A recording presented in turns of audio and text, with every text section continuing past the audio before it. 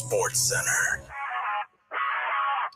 2 out of 3 ain't bad. Scotty Scheffler is your Masters champion, and yes, he's done it 2 out of the last 3 years. He finished 11 under.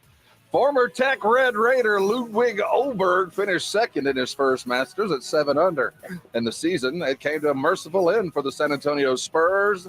They got their 22nd win against the Pistons on Sunday, closing down to the 2-game win streak. How good you want to be? From play one to the last play, we fighting. Today's about opportunity and character. We got a chance to come out here and play football. It's a blessing. Hey, every season is full of defining moments. Let's make this day a defining moment for us in our quest. Let's go, baby. This is the Morning Huddle on 94.1 San Antonio Sports Star with Rob Thompson and the managing editor of Blogging the Boys, RJ Ochoa. Now, here are the guys. Hey, gather around. There's stuff to talk about. It's the Morning Huddle here on San Antonio Sports Star. That's RJ Ochoa. Take one good hard look at him. Try hard. You can do that at the YouTube feed we got there. Go to SA Sports Star for all the deets, and we are the Morning Huddle. I'm Rob Thompson. On the other side of the double pane, that's Easy E. Edwin Hafner. Thanks for joining us on a good old Monday morning. I'm feeling very fiesta-ish today as we're at the beginning of Fiesta Week. Had the Strawberry Festival over the weekend. It's almost here. Morning, RJ. How are you? I am delightful to be in your You presence. are, in fact, delightful. It is Monday. It's a great day. I'm just still rattling from so much sports. I was sportsed out. The sportsed all over the sports place. And there ain't nothing wrong with that. It was intoxicating. So I feel excited. And I feel a plum. That's actually what I'm going to say. I feel a plum. I don't think you even know. I don't think that word means what you think it means. Well, I feel a plum. Like you asked how ripe I felt. one? That's how I feel. Yes. Are you a plum? I'm sorry. My computer just went. Oh, it's back. Good morning, Rudolph. There it is. I thought I had the blue screen of death there. Yeah, we had the Masters, which was a worthy watch. It was a worthy watch. It wasn't a great watch. The best in the world played like the best in the world.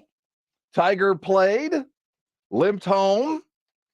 Rory continues to chase history. We even had a little Phil sighting there on Sunday, which I'll be honest with you, I didn't even know he was there. The PGA what did they end up? Top 5 over the Livers. There was the reunion feel of the weekend. It was nice. Not record-setting or earth-shattering or anything like that, but nice. That's true. Yeah. So, see, why do we feel let down today?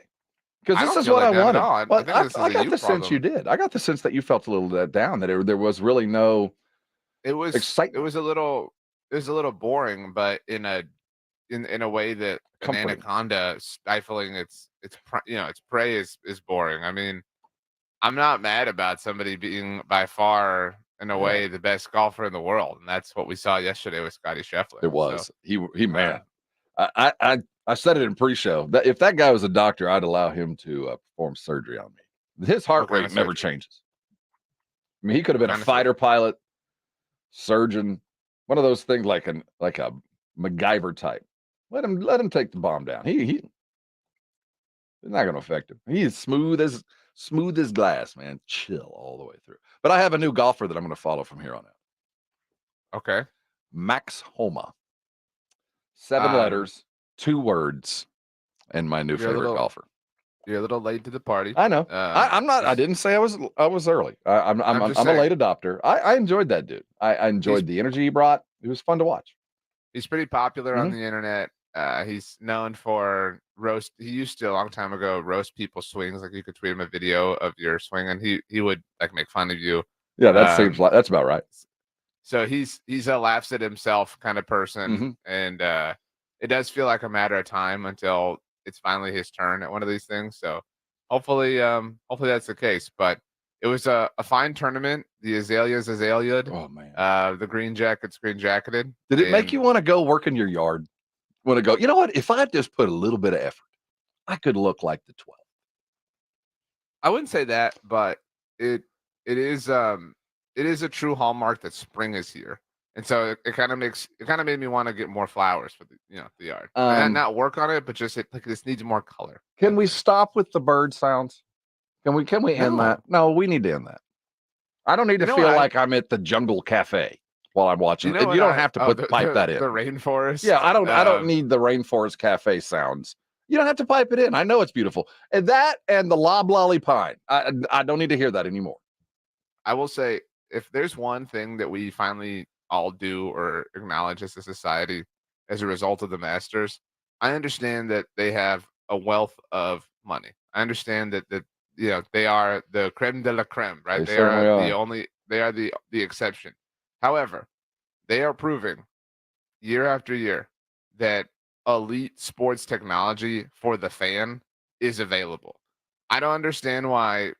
I mean, I don't know what the net worth of the Masters is, but it cannot be larger than the NFL, than the NBA. Okay. So what's your problem? I'm trying to. My point is, if the Masters can develop an app to where I can instantly watch every single shot from every single player, again, immediately after they've been hit, why are the NFL and NBA and even the PGA Tour apps so clunky?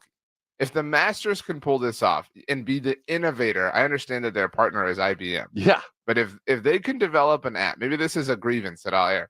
Why can't the NFL, that's like a $50 billion entity, you can't develop an app that we can use properly at this point? Okay, I will tell you this, and I agree with you, and I know that they can if they want to. I'd think they'd just rather you go into another pipeline. I think they're trying to figure out what is the most profitable pipeline for them. And once they figure where that is, and it might go in flux. Because we know they're capable of it. They just decided they'd rather you get that kind of stuff someplace else. That's fair and a fair, I think, assumption. But it's aggravating. I agree. It can be done. It's literally being done. So why can't this be done all the time? Now, I've said before, I'll tip my hat, no pun intended, to the MLB, because their app is legit. And so it's nice to have, apps on. I don't know what everybody's preferred score app or sports app is, or whatever. How you get your sports. Actually. Yeah, it's not my cup of tea. Really? So it's quick. Bam, right there. Everything I need. Well, they're all bam right there. Welcome to the push notification. Mine's better. I don't care where you go. So, but you are a Max Homa fan. You're a Homa fan. I have become that guy. I just am in desperate need of personality. And as much as I love Scheffler, I mean, not a lot of personality there. The same way, I'm trying to think of the last couple of guys that were almost there that I enjoyed. But those guys kind of come and go. I hope Max can hold on. He needs to pull through. We need to see a major at this point. He's had a fun career. But we need to see more. Wow, Ultra Cowboy, not a golf fan. Watching golf is like being asked to do a pedicure on your mother-in-law's toes. Holy really cow. That is a very specific problem you're dealing with. Yeah. So, no, it was wonderful. It was great. And so, kudos to Scotty. Again, do you remember his Masters dinner from 2 I years don't. ago? I remember the win vaguely, but it felt like No. I don't remember what he had. Scotty's Masters menu. This was 2023. Where's he from? He's from Texas. Oh, I thought this. I think I do remember this. He did the chicken fried steak. Yeah, this was just a year ago before John Rahm won it. He had cheeseburger sliders and firecracker shrimp as his appetizers. And again, the cheeseburger sliders, you made fun of this the other day, were served Scotty style. Yeah. He had tortilla soup with avocado, crispy blue tortilla strips, sour cream, cilantro, and blue. Lime. Oh man, blue tortilla strips. That ain't Texas. He had a Texas ribeye steak or blackened redfish as the main course. I don't know why you couldn't have both. And the sides, surf and turf, baby. Family style mac and cheese, jalapeno creamed corn, fried Brussels sprouts, and seasoned fries. And to top it all off, a warm chocolate chip skillet. Sounds like my Sunday deal. That's what we do at the Thompson Hill. So congratulations to all Masters champions on a wonderful meal that they will eat. Although I would have gone with another one of Rom's special Spanish meals. Oh, that looked pretty good as well. We buried the lead, but the Spurs are done. They had a phenomenal weekend. The game of the year, boy. You want to talk about bookends? They started the year with a bang and they closed it out with a bang. No whimpers here. 22 wins is the total. We're going to look at what they did, where that put them in the draft. No Wimby on Sunday. Didn't matter. We brought our G League team. They brought theirs. Our G League team's better than their G League team for the Pistons. But the game on Friday night mattered. Guess who won first? Not the Nuggets, as the Spurs knocked them out of first place. I didn't even know how to quantify what I witnessed on Friday night. It was extraordinary. It was as fun as the Phoenix game to start the year. Boy, it's kind of like birdieing the 18th hole, isn't it? you shot 100, but it could have been 103. Phenomenal Friday night, phenomenal weekend as the Spurs close things down. We'll grade and talk a lot about it. It was delightful. Something I thought the Knicks one was impossible. I thought the Nuggets one was impossible. Spurs went 7-3 across their final 10 games. Ridiculous. Just never would have. And again, not only 7-3 across their final 10 games, 7-3 from the moment that Pledge and I went and saw them get rocked by the aforementioned Suns. You are like the exorcists. You were there exactly. and you shook the demons out. Exactly. So kudos to Pledge and I for falling on the final sword. I mean, and I'm not rooting for the Thunder. Again, there's a weird potential butterfly effect moment here where the Spurs beat the Nuggets and as a result handed the Thunder the 1 seed effectively. Yeah. And then the Thunder parlay that into a promising playoff run. And then Pop and Brian Wright watch it. You know what? We got all the time in the world. That they go, and that's it. That's the way. Look at the Thunder. The way their project, they built it. They turned it into the 1 seed, and then they're in the finals. Like, so there's a world where we just messed up. You know what I mean? We're into our parents, and now we're looking at our photo, and our brother's head has disappeared. You know what I'm saying? Like, kind of fading away.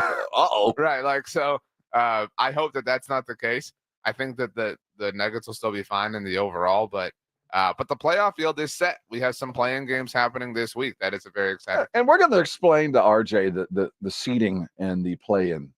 You'd think a soccer guy like him, an aficionado of the Premier League, would understand little tournaments like this. You're glossing over my gripe. My gripe was if you're going to have a play-in, nothing, my friend.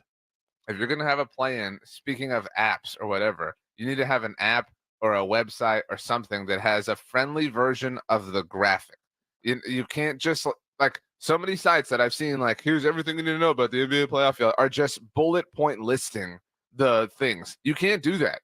I need a graphic that tells me if this happens, this, if X then Y, and if A then B. It has to be a flow chart that we have to be able to see in a very clear and obvious way. That's my gripe.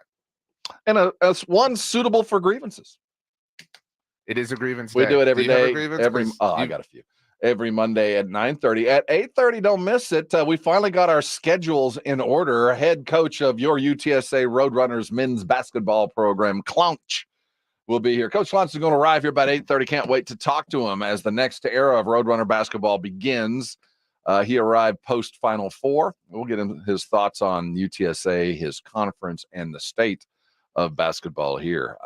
He's got a lot of work to do, but seems like a guy who's primed for it. I can't wait to talk to him at 8:30. Astros are awful and continue to be so. Except for the Rangers. They're the best team in Texas, maybe not anywhere else. And the ironic part is that the Rangers pretty much the best team everywhere else. We'll talk about baseball as we see it here. No big news over the weekend. You know what? Shohei just poor guy, you know. Just had $16 million stolen from under his nose. I think everybody that has any kind of vested sporting interest in baseball is just like turned off part of their brain. It's like, I'm just not going to think about it. I'm not going to talk about it. Nobody else wants to talk about it because every time I think about it, I go, that doesn't make any sense. But if we do that, we just avoid that, we can charge face first into the NBA playoffs, which we will discuss in great detail today. But coming back, Spurs got their 22. The Wisby season 1 is officially done. We'll give a few grades, talk about the playoffs in front of us, and try to figure out what's next in the NBA draft, as that 7-3 looks kind of pretty to close the season down, but that didn't help toward any kind of higher pick. talk about where they landed. The Spurs are done, and they ain't the worst ever. We're talking about it next. This is the Morning Huddle. He's RJ. I'm Rob, right here on 94.1 San Antonio Sports Star. 94.1 FM. Feel that heat? That's how it should feel when you're outdoors watching your favorite team coming up to bat, not in your home. Call Maverick Windows at 800-972-3631. That's 800-972-3631 and get a free quote for new energy-efficient windows. Pork rinds pack a protein punch and are the boldest low-carb snacks out there. Skip the chip and try Southern Recipe small batch pork rinds for that ultimate crunch. And with flavors that will have you craving for more, the time to stock up on Southern Recipe at H-E-B is now. Southern Recipe small batch pork rinds. Be big, be bold, be adventurous. No one does happy hour like Twin Peaks, with everything from tequila cocktails to extensive bourbon categories that you will not believe. Their top shelf spirits and cocktails served over those icy balls cannot be matched. Twin Peaks has you covered. And don't forget about the 29-degree man-sized drafts. Joe Reinagle here. I want to tell you about something that has completely changed my life. I had vision correction surgery at Parkhurst New Vision. The results are amazing. The readers are a thing of the past. Hey, if you're like me and tired of those glasses, call Parkhurst New Vision at 210-585-2020. They offer a variety of services like vision correction surgery. So call Parkhurst New Vision, 210-585-2020, or get them online at sanantoniolasik.com. Hey, poker players, the Big Blind is open. With a true Vegas feel, the Big Blind is the premier poker room in San Antonio, featuring an upscale environment catering to players from all abilities. Whether you are seeking high-octane tournaments or lively cash games, the Big Blind has a game for everyone. The Big Blind at 281 in Redland Road, just down from the Rue Pub, offers daily cash games to daily, weekly, and monthly tournaments. Learn more online at thebigblindsa.com. The Big Blind at 281 in Redland Road. Jason Minix here from the Blitz. With the NBA playoffs here, you want to get in on the action and have fun watching the games the way I do. Make sure you download the Underdog Fantasy app and start playing their pick'em game, where you pick between 2 and 5 players to build a pick'em entry. Select higher or lower on player stats. If your picks hit, you could win up to 100 times your money. Endless projections to choose from. You create your own experience. It's a ton of fun to play. I love winning on the pick'em game, obviously. It is fantasy, but legal in Texas. So get signed up at UnderdogFantasy.com or download the Underdog Fantasy app. Use my promo code STAR when you sign up, and Underdog will match your first deposit up to $100. Plus, they'll give you a mystery special pick to use on your first pick'em entry. Must be over 18 and present in a state where Underdog Fantasy operates. Terms apply. Concerned with your play? Call 1-800-GAMBLER or visit ncpgambling.org. Again, promo code STAR when you sign up at UnderdogFantasy.com. Attention landowners. Got big plans for your land? Tackle all your spring projects with a powerful John Deere machine. And now with 0% APR for 72 months on select compact tractors, riding lawnmowers, and Gator utility vehicles, plus up to $2,000 off select compact tractors. It's never been easier to get in the seat. Offer available April 1st through 30th. Visit johndeere.com to find your local dealer. For complete finance details, please call toll-free 1-800-226-8903. I can't believe tax season is here already. Look at all this info I have to enter. Phil's small accounting firm is growing in numbers. Why didn't I take that typing class in high school? A data entry specialist could really help him in a crunch. I got blisters on my fingers. Indeed can help him hire great people fast. I need Indeed.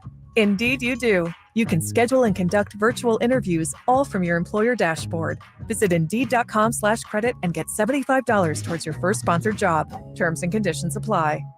Hey, it's Rob Thompson here for Prize Picks. It's America's #1 sports fantasy act. 3 million players. Yes, I'm a member. You should be too. Download it now and remember the code Alamo, and you can get a deposit match of up to $100. Basketball is balling, baby. Football is coming. Baseball is swinging. It is time to go to Prize Picks because you put your fantasy knowledge into action. You know more. You know your less. You know who's better or not. You know what's going on. You're a fantasy player. Put that knowledge to work. I have, along with so many others. And right now, remember the code Alamo, and you can get $100 $1 deposit match right now. Go download Prize Picks. We love watching Connor McDavid, Jude Bellingham, LeBron James. They are playing go more or less. It's so easy to do, and now's the time to go. You know when it's more, you know when it's less, and when you pair them together, you can win big bucks, up to 100 times your money. More, less, Prize Picks, Alamo. Go there.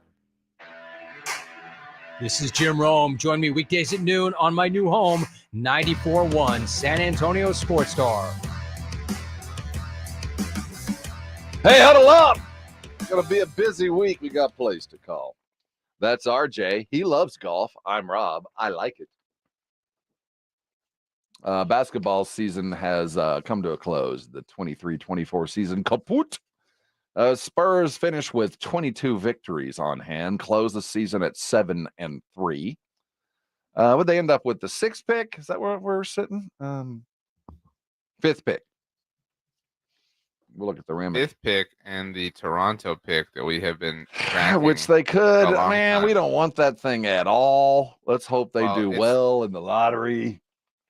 It's protected. I know. So, That's why for we now, hope they go obviously. high. So the Spurs don't Um, end up with like an 8th pick to go along with their 5th pick. Let's say that. But 22 wins, the final count. So I know that 22 is among your favorite Taylor Swift songs, so it's an appropriate. It's my favorite promotion. NFL running back number. Really? Emmett. Tied for the 3rd fewest amount of wins in franchise history. I don't care. Tied. Not worst. They're lost in Do you the know who they tied with? oblivion. 3rd worst? That wouldn't have been too long ago. Tied. So the fewest was 20. That was the 97 season. The 2nd fewest was 21. That was the 89 season. So this is 22. It's tied for 3rd. Who are they tied with? What was last year?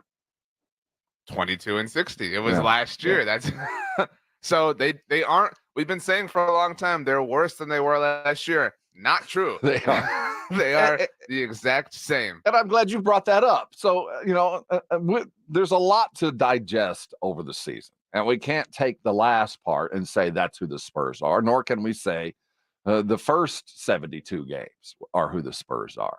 So on first glance, without, diving into the numbers and, stacking stats to see who improved where, give the team an overall grade. And it has I to think be, go ahead. The team gets an overall grade of like a C+. Okay, B-. yeah, it's relative to who they were. I mean, we're not grading them against the gold standard because by that measure, they're an F. I mean, they're terrible as far as output, but that's not what we expected. We expected a little bit better. Well, at least we were told to, but I think we figured that out pretty quick. So I think C+ is a solid. I give the team actually a B. Across the season? Across the season for what was expected and what was delivered, for how the team itself started and where they finished, for, dealing with injuries, for finding new talent. I'd say it's a low B, a high C, a low B. I think I give them a little bit higher grade. What would you give Pop on its own, on what the job that he did separate from record? It's a tough one. I mean, I'll answer that question with a question. Of the 22 wins, how many, if you had to put a number on it, are purely because of Wemby and his talents? 10, 11, right? Like, how many wins do we have? Everyone that he played in. Well, there were only a couple that he didn't, so that like they 19. I'll say I'm with you. I would say maybe a few fewer because no, I'd say 10 to 12 that he won on his own. So, yeah, easily. Let's call it half. Yeah. Let's call it half. Okay, so then if not for the generational superstar, this is a team and therefore a coaching job that yielded 10 or 11 wins. That's what we're willing to say. So I have a difficult time grading. Well, I have a difficult time grading this past season as a success for Pop. There was the Jeremy fiasco at the beginning of it all, and to your point, the season is a long one, and you evolve, and things and circumstances change. I mean, I suppose he was right, and they were right about Devin and Keldon being serviceable options, and they were right to kind of lean into Wemby's strengths, and they clearly developed a plan for him. But we're not grading the development of Wemby. We're grading the season as a whole. And so I would give Pop like a C-, if not an F. I do. I see. I'm giving him a little bit more credit than you are there too. Now the Sohan thing, yeah, I'm trying to find a proper quote, but you always talk about, it's not the successes that you learn from, it's the failures. And it took, I'm a firm believer in failing. There's nothing wrong with that. I mean, but it's how you react and getting better. And you want to fail as fast as possible most of the time. And this wasn't a fast failure. It was a slow degradation until literally nobody could stand it anymore, which I don't know who to blame for that. But yeah, that will look back on this season that probably sacrificed, I'd say 3, 4, 5 wins. Not that they would have been that much better with Sohan playing another position, but they sacrificed some wins. And in hindsight, I do believe that we should have read between the lines that expectations were not what Pop set, but far lower. I don't know when they adjusted their barometer, but we should have adjusted it pretty early on once we saw Sohan at point.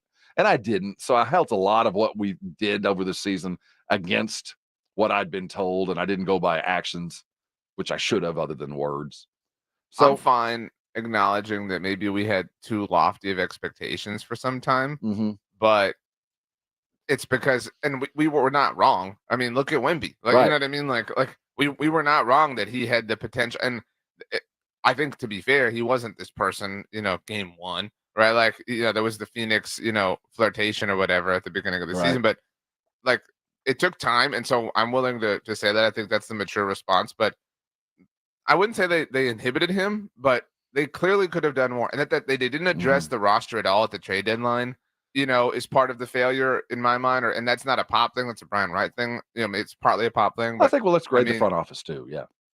Well, the front office gets a total F. Like the font is bolded in like 14 size. You're saying like, I don't, what did they do that you will even pat them on the back for? Well, McBucket certainly is thankful. I would, it's hard for me to grade because I do have to at least, I'm not giving the benefit of any doubts to Brian Wright. I think he's lost that to me. But I do think this is a time thing. I'm not going to judge what this season meant until they show up for training camp next year. Then I'll give the grade for that for the front office.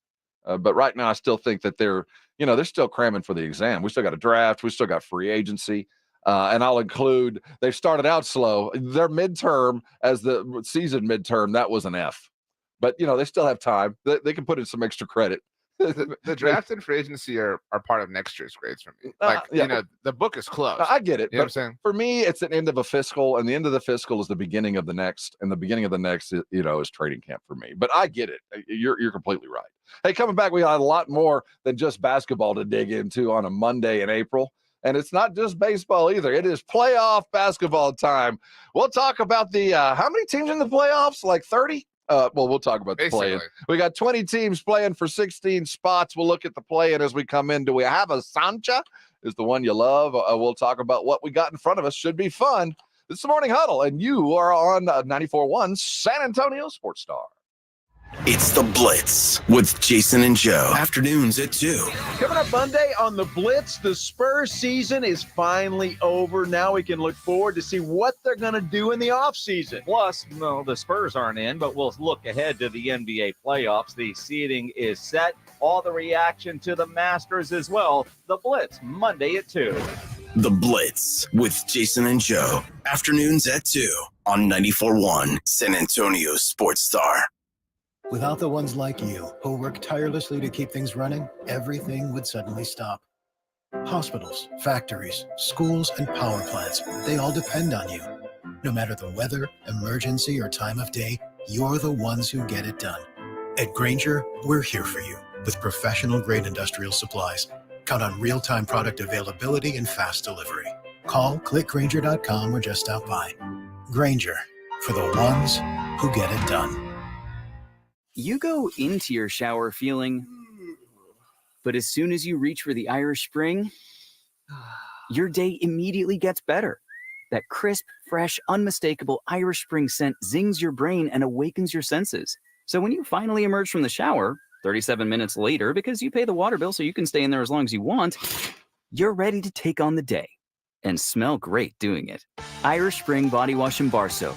Fresh, green, Irish. Shop now at Walmart. Texas weather this time of year means storms, wind, rain, and hail. You know, if you were hit with the recent storms and you think you have roof damage, don't make the situation worse by putting your faith in one of those out-of-town storm chasers. Work with a local roofing company with years of experience. Work with a company whose people live in our area and deal with the same weather we do. That's Stevens Roofing, 210-785-0994. Or you can get them online at stevensroofing.net. Buy local, stay local, trust local with Stevens Roofing. Hormones can affect everything: bad skin, bad hair, low energy, poor sleep, brain fogginess, libido, and weight gain. I'm Dr. Torres at the Institute for Functional Health, and we take a functional approach to your hormone problems. Eating right and exercise will not be beneficial without optimal hormone function. This goes for men and women. We do state-of-the-art testing to get to the root of your hormone issues and help you get well and stay well. I'm Dr. Torres at the Institute for Functional Health. We can help. 210-468-1891.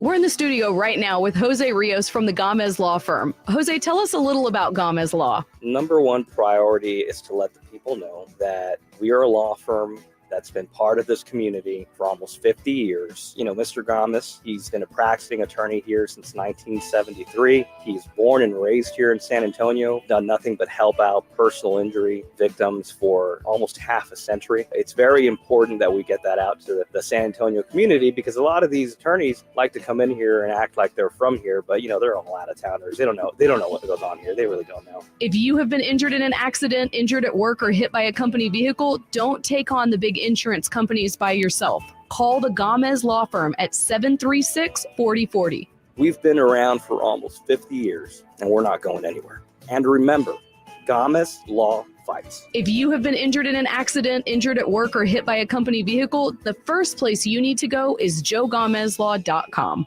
As a roofer, spring means the start of my busy season, which means I've got to get organized. With help from Beacon, I can save time with Beacon Pro Plus and 24/7 access to live pricing, delivery tracking, order history, and more. Plus, this spring, I can earn $1,000 and the chance to win a $25,000 backyard renovation just by buying my CertainTeed shingles online with Beacon. No purchase necessary. Now that's what I call a spring cleanup. Visit BECN.com for official rules and to start earning entries.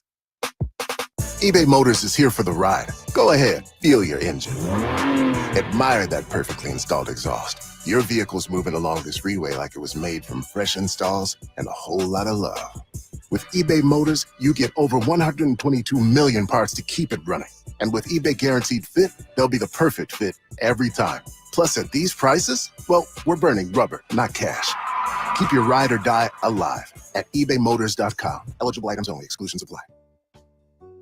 Folks, quality is a huge deal. It's what I look for when I recommend something to my listeners. It means you can depend on it. Quality means it won't let you down. It's something you can be proud of. Well, that's the definition of a Connecticut water softener. With other water softener brands, you just never know. Maybe they work half the time or they're just plain junk. A Connecticut water softener is up to 80% more efficient than competing models and will be the last water softener you'll ever own. That's because you're buying quality, and it's backed up with an outstanding 10-year warranty, too. If you're ready to enjoy all the benefits that come with quality, bring home a Connecticut water softener. Call the team at Connecticut at 656-PURE or online at ConnecticutSA.com. That's 656-PURE or ConnecticutSA.com, and tell them Dave Ramsey sent you. The last water softener you'll ever own. Call 656-PURE, Connecticut. San Antonio is Aggie Country. This is Andrew Monaco, and you're listening to the home of the Aggies, 94.1 San Antonio Sports Star. Thanks, Andrew. Welcome back to the huddle. Hey, Thursday, the Blitz will be out live at the Taste of the North Side as Fiesta 24 is in full effect. We'll be out there kicking it. Come see the Blitz. Have some fine food. Get your tickets at BrightonSA.org. So I'm not going to lie to you. It's a little bit more, but man, once you're in the gate, It is fine dining, great drinks of all flavors and styles, restaurant quality. Not like I don't love things on a stick. This is a little bit different. That's Taste the North Side Thursday, Fiesta beginning. Got oyster bake coming up. Man, I can't wait. Got my chili boots out. Getting ready. You ready for the playoffs? Best time of the year. Yeah, well, it really is. Dude, I'm so pumped. I'm so pumped for the NHL playoffs this year, more so than I ever have been. But that's neither here nor there. Yeah, I mean, I've watched NHL playoffs in the past, but I'm really into it. My team of choice, unlike Jason Minix, I've only chosen one team to root for and support. He's a Devils fan. What are you talking about? Oh, dude, Minix has like 10 teams. He's a Devils fan. He's a Predators fan. He's a Stars fan. He's a Golden Knights fan. I like to rib him about that. So next time you see Jason, just be like, I thought you had only one hockey team. Instead, you have 5. So I'd take him as a Devils fan. He's a face painter too. Ask him about. So I'm a Bruins fan because when I went and saw the Cowboys play in New England, we went and saw a Bruins game, and they had this amazing comeback that hadn't happened in like 45 years. But we went because we were there, and I wanted to get the Happy Gilmore Bruins hat. So that's what I did. That's my team of choice. So that's how you become that. Looking at the playoff bracket, there's lots of arrows that go a lot of different ways. All you really need to know about the play-in is the 9-10 game matters. The 7-8 game really doesn't. The 9-10 game, loser goes home. 7-8 game, loser goes and plays the winner of 9-10. So season over. It's so much more complicated when you say it out loud. Again, just present us the 9-10. That's all I'm saying. Winner go home. 7-8, lose and go away. The numbers, just the teams. We have the teams now, so you can just say the teams. That's really okay. What King. Well, what the first and foremost, we got the Kings and the Timberwolves. I mean, the Kings and the Warriors, right, and the Bulls and the Hawks. Those are the two winner take all, survive and advance. One game, one out. If they want to play in a playoff series, have to win 2 games in a row. Yes. Well, it depends. Depends. Yes. What? Doesn't the lower seed have to win twice? No, that's what I'm saying. So the winner of the let's use Kings Warriors as an example. Right. If they win, then they play the loser playing. Yes. Okay. So then they have to win again. That's right. what I'm saying. The lower seed has to win in the second round twice. That's what I'm saying. So the Kings, Warriors, Bulls, and Hawks, if they want to play in a playoff series, they each have to win 2 games. True. So minimum. Versus the Lakers, Pelicans, Heat, and Sixers only have to win 1 game, whether it's their original play-in game or the loser consolation game against the winner of the lower seeded matchups. Well, if let's say I believe, could be wrong here. Let me clarify. So let's say you told me this wasn't complicated. I know. Now you've gotten me confused. It's like Abbott and Costello here. So who's on first? The schedule actually. Now that you bring that up. So the Pelicans Lakers play, and let's just say after what I saw yesterday, the Lakers win. Although the Pelicans are playing possum because they're playing each other again in a couple of days. Well, let's just say the Pelicans win or the Lakers win. Doesn't matter. And they're playing the winner of the Kings and Warriors. And in that first game of the second round of this, so they lose. The lower seeded team wins the second game. Does the higher rated team get another chance? Is it 2 to make 3? You're or 3 to make 2 teams. This is going to help you out. Okay, so in order. So this all begins Wednesday night. Wednesday is the 17th. So the first game, Wednesday night are the Eastern Conference matchups. So first up, we have Heat Sixers. Okay, that's the first playoff game we get. The winner of that game advances to play the Knicks. Simple. All right, whether it's the Heat or Sixers, winner. So the loser of that game, Miami or Philadelphia, will play the winner of the other game that night. The other game is Atlanta, Chicago. So that one, it's the lower seed has to win twice. Or is it just forget a one and the done? lower seed. No, Forget that doesn't matter. Throw the anymore. words lower seed out of your mind. So it's 2 win in advance. There's no extra games. It's win and move on. That's what I'm saying. Okay. If the Heat or Sixers, who in that game, that first game, winner goes on and is in a series. Right. Now, they're in the playoffs. But the 7-game series. The loser has one more chance against the winner of the other game, which is the Bulls Hawks. And the winner moves on. The winner of that second game. Yeah. And even if the lower seed loses or wins, winner is still winner advances. There is no second shot. See, I That's what assume I'm that saying. second game was like a 3-gamer if they split. You're making it complicated Yeah. with the words lower seed. It has nothing to do with Well, seeding see, anymore. I thought it did. That's why I'm making the point. And I So- felt like that was the case, but it's not. It is win in advance. That's all that matters. Win in advance. It's 3 different games, Mhm. but the winner of think we the got it, Heat yeah. 6. Yeah, okay. So let's just Yes, kind of thank chalk you. it out a little bit. Heat Sixers. Who wins? Shoot, I don't know. I'm taking the Heat. I'm taking the Sixers just because. Okay, I'll take the Sixers for the purposes of getting Yeah. on the same page. So the Okay. Sixers play the Knicks, and the Heat in move this on to hypothetical. play the winner of the Bulls and Hawks. They don't move on because that implies like moving forward. Well, they but do. yes. They're not gone. They move on to play another game. Okay, so then Bulls Hawks. I think the Bulls probably win that game. Well, you know what? Yeah, I think if the Hawks lose, there's going to be some.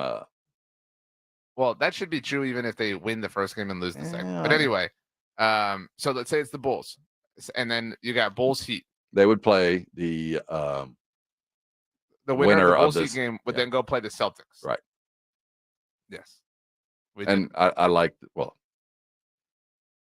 probably the Heat, but it See, doesn't and matter. this is where if you care about this, it's possible that as the 1 seed, which the Celtics are, you play a higher seed than the 2 seed. Right, by the play. Does that make sense? Yeah, did we run into that last year? I felt like we almost ran into that last year. I don't remember. A but weird seeding situation. It's possible where the Knicks could host this or could play the Sixers, who are technically the 7 seed. Mm-hmm. I'm sorry, the Heat, and who are technically the 8 Ooh, seed. boy, we're and making the this feel simple, right? Right. Well, it's just, it's if you care about the seeding. So then that's Wednesday night is the Eastern Conference playing games. Tuesday night, tomorrow. I got to see, this is, again, they listed the Eastern Conference games first, which Even are though- Wednesday night. Why wouldn't you list the Western Conference games first when they're Tuesday night? Why wouldn't you go in chronological order? But I digress. They went So alphabetical. the first games are actually tomorrow. Right. First game, we have Lakers, Pelicans. Who wins that game? The Lakers. Man, the Pelicans played some possum yesterday. I was excited to see that. I was, the Masters was kind of slow, and I was watching the Spaniard show or whatever that was, pre-Master, and watched a little bit of the Lakers Pelicans game, and the Pelicans mailed it in. Lakers. I don't know what the Pelicans are doing, but they didn't plan on winning yesterday. So that's bold, but we think that LeBron will LeBron his way through one. Yeah, I So, agree. The okay. Lakers are going to win this. Yeah. So then the Lakers are gonna, if they win tomorrow night, they're gonna, whoever does win is gonna advance to play the Nuggets. Mm-hmm. Because of us. All right. That's because of us, baby. So you're welcome. So the loser then will move on to use your parlance to play the winner of the Kings Warriors game. Okay. Mhm. We think the Dubs probably win that game. Well, at this point, it's not game. Is it game? Yeah, one game. Yeah. So the Man. Warriors Kings, who wins that game? I'm going to take the Warriors just because it's the Warriors. But this is a toss-up, man. I think the Kings should win it, but I'm going to just take the Warriors. Okay, so then the Warriors would play the Pelicans Mhm. because they in our matchup, our hypotheticals, and the winner of that game would go on to play the Thunder again because of us. And I believe the 2 like winner go home games finally that are the yielded results. I think those are Friday or so by the timing. And then so we'll have some intense basketball starting tomorrow. So the West is a knife fight. In every round, in every series, it's a knife fight because a little bit of the Spurs going 7-3 and knocking off some of the contenders on their way through it. Mm-hmm. The East just, unless there's a team that finds something that I don't expect, like if the Pacers start and they open their playbook to the middle and go to defense and start playing a little bit, because they can score with anybody unless something like this happens, or somebody like Luka just becomes the superstar for a couple of games, like the Ja Morant year a couple years ago, where somebody becomes like Anthony Edwards with the Timberwolves. It looks pretty like a knife fight in the West, but I do think it's going to end up being the Nuggets again. Have you seen the heat that, no pun intended, that the Cavs are catching?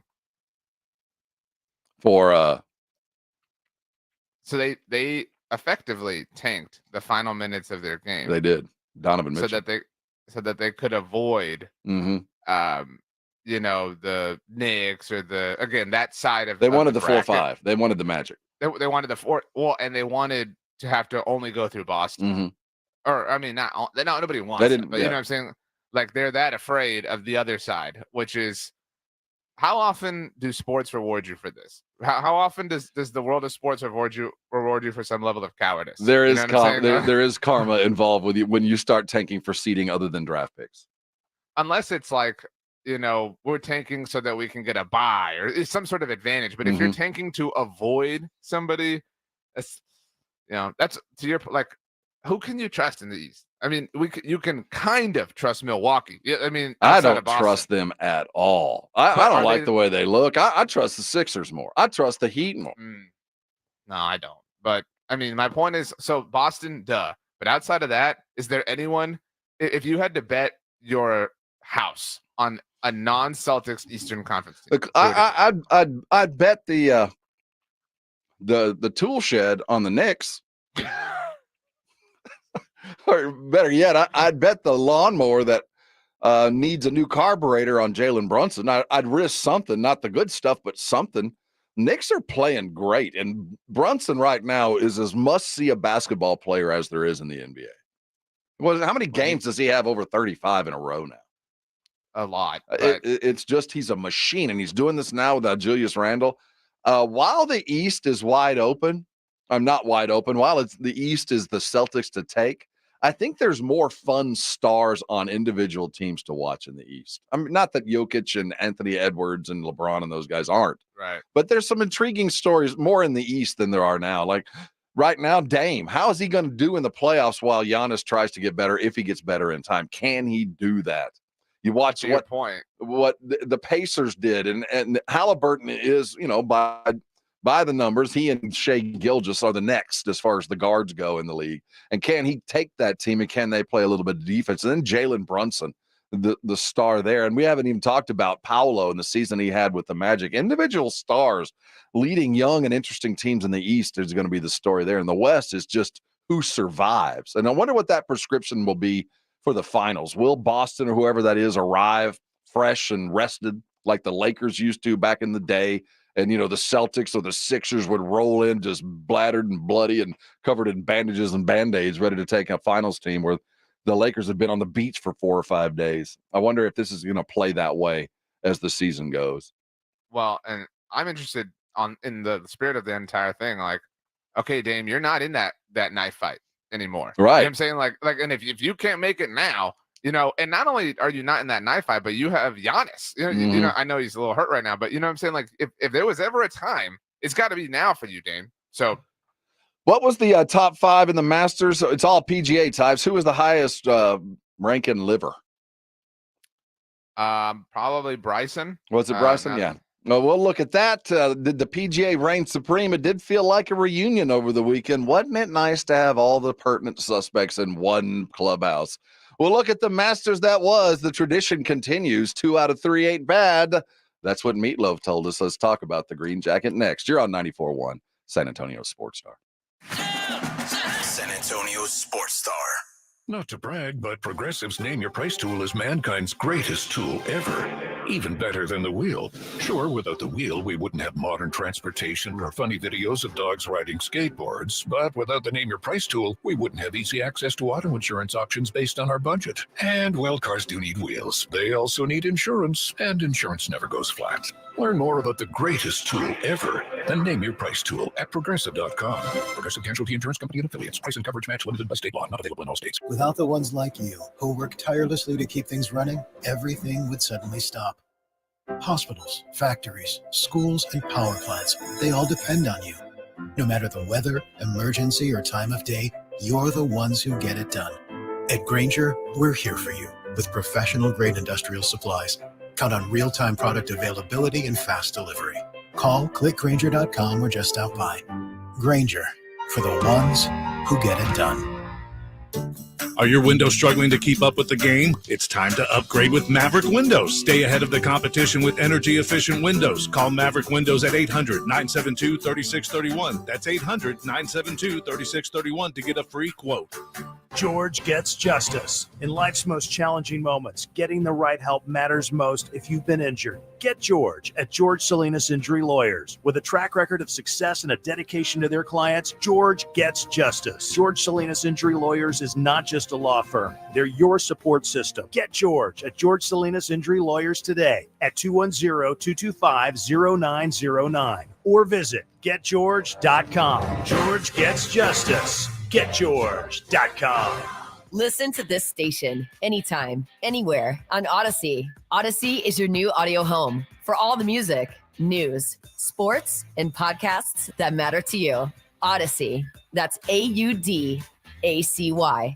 Nigel, what's up with your hair? Joel, prices are insane these days. I'm cutting my own hair. Folks, nobody likes paying high prices. Good news, for a limited time, all quarter moon 14-seer AC systems up to 3 tons are installed in your house for only $69.99. Now is the ideal time to take care of your home at the lowest price of the year. Joel, I like saving money. I'm an influencer. Everywhere I go, people hand me change and say, bless your heart. Quarter Moon Plumbing, Heat, and AC. 210-651-5899. License number M16004. DACLA 000743445. QC Kinetics announces the arrival of National Medical Director Dr. Mitchell Scheinkup, an acclaimed orthopedic surgeon with 2 decades of experience and extensive research in regenerative medicine. I was one of the first orthopedic surgeons to do it. And at the same time, I integrated clinical research that's resulted in several publications that are really directing the future of regenerative medicine. I was drawn to QC Kinetics after I reviewed their protocols, and everything they were doing is consistent with my own approach. Today, Dr. Scheinkup leads the entire team of medical professionals at QC Kinetics, taking this exciting medical breakthrough to a whole new level. What we are doing at QC Kinetics is transforming lives. Get lasting joint pain relief. Call QC Kinetics now for your free consultation. This is the future of medicine. Call QC Kinetics, 210-571-0318. That's 210-571-0318. 210-571-0318. Are you ready to party with a purpose? Taste of the Northside is Thursday, April 18th at the beautiful Security Service Event Center. This elevated fiesta event for foodies includes on-site covered parking, entertainment, unlimited tastings from over 30 premier restaurants, countless curated wines and craft beers, hosted by Brighton Center, presented by HEB. Purchase tickets at tasteofthenorthside.org. Proceeds benefit Brighton Center, the largest nonprofit in San Antonio serving children with disabilities through pediatric therapy and education initiatives. Good morning, everybody. Joe Reinagle here. Coming up on the Blitz, the Spurs season is finally over. Now we can look forward to see who they're going to put around Victor Wembanyama. I cannot wait. NBA playoffs, they will go on. We'll look ahead to that. And we'll talk about the Masters. What an exciting weekend in Augusta.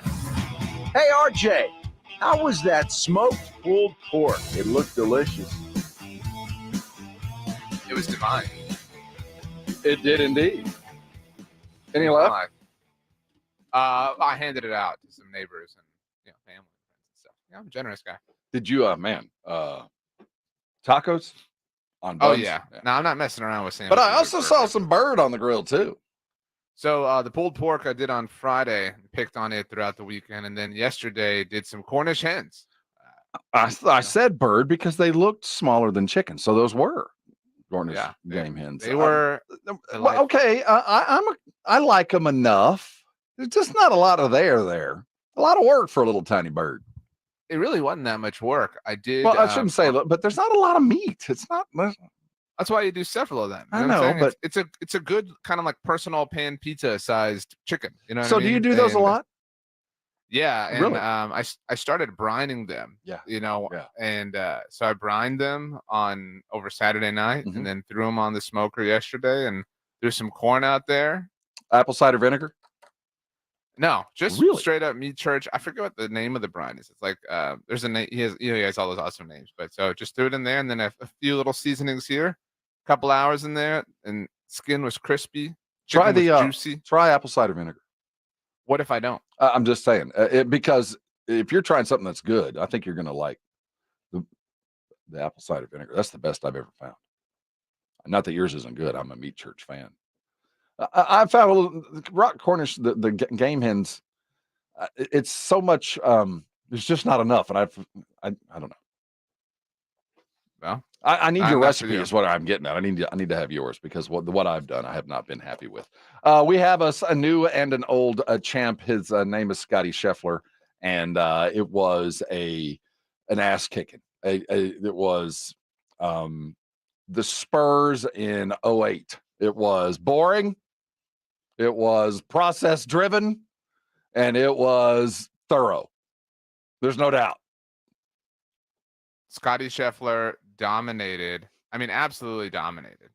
There was no real question. But, we say that, and he didn't really dominate from an advanced He didn't have to. I don't think he had to push himself. I think the last 8 holes, he had some sweet shots, but he wasn't ball placing and charging like he needed it. I mean, it was just natural.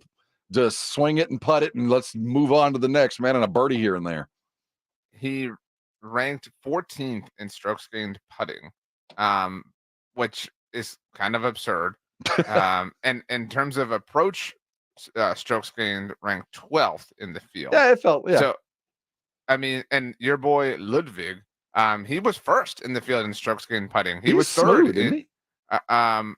He was third in he was 4th overall in strokes gained. Scotty was 2nd because he was 5th in tee to green. He was just masterful in chipping and things like that, and now he's a 2nd green jacket.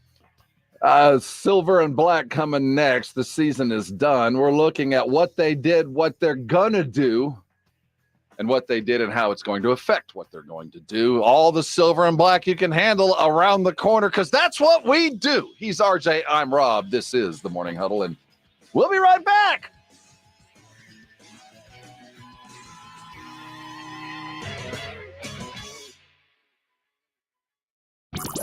KTFM Floresville. This is 94.1 San Antonio Sports Star, your home for the Aggies. Financial Group is not a law firm. This story is called The Ugly Truth About Timeshare. If you think you've done your family a favor by buying a timeshare, you need my help. Hello, I'm Chuck McDowell, founder of Wesley Financial Group. 10 years ago, I started helping folks cancel their timeshare. In the process, started what's now called the timeshare cancellation industry. The ugly truth is when you buy a timeshare, you can't tell me how much it's going to cost or when it's going to end. I recently helped a couple that had their maintenance fees go from $800 to $3,200 a year. They also received a $4,000 assessment for a hurricane that was over 1,000 miles away. Sound crazy? The crazy thing is this never ends. Call my office now. If we take you as a client, I guarantee we'll cancel your timeshare or you'll pay nothing. Call for your free information kit. Call 800-948-7878. That's 800-948-7878. 800-948-7878. Get ready for grilling season with the ultimate burger perfection flight for just $89.99 when you shop omahasteaks.com and use promo code SIZZLE at checkout. That's 24 rich and juicy Omaha Steaks pure ground burgers. They're guaranteed to deliver an explosive combination of tenderness, juiciness, and unmatched quality. Each 6-ounce burger is guaranteed to satisfy with every bite. That's omahasteaks.com. Sizzle at checkout to unlock this exclusive deal. Hurry, supplies are limited. Omaha Steaks, America's original butcher. What's that sound? That's the sound of Downy Unstoppable scent beads going into your washing machine and giving your clothes freshness that lasts all day long. There it is again. It's like music to your ears, or more like music to your nose. That freshness is irresistible. Let's get a Downy Unstoppables bottle shake. And now a sniff solo. Nice. Get 6 times longer lasting freshness plus odor protection with Downy Unstoppables in-wash scent beads. Now your ideas don't have to wait. Now they have everything they need to come to life.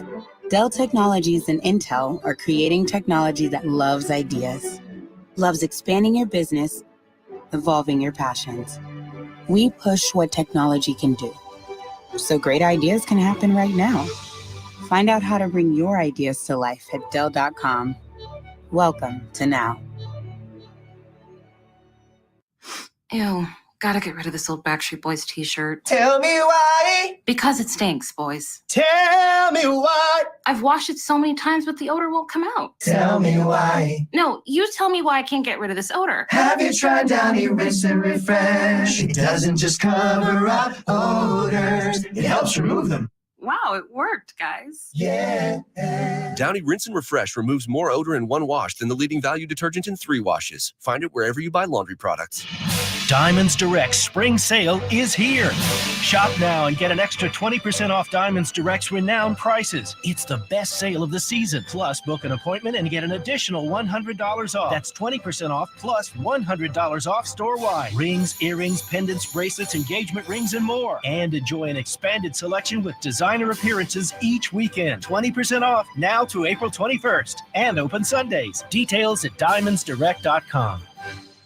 Individuals and businesses with tax problems, listen carefully. If you owe over $10,000 in back taxes or have unfiled tax returns, U.S. Tax Shield can help you take back control. The IRS can seize your bank accounts, garnish your paycheck, close your business, and file criminal charges. Our team of tax attorneys can stop collections and get you protected. U.S. Tax Shield offers a price protection guaranteed quote to get you protected today. U.S. Tax Shield is A+ rated with the BBB, so call 800-494-6139. U.S. Tax Shield, 800-494-6139. Hi, I'm Kamiko, the founder of Miko's Hot Chicken. When we started our family restaurant, we were also raising a family. But let me tell you, it wasn't easy. Our Chase Inc. card was there to reward us on all of our business needs. Now we have a thriving location, and we're hungry for more. With the Chase Inc. Business Unlimited card, you can earn unlimited 1.5% cash back on every purchase, so your business can go from here to possible. Chase for business. Make more with yours. Real business owners compensated for their participation. Cards issued by JPMorgan Chase Bank and a member FDIC. Subject to credit approval. Terms apply. San Antonio's Sports Star.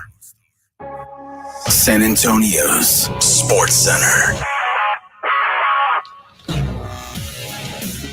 The old Green Jackets back on a familiar shoulder. It is Scotty Scheffler's to keep. It's his second win in 3 years there in Augusta. Former Tech Red Raider Ludwig Oberg took second at 7 under. The Spurs completed the 23-24 season with 22 wins and a 7-3 streak to close it down. Now come the playoffs. The West begins tomorrow night. Sports Center is brought to you by Buyers Barricades, the Texas authority in barricade rental. BuyersBarricades.com. How good you want to be? From play one to the last play, we fighting. Today's about opportunity and character. We got a chance to come out here and play football. It's a blessing. Hey, every season is full of defining moments. Let's make this day a defining moment for us in our quest. Let's go, baby. This is the Morning Huddle on 94.1 San Antonio Sports Star with Rob Thompson and the managing editor of Blogging the Boys, RJ Ochoa. Now, here are the guys. Hey, gather around. There's a bunch to talk about. It is the Morning Huddle here on San Antonio Sports Star. That's RJ Ochoa on the left. I'm Rob Thompson on the right. You want to prove it? Go to our YouTube feed. We like that video part of our game. Make sure you're subscribed appropriately, liking on the daily, and staying with us all day, every day. That's all we ask. That and your rapt attention for 4 hours every Monday through Friday. We concluded the season over the weekend. We had the spectacular and the nearly so. The Wemby-led Spurs take down the Nuggets on a Friday night, an extraordinary night of basketball, the likes of which a lot of people are going to talk about for a long time. Then they closed it out on Friday. I begged for a G League battle led by Wemby. Well, got a G League battle. Wemby was there in spirit. Did you see the video? Was he shooting the cannon off? Was that this game? Yeah, it was this game. Yeah, that was cool. He shot the t-shirt can, and then he went and worked concessions for a little bit too. He was kind of just enjoying himself. Good for him. A man in full. He completed a stellar rookie year. Stellar. Just as good and as much and as interesting as any rookie year ever. And how hard was it to live up to billing? How often does that really happen? When the billing for somebody was truly undersold. He was more than we thought he would be. And that was going to be hard. And he was. I think that what he did was not without, I don't want to say cause for concern, but there was a moment where we were like, okay, tidy this up. You know what I'm saying? But in a weird way, that made the overall landing of the plane much better. You know what I mean? Mhm. There was some weird, just kind of normal rookie wall, whatever struggles. And then there was, okay, you're stupid talented and you're stupid amazing and all this is unbelievable. And now we're about to have stupid levels of success, assuming your front office starts doing proper things.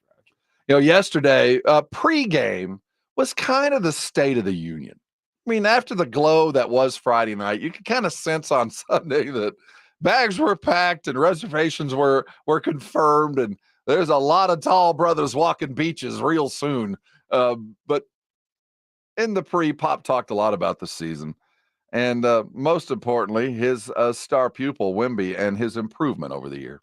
He's a lot more disciplined than he was in trying to channel his talents in a direction that would make him more consistent and make the team more consistent as far as understanding how to play. Time, score, when to be aggressive, when to shoot early shots, when not to shoot early shots, posting up more than he ever has in his life. He's always pretty much played on the perimeter, and we got him down to play a little bit more of a inside game along with his outside game, and he warmed up to it. A little bit. He improved significantly in handling the physicality, gauging the speed, length, and athleticism of his opponents, and understanding that he was in a different league, and some adjustments would have to be made on his part in those areas, and he did it. So the fact that he learns so quickly and carries things over from a practice to a game are a portent of things to come, where he's going to continue to be an awesome figure on the court.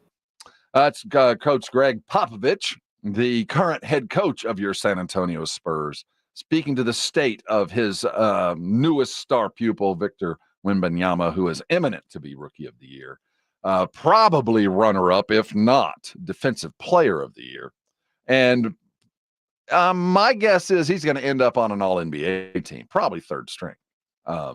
That's the kind of season his rookie had, not since Tim Duncan has anybody, or LeBron, has anybody done anything like what we saw there. So that being said, I have a question for you. And he talked about as he learned the game.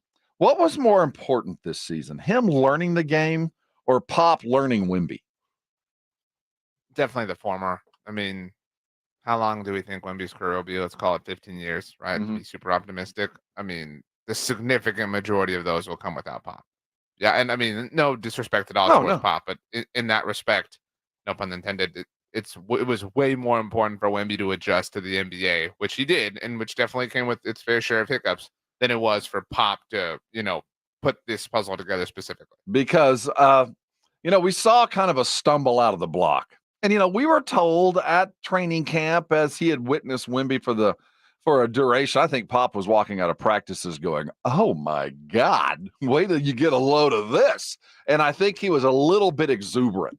I think he saw in training camp this freak, this alien, and walked out of training camp after days on end going, my goodness, wait till you see what I'm about to do to the league.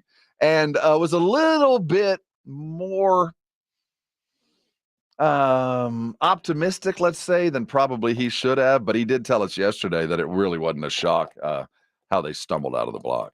No, it's not. I mean, and you know the answer. I mean, if people had never played together, it's going to take time. And in the beginning of the year, probably the first 15, 20, 25 games, you're starting different combinations, different people are coming off the bench, you're playing, then you decide on something else. Just trying to figure out who plays best with each other, groups. And it takes time for that. And if there's an injury that happens in the middle of that, it just sets you back even more because you can't get a good feel. You don't have enough possessions, either defensively or offensively to make a good general statement about what you should be. So that's why we made a big deal in the team about at All-Star break seeing what we would do from there forward, given what we had to go through in the beginning. And, if you check, the top 8 or 10 stats on offense or defense, you'll see that we've gone from the end of the 28, 29, 30 to the mid-range or lower in almost all those categories. So it's a huge jump. And I wish the next season started. I need about a week and a half. And I'll be ready to go. The players don't want to see me that soon, so we'll take a little longer. Greg Popovich pregame yesterday as they were prepping for the Pistons, but the season ended at the buzzer on Friday night as the Spurs dispatched the Denver Nuggets and threw them into second place in a very difficult and different playoff run. Big, a huge win on Friday. And I liken it to, I'll never forget as I was learning to play golf. I had, your first couple of rounds, you think you're going to be playing like Scheffler, and you're not. And, it's a game you want to give up, but it's just that one hole. Normally, you hope it's the 18th of the last hole where you come out and 3 straight shots, you're putting, and you walk off like, I'm a professional golfer. I think that the Spurs got a taste of what playoff basketball will feel like and what winning basketball feels like, just enough to kind of spur them into an exciting offseason. I know it did a lot for me, 7-3 in the last 10. I think so. It's one thing to go 7-3 in your last 10, but it's another to have quality wins like against serious playoff teams like the Knicks and the Nuggets. I mean, and those are things you can hang your hat on. Those are things that I think you can feel really proud about, and those are moments that you can certainly look to as defining moments. Those will be at the beginning of Wemby's Hall of Fame video montage. They'll show him throwing the ball into the crowd after the Knicks win, and then they'll play the audio clip from Rob Thompson in the Morning Huddle. Like, I can't believe the audacity of this young man to do that and not hand Jalen Brunson the ball after he scored 61. It cost him $25,000. They'll show him flexing against Denver, and they'll be like, that was the last moment. Like, it reminds me of what Danny Hurley said after obviously everybody talked about it a week ago. I mean, even beyond that, after they lost to Villanova, when he was like, you better get us now. Like, because we're coming. And it kind of feels that way for Wemby. And so in that respect, I've decided in the process of this conversation that I'm rooting for the Bulls on Wednesday night, because I need Trae Young to go home, start packing, get on ice. I don't need you to play any more playoff basketball, Trae. We'll see you soon. Well, that really is the next, right? As we start focusing on the draft, we know the draft order. They sit at 5, and they're holding the Toronto, and we won't know the Toronto pick until the lottery. The higher the Toronto pick, it is protected. And right now I'm rooting for Toronto to hold on to that pick, but I don't know where the Spurs go. But here comes the offseason. Pop was asked that about the offseason yesterday, and he said it's a collaborative kind of thing. Oh, sure, we all do. I mean, this isn't a 1, 2, 3-man show. Arcee's involved, Brian's involved, all of Brian's staff, all my coaches, myself. No, we don't care where the ideas come from. We want everybody's opinions. Try to triangulate, and see everybody's where most of the sentiment falls. Do we want this, that, or the other? Do we want to let this person go, sign this free agent, trade this person? All those things are discussed broadly. So it's always been and always will be that way as long as I'm here. I was led to believe that you don't care. I recall a story that you relayed to us that you were dozing during the lottery. That, it's right in RC. They go get the guys. I just coach them, I'm just an old dude just trying to hold on at the end. But now it's a collaborative event and we're all involved and no idea is bad. Wow, it's amazing how a season has changed. How last year you were just a guy, somebody call, hey, coach, you won the lottery. Who? I did. And who are we going to draft? Another glass of red, though. Another glass of red as we'll celebrate. Yeah, what I mean? We'll go that route. I appreciate what you're saying, and you spoke the truth there. This I buy. I was dozing during the lottery and woke up by my son-in-law as I'm jetting off to Paris or whatever it was. I don't buy that part, but this I get the collaborative thing. It's it's why sometimes the world of sports can be so silly. We don't need you to lie. You know what I mean? We don't need you to embellish. We don't need you to be silly and say ridiculous things. So this is, look, the last few games or last ride was a lot of fun, right? Ever since, Pledge and I went and saw them get shellacked. The Spurs turned it up. Went 7-3 in their final 10. But in addition to, I think we can all admit there's a kind of a relief to it being over, right? Yeah. Okay, so it's over. All right, cool. But beyond that, what's really exciting, or I guess, fueling about it all, is the most important offseason ever for the Spurs has just begun. Like now is when the game's just ended, which means now you're getting to work. This is the most important offseason ever for the San Antonio Spurs. I will say that I agree, but I'll tell you this: as important as this year is, and it is, next year will be more. It'll be more important, though. This year is the most important the Spurs have ever had. It'll be more.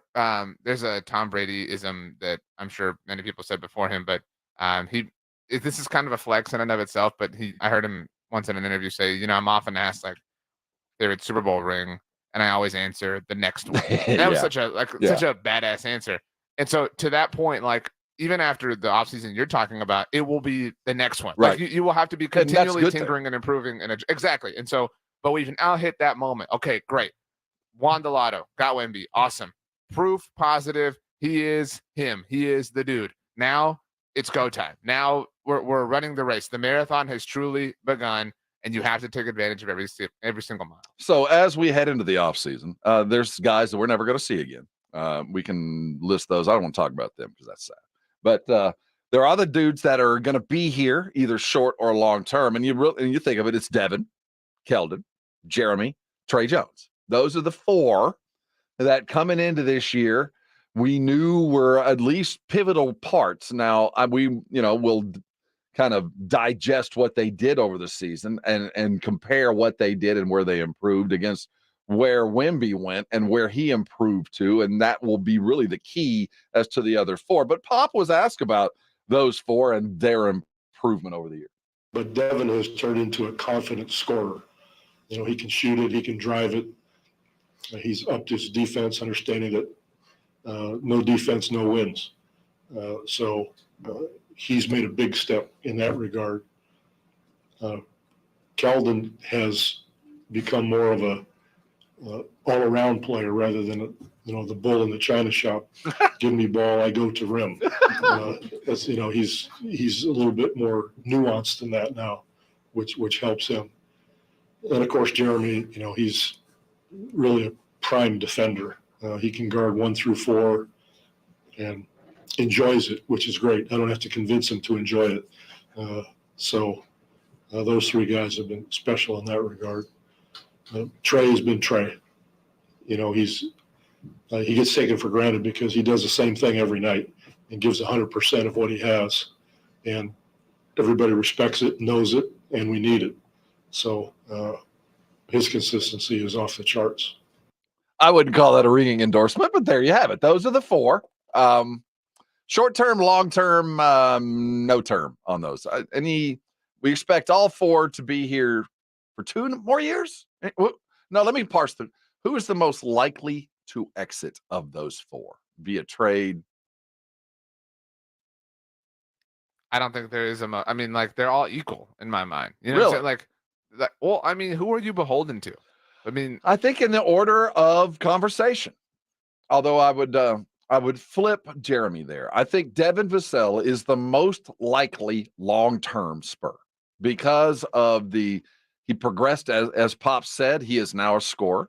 But more importantly, as the All-Star game break through now, and I've made jokes about Spurs are better without him and Keldon. That was jokes.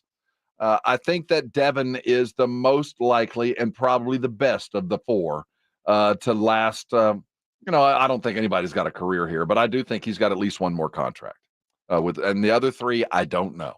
But I feel comfortable that Devin, at the very least, is the long-term guy here. And the next after that is Jeremy Sohan. The only problem with Jeremy, apart from his guarding 4 positions, which is a nice thing to have, is he is so limited offensively that it is to the detriment sometimes.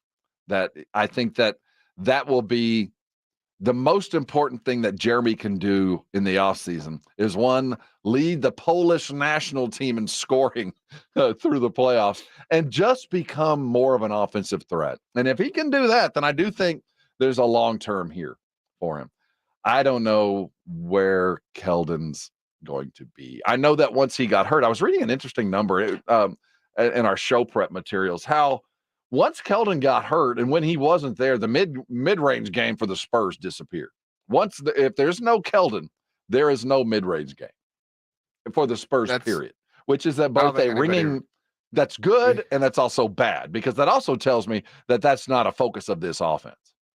Nobody is ever happy to see anybody get hurt. At least I hope nobody is.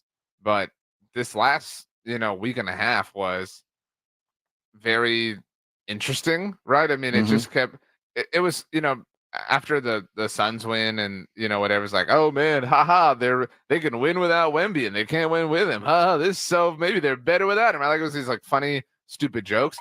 This started off as that, but it kind of grew. I mean, this was a legitimate sample size here. The overall, I saw Ryan Russillo was chatting about it over the weekend as well. Like, there's so I think a lot of Spurs fans would be like, that's fine if the mid range went away, because everything else improved. I mean, everything else generated positive, momentum. I mean, it's. I think it would be an overreaction to say like, oh, that's enough to go off of, but it's not nothing at this point in time. I mean, it was that large of a data set. We're reading the brigade bars that's strolling through. I'm with you. I think Devin does have another gear. Let's give credit to who that was. Can we pop that back up there, Edwin?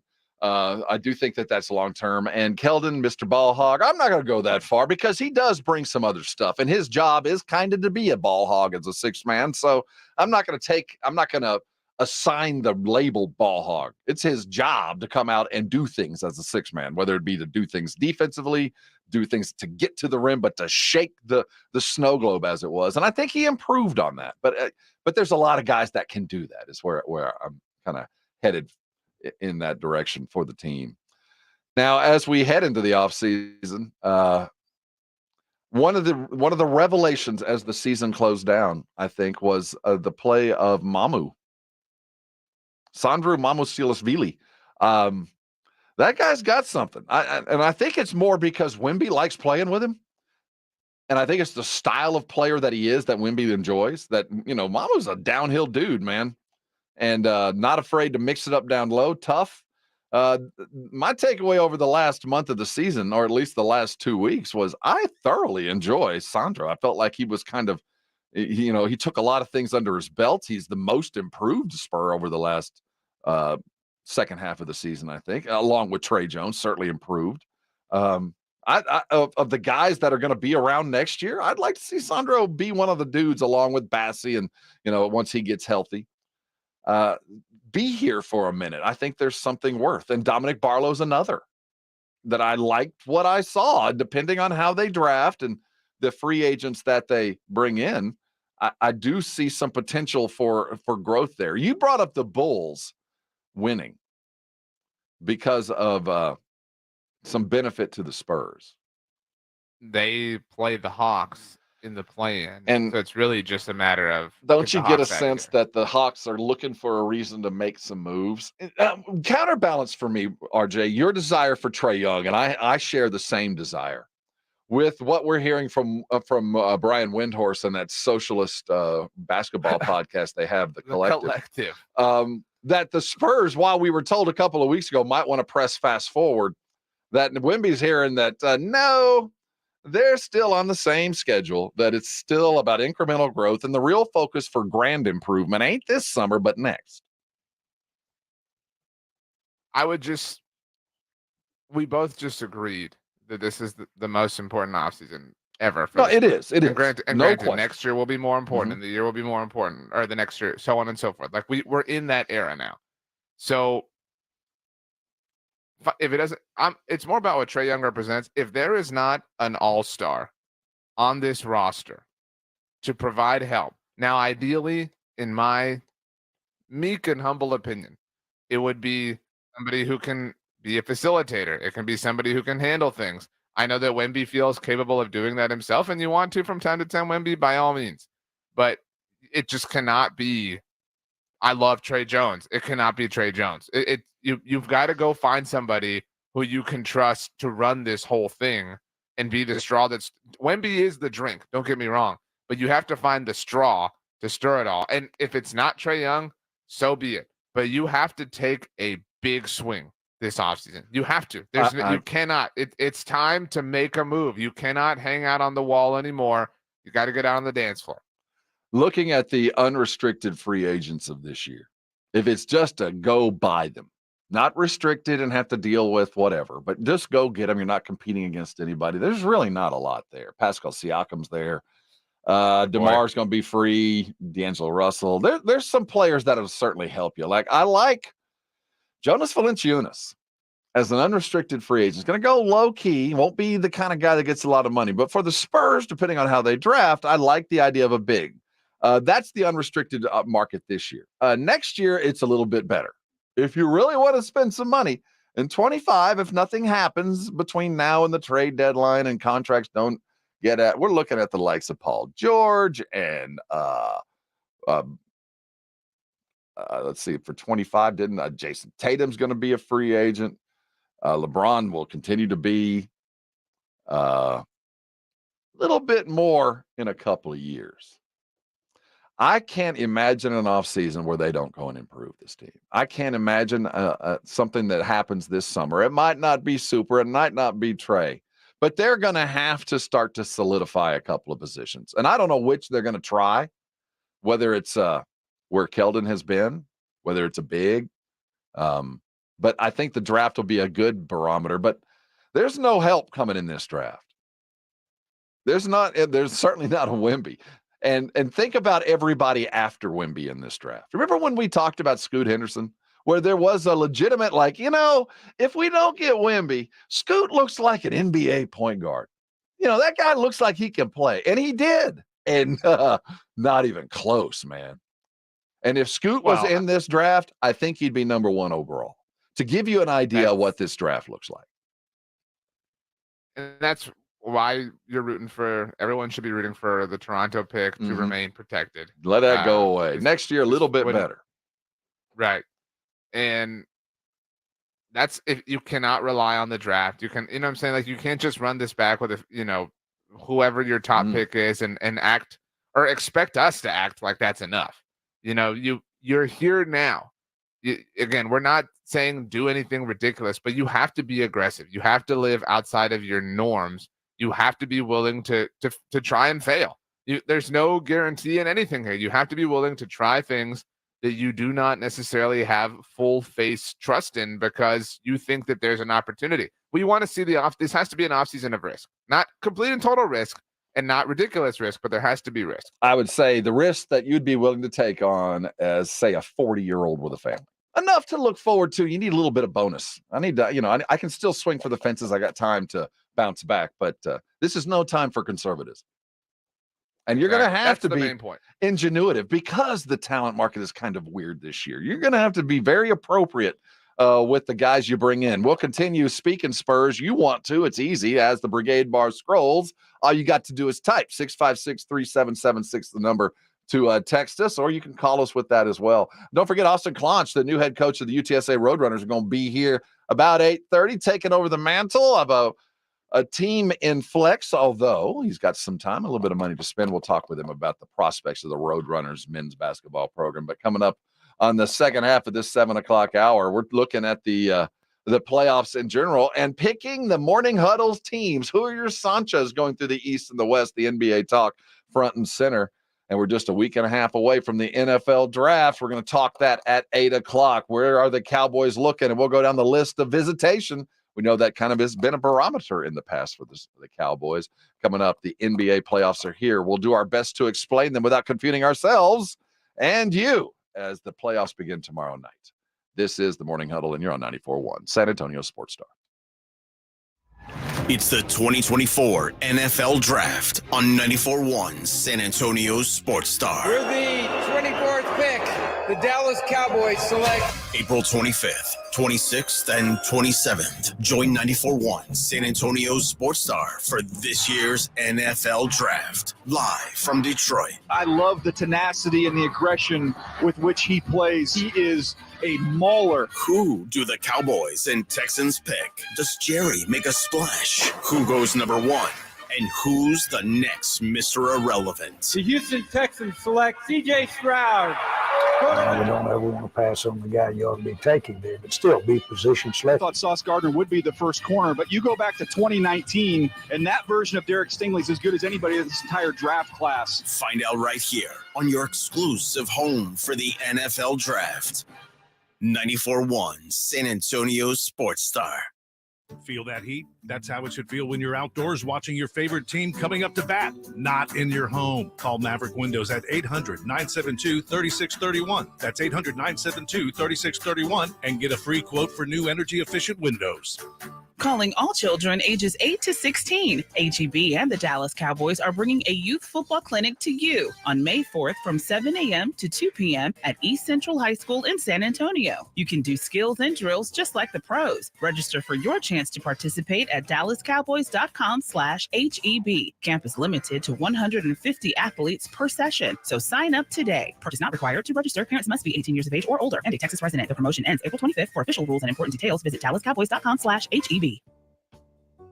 Folks, quality is a huge deal. It's what I look for when I recommend something to my listeners. It means you can depend on it. Quality means it won't let you down. It's something you can be proud of. Well, that's the definition of a Connecticut water softener. With other water softener brands, you just never know. Maybe they work half the time or they're just plain junk. A Connecticut water softener is up to 80% more efficient than competing models and will be the last water softener you'll ever own. That's because you're buying quality, and it's backed up with an outstanding 10-year warranty, too. If you're ready to enjoy all the benefits that come with quality, bring home a Connecticut water softener. Call the team at Connecticut at 656-PURE or online at ConnecticutSA.com. That's 656-PURE or ConnecticutSA.com and tell them Dave Ramsey sent you. The last water softener you'll ever own. Call 656-PURE Connecticut. Twin Peaks is the best in the game. Here, scenic views, sets, and your favorite cocktails keep you company long after overtime. Where else can you unwind with bourbon and late night bites? Only at Twin Peaks, the #1 sports bar. Hi, my name's Jason Thompson. I've lived in San Antonio for more than 50 years. Went to grade school, high school, and graduated from law school right here. San Antonians have trusted me as their attorney after serious injury and fatality collision since 1994. My website is alawyerforus.com. Why a lawyer for us? Well, after several years of practice, I watched as insurance companies created their own law firms solely to defend against auto claims. Today, there are very few insurance companies that do not have their own captive law firm filled with attorneys whose job is to minimize what the insurance company has to pay on an auto claim. If you or a family member is injured in a traffic collision, you will need your own attorney. Just remember alawyerforus.com. For many lawyers you see on billboards, your case will be handled by a non-lawyer or a staff lawyer. If you call me, Jason Thompson, I will be the lawyer you speak with. The initial consultation is always free. If you or a family member needs an experienced attorney you can trust, I want you to call me, Jason Thompson. My number is 900-0400. That's 210-900-0400 or alawyerforus.com. San Antonio Sports Star. Wake up with the Morning Huddle. Hey, huddle up. The Morning Huddle. The regular season is complete. The playoffs begin tomorrow night. That's RJ Ochoa. I'm Rob Thompson. The Morning Huddle carries on in hour 2. We got several hours to go. You can tune to us wherever you might be in a variety of ways. You want to watch us live, we recommend that. You can go to our YouTube feed at sasportstar.com where the Morning Huddle. Listen to us wherever you might go terrestrially.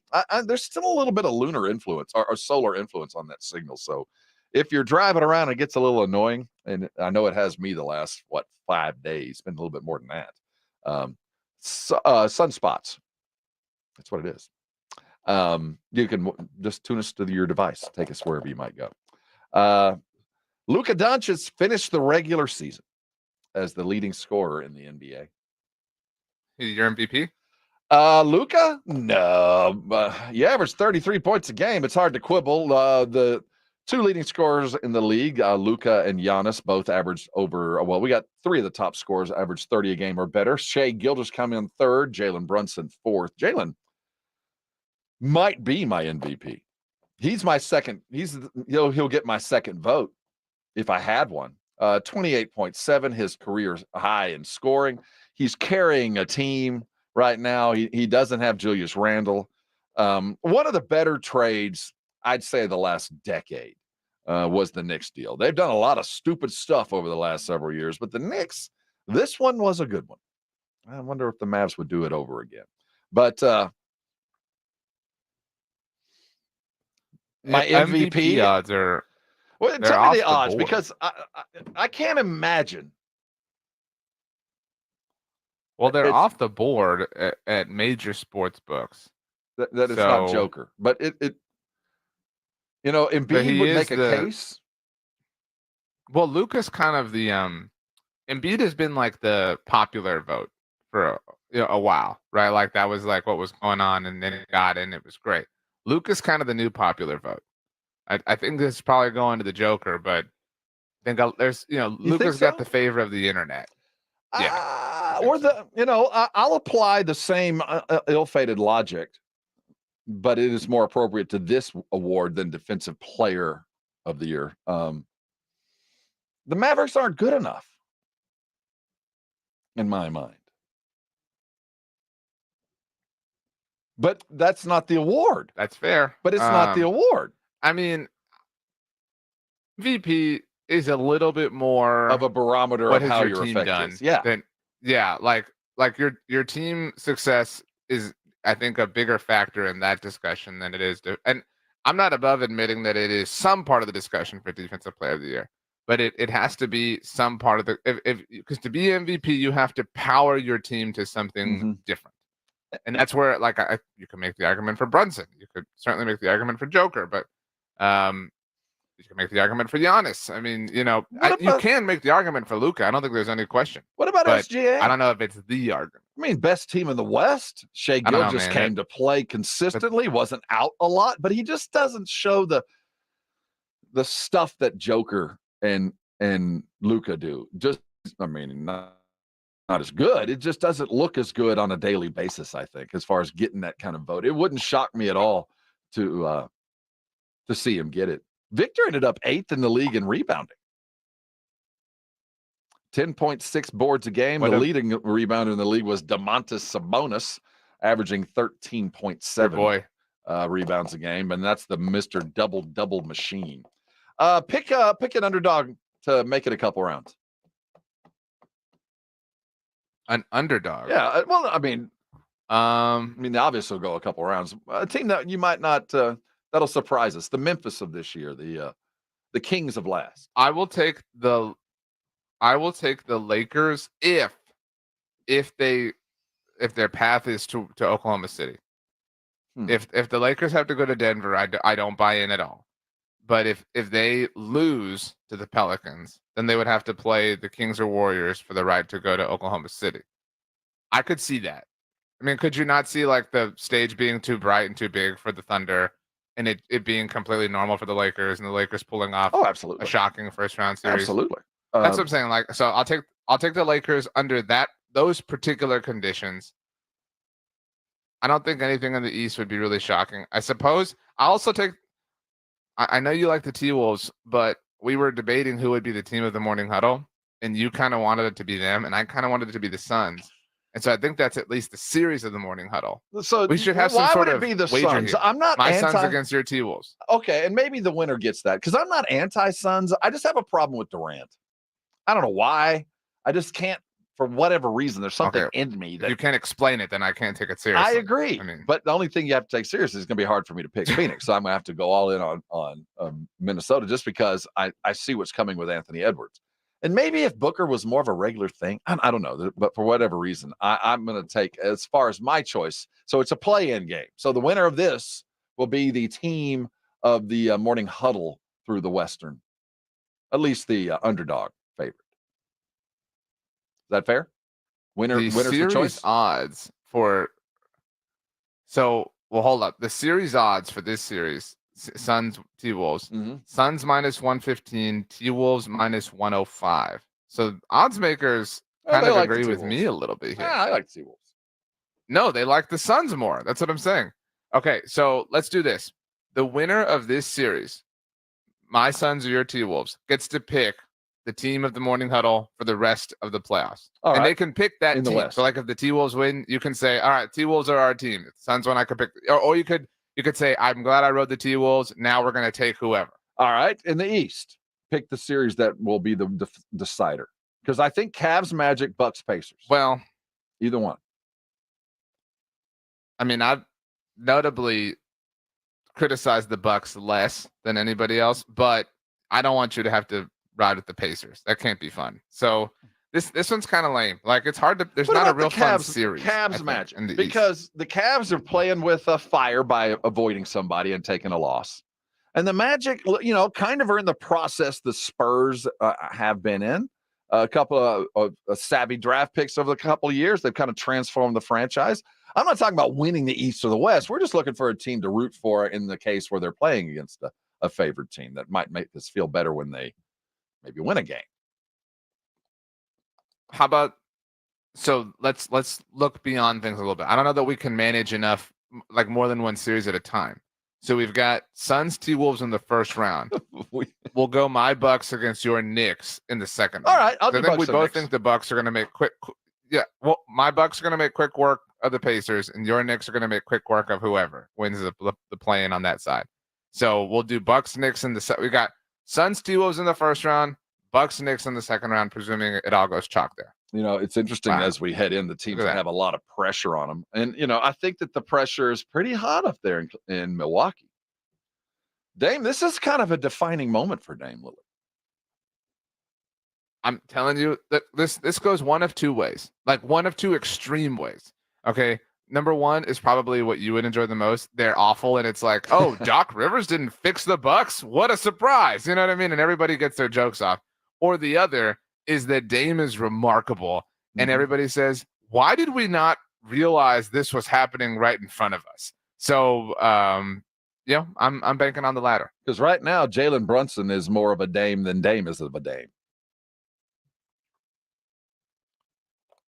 That's fair right now, but that doesn't mean that Dame isn't a Dame. Maybe he's not like peak Dame or prime Dame or like constant Dame, but he is still a Dame variant. You know what I'm saying? And he still has Dame moments and capabilities within his Dameness. Did you see Boban miss a couple of free throws yesterday so every Clipper fan could get a chicken sandwich? Explain the whole story. This was awesome. Had a season-long promotion that if an opposing player missed 2 consecutive free throws, everybody there got a free chicken sandwich from somebody. I don't know.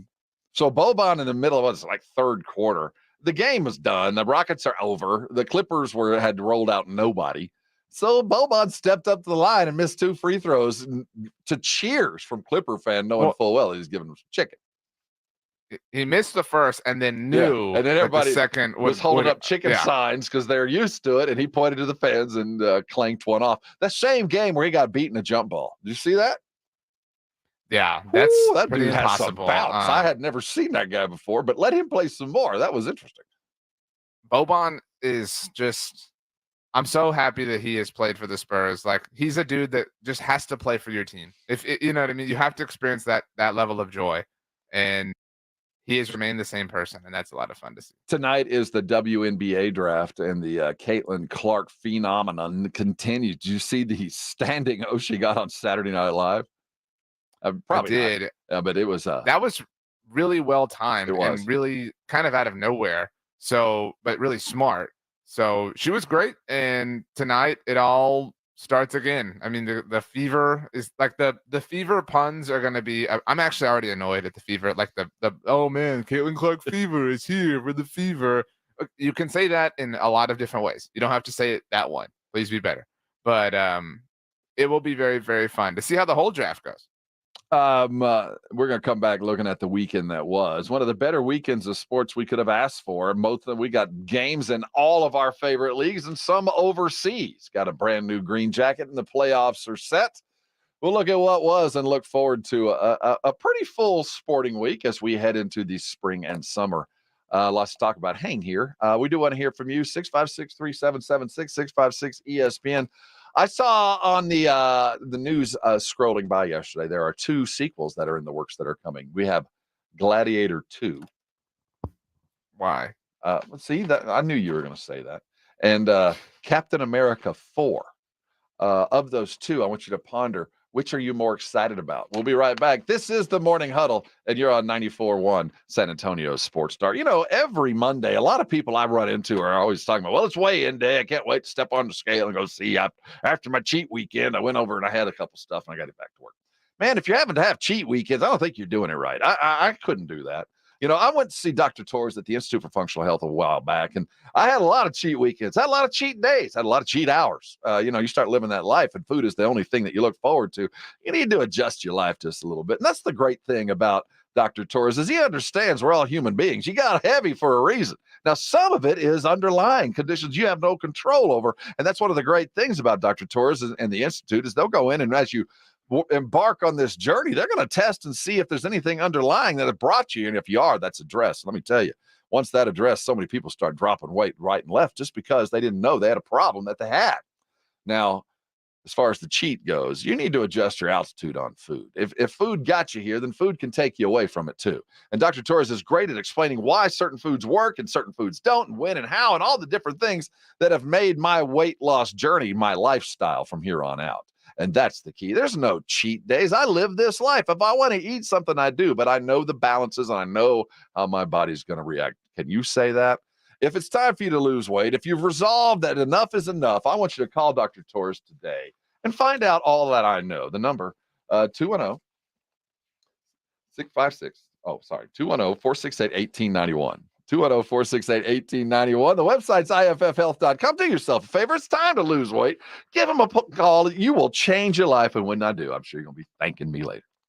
It's The Blitz with Jason and Joe. Afternoons at 2. Coming up Monday on The Blitz, the Spurs season is finally over. Now we can look forward to see what they're going to do in the offseason. Plus, no, the Spurs aren't in, but we'll look ahead to the NBA playoffs. The seeding is set. All the reaction to the Masters as well. The Blitz, Monday at 2. The Blitz with Jason and Joe. Afternoons at 2 on 94.1 San Antonio Sports Star. We all expect our home to protect everything we love. But here in Texas, we don't expect the ways water is breaking down our foundations and damaging our homes. Cracks in walls and uneven floors are just a few signs your foundation is shifting. But there's one way to get answers to all your concerns. A free home inspection from Foundation Support Specialists. Make sure your investment is protected. Get your free inspection at foundationsupportspecialists.com. Hey, baseball fans, go yard with BetMGM, the king of sportsbooks. All season long, we're offering top odds on your favorite home run bets, shared $50K Grand Slam jackpots, fast and convenient ways to play same-game parlays, special boosts and tokens, and so much more. From the first pitch to the game-winning fireworks, there are more ways than ever to supercharge your excitement. Whether you want to combine multiple bets for the chance at a bigger payout or place a live bet as the game unfolds, BetMGM has all the home run betting options you could need. Download the BetMGM app, head to the ballpark, and get your piece of MLB action. BetMGM is an official partner of Major League Baseball. See BetMGM.com for terms. 21 years of age or older. Gambling problem? Call 1-800-GAMBLER. For New York, call 8778-HOPE-NY or text HOPE-NY. For Arizona, call 1-800-NEXT-STEP. For Massachusetts, 1-800-327-5050. For Iowa, 1-800-BETS-OFF. For Puerto Rico, 1-800-981-0023. For West Virginia, visit www.1800gambler.net in partnership with Kansas Crossing Casino and Hotel. Diamonds Direct Spring Sale is here. Shop now and get an extra 20% off Diamonds Direct's renowned prices. It's the best sale of the season. Plus, book an appointment and get an additional $100 off. That's 20% off plus $100 off store-wide. Rings, earrings, pendants, bracelets, engagement rings, and more. And enjoy an expanded selection with designer minor appearances each weekend. 20% off now to April 21st and open Sundays. Details at diamondsdirect.com. Jason Minix here from the Blitz with the NBA playoffs here. You want to get in on the action and have fun watching the games the way I do? Make sure you download the Underdog Fantasy app and start playing their pick'em game, where you pick between 2 and 5 players to build a pick'em entry. Select higher or lower on player stats. If your picks hit, you could win up to 100 times your money. Endless projections to choose from. You create your own experience. It's a ton of fun to play. I love winning on the pick'em game, obviously. It is fantasy, but legal in Texas. So get signed up at UnderdogFantasy.com or download the Underdog Fantasy app. Use my promo code STAR when you sign up, and Underdog will match your first deposit up to $100. Plus, they'll give you a mystery special pick to use on your first pick'em entry. Must be over 18 and present in a state where Underdog Fantasy operates. Terms apply. Concerned with your play? Call 1-800-GAMBLER or visit ncpgambling.org. Again, promo code STAR when you sign up at UnderdogFantasy.com. If you get arrested, get out of jail fast by calling AA Best Bail Bonds, 210-225-2121. Text bail to 474747 or online at mybestbailbonds.com. You don't have to call attorneys or anybody else. Don't be forced into a PR bond. If the jail offers you one, make sure you understand the conditions before accepting it. AA Best Bail Bonds. Nobody beats their price. They have payment plans. Call 210-225-2121 or mybestbailbonds.com. License number 149. This is Joe Reinagle from the Blitz. You're listening to 94.1 San Antonio Sports Star. It is San Antonio's Sports Star. That's RJ Ochoa. I'm Rob Thompson with you. Pretty full sporting weekend, though nothing extraordinary to kind of lean on in the future. You had 2 out of 3 for Schlesinger. I'm Schlesinger. Where'd that come from? Well, you were about to disagree. This was a chewing gum kind of weekend. It tasted good. It was some good gum, God, but no. There's nothing to wrong. This Masters will go down as it was his 2nd out of 3. He's the 2nd player in history to win both the Players and the Masters at the same time. He's paired up with Tiger. He's one of the youngest to ever do it twice. So a lot of this stuff had been done before. Sure. He was precise. It was PGA precision. But there wasn't a whole bunch of drama, but there wasn't another reason to turn away either. So, I mean, it was a healthy meal, a hearty meal, but not one that would go down as a 5-star, never forget. The weekend, though, was because the Masters allowed for the course to be the star, which is always, the most important thing at this specific tournament. And that happened, even if the, finish among competitors wasn't riveting or dramatic. So it checked off the right boxes. And while I think we want to see like an amazing finish, at the very least, we got an incredibly worthy repeat champion. We're clearly witnessing something great. That's always cool to acknowledge. So we got that. We had the Silver Boot Series between the Astros and the Rangers, had some fireworks over the course of the weekend. The Premier League saw all sorts of chaos at the top, with Crystal Palace beating Manchester City and Aston Villa beating Arsenal. So it was a chaotic day in that sense. We also had the NBA playoffs finalized, which happened on the heels of the Spurs winning not just their 21st, but 22nd games of the season. Can you believe we were worried about breaking 19? That's way in the rearview mirror. And they impacted the overall playoff field, and we saw all sorts of chaos and commotion with regards to the seeding. And the Stanley Cup playoffs are gearing up, and in the final stretch, or the NHL's in the final stretch of the regular season, there was so much happening. It was an incredible sports weekend. 2 of which I didn't even know. Aston Martin beat what? Aston Villa. I thought Arsenal. That was a Spanish league team.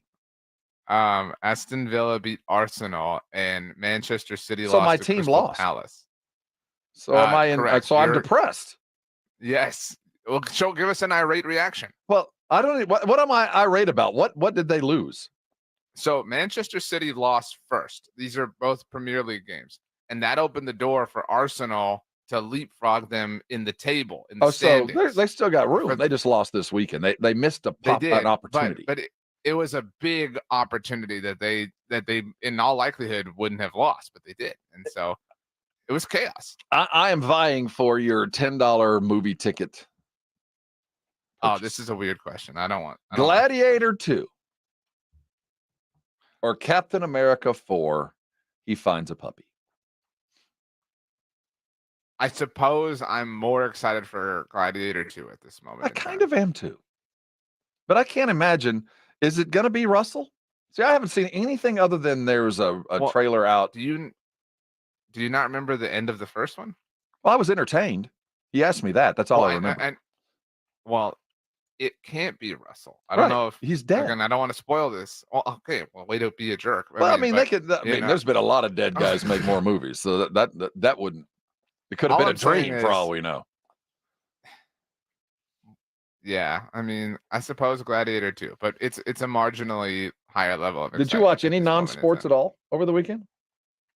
I watched like 10 minutes of Drive to Survive. I'm still trying to finish that season so I can. God, you're way behind. That's like last year. I know.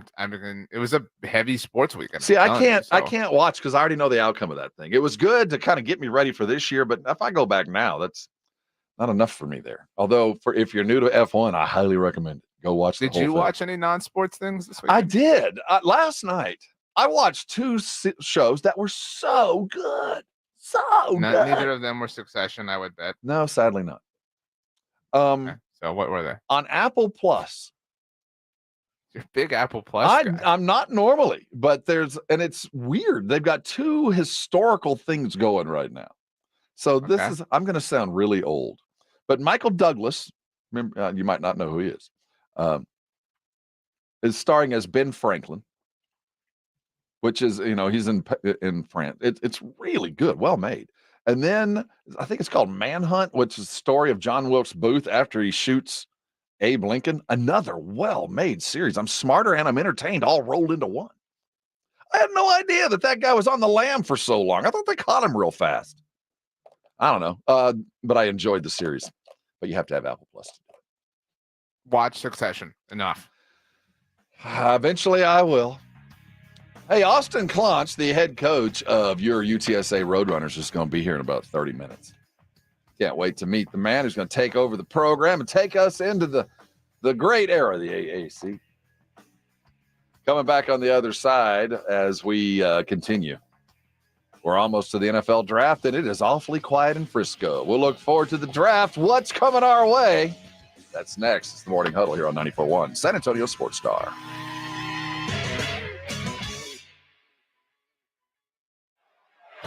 This is the Morning Huddle with Robin RJ.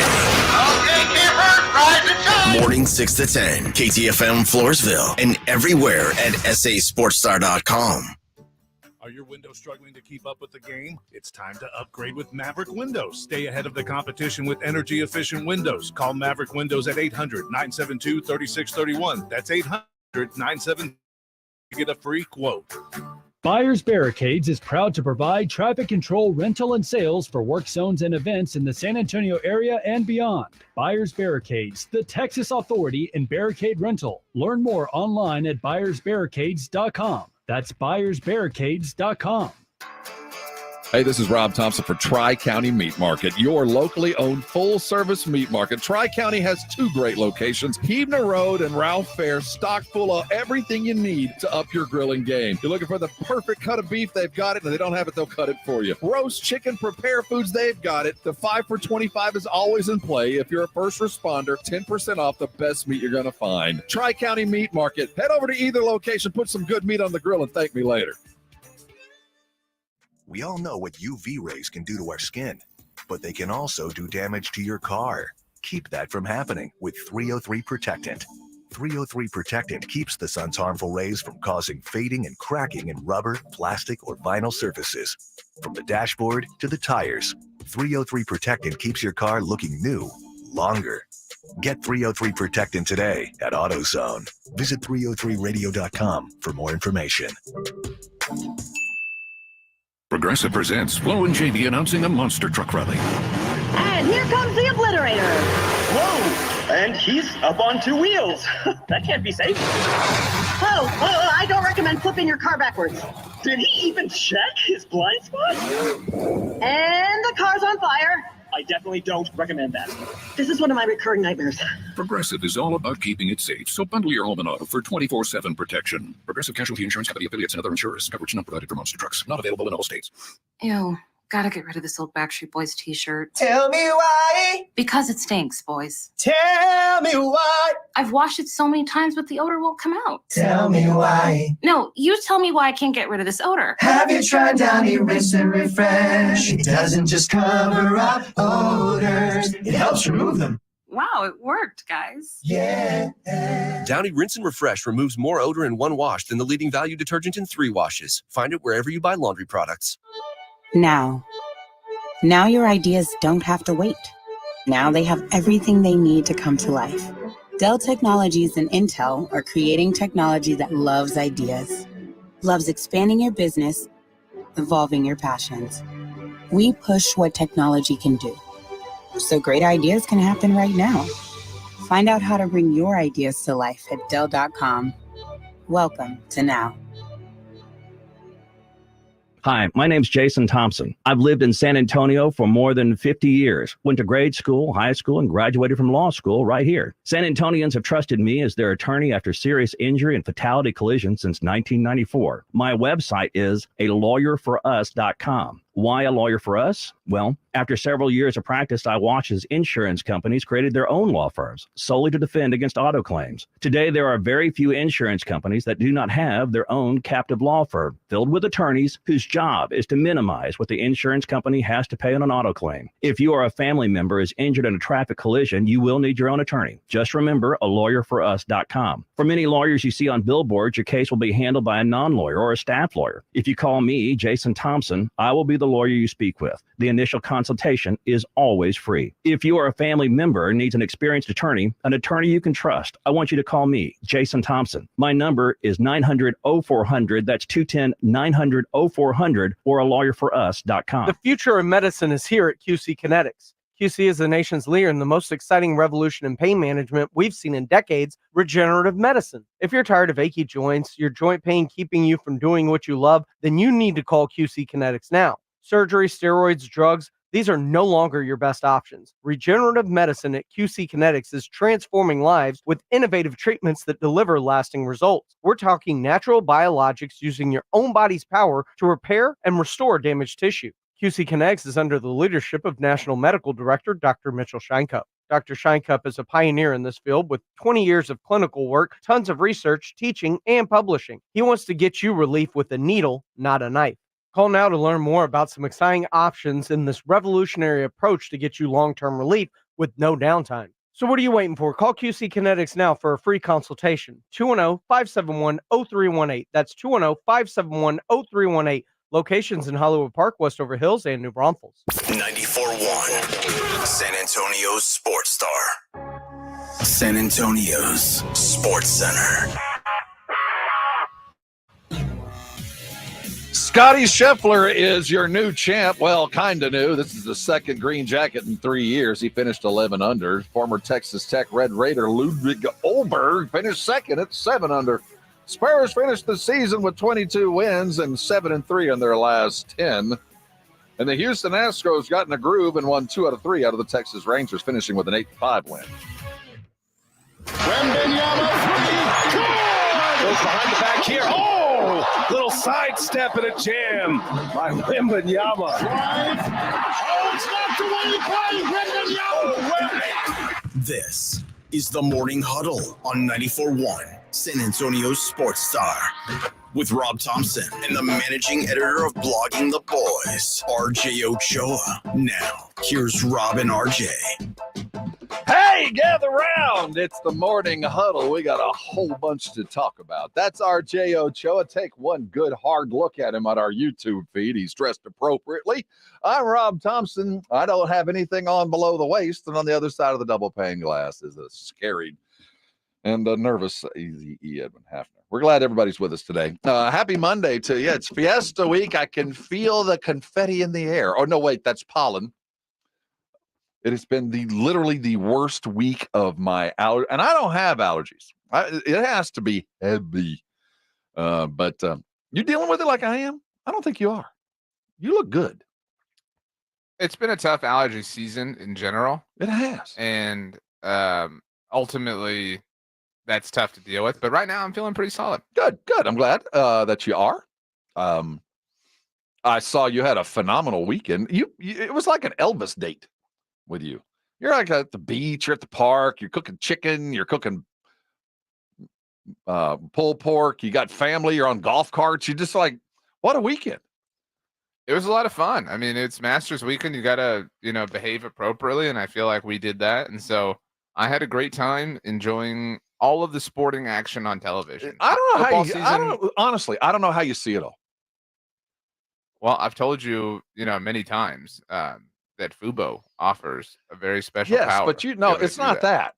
It's not the individual thing that's on the screen. It's the time in front of the screen while you have a young child and a lovely wife. Well, she is a very forgiving and understanding woman. I'd be lying if I said that, I'm Which goes locked without in saying, for, looking at you for all and of these her. things. I mean, she's obviously right.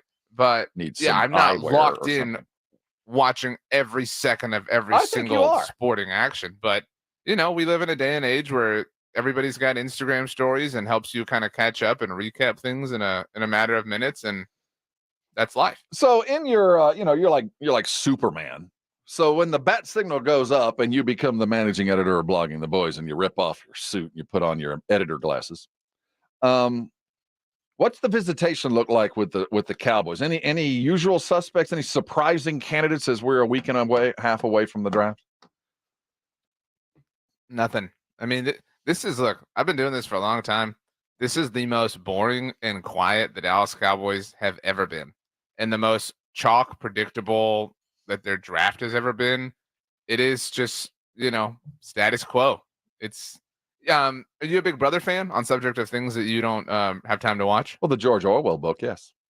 Well, I've never read the book, but I've seen the reality show many different times. 1984 is the name of the book, but yes, Big Brother. Yes. Right. No, I'm not. I've never actually watched it. I think it's like Human Lab Rats. But go ahead. Right. It's a reality show. Anyway, so long time, they still do it, but there used to be a punishment that would happen to people for weeks at not quite, but you would get punished and you would not be able to eat food, but instead you would have to go on slop. And slop was this concoction or whatever that Big Brother had come up with that basically was just like the essential nutrients to remain alive. And it kind of looks like oatmeal, and again, like it was enough to keep you alive as a human being, but like had no taste, no pleasure, no joy, whatever. And so if you were on slop for the week, that was a big old thing. So the Dallas Cowboys are kind of like I'd slop. Quit. Yeah, let me the hell out of here. That's who the Dallas Cowboys are. They're just slop. We're just eating slop every day, just our basic nutrients to keep us alive. There were years when we begged for this. I mean, there have been times, not as a media member, but as a fan, there have been years where we wanted, the Cowboy faucet just turn off. Hearing about another dude either in trouble or another possible trade or another contract, there were years where we're like, you'll never get it right because you can't focus on one thing. Should we kind of say, all right, maybe this is a good thing, that all of the distractions, there's nothing out there distracting at all.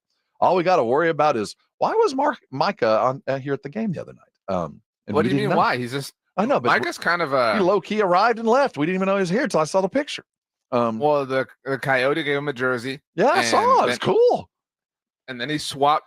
Well, the thing that was interesting. First of all, let me tell you how I saw this, because I very rarely, and to my detriment, I happened to land on the X. And I saw you, and you tweeted something about a crossover with the Spurs and the Cowboys, and I thought, did the Cowboys trade up? So I had to dig in real fast, like I had missed something, and it was the picture of Wemby and Micah sharing their jersey. After the Nuggets win on Friday night, just so everyone, in case anyone missed it. So I was just kind of shocked that low-key he was there, in and gone, and I hadn't seen any other social medias from anybody that he was here. Edwin told us over the weekend, so shout out to Edwin. But Micah's a big NBA fan, and he's kind of he gets accused of being a bandwagon fan, if I'm being honest with you. He's the All-Star Game MVP.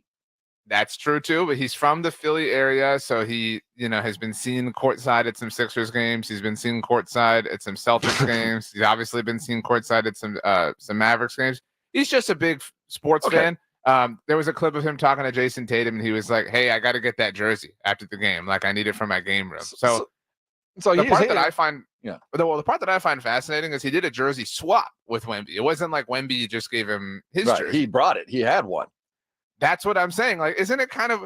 That's how you get to meet him. Like, hey, tell Victor I got a jersey. So, like, how many jerseys is Micah rolling around with to just like sign in anticipation of exchanging with people? Like, it's your free entry. I mean, your Micah gets you in a lot of places. Your Micah with a signed jersey, that gets you into those doors that even Micah couldn't get into.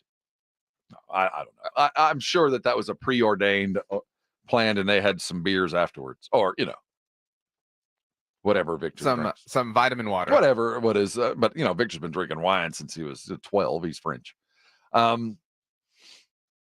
So, any surprises in the visitation list? Anything? Any trends? Are there more offensive linemen than others? Did a quarterback show up? Nothing in the man. list. I mean, it's super boring. It's super dry and chalk right now with them. There's this is not big news, but the biggest NFL news right now just happened.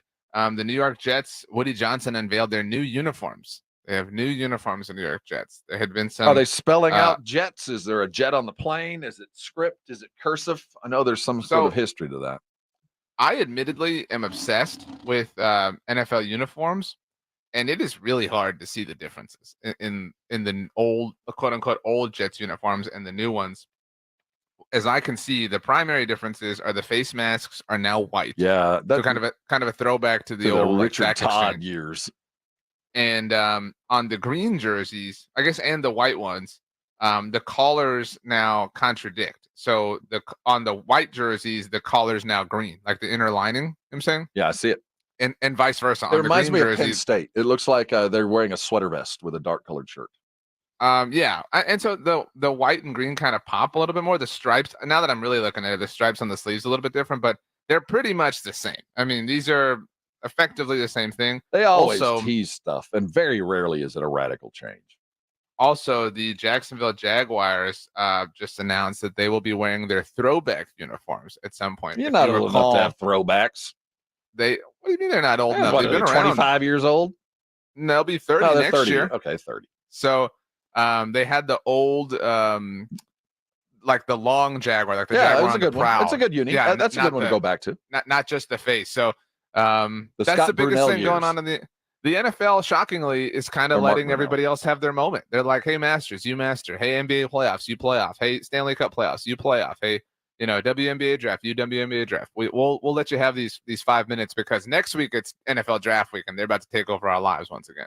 Hey, let's look around the state of Texas, because the national baseball picture ain't so pretty for the Astros. The boundary, they reigned supreme as they took the Rangers 2 out of 3. Let's see where baseball stands. All quiet on the Ohtani front, and how are the Yanks doing after a lightning fast start? We're looking at the MLBs, and then head coach of your UTSA Roadrunner men's basketball team, Austin Clunch, will join us as we look forward to a new year and a new perspective from a new coach. Hey, it's a new day. It's a Monday. Hang around with us. There's a lot to do. This is the Morning Huddle here on 94.1 San Antonio Sports Star. It's the Blitz with Jason and Joe. Afternoons at 2. Coming up Monday on the Blitz, the Spurs season is finally over. Now we can look forward to see what they're going to do in the offseason. Plus, no, the Spurs aren't in, but we'll look ahead to the NBA playoffs. The seeding is set. All the reaction to the Masters as well. The Blitz, Monday at 2.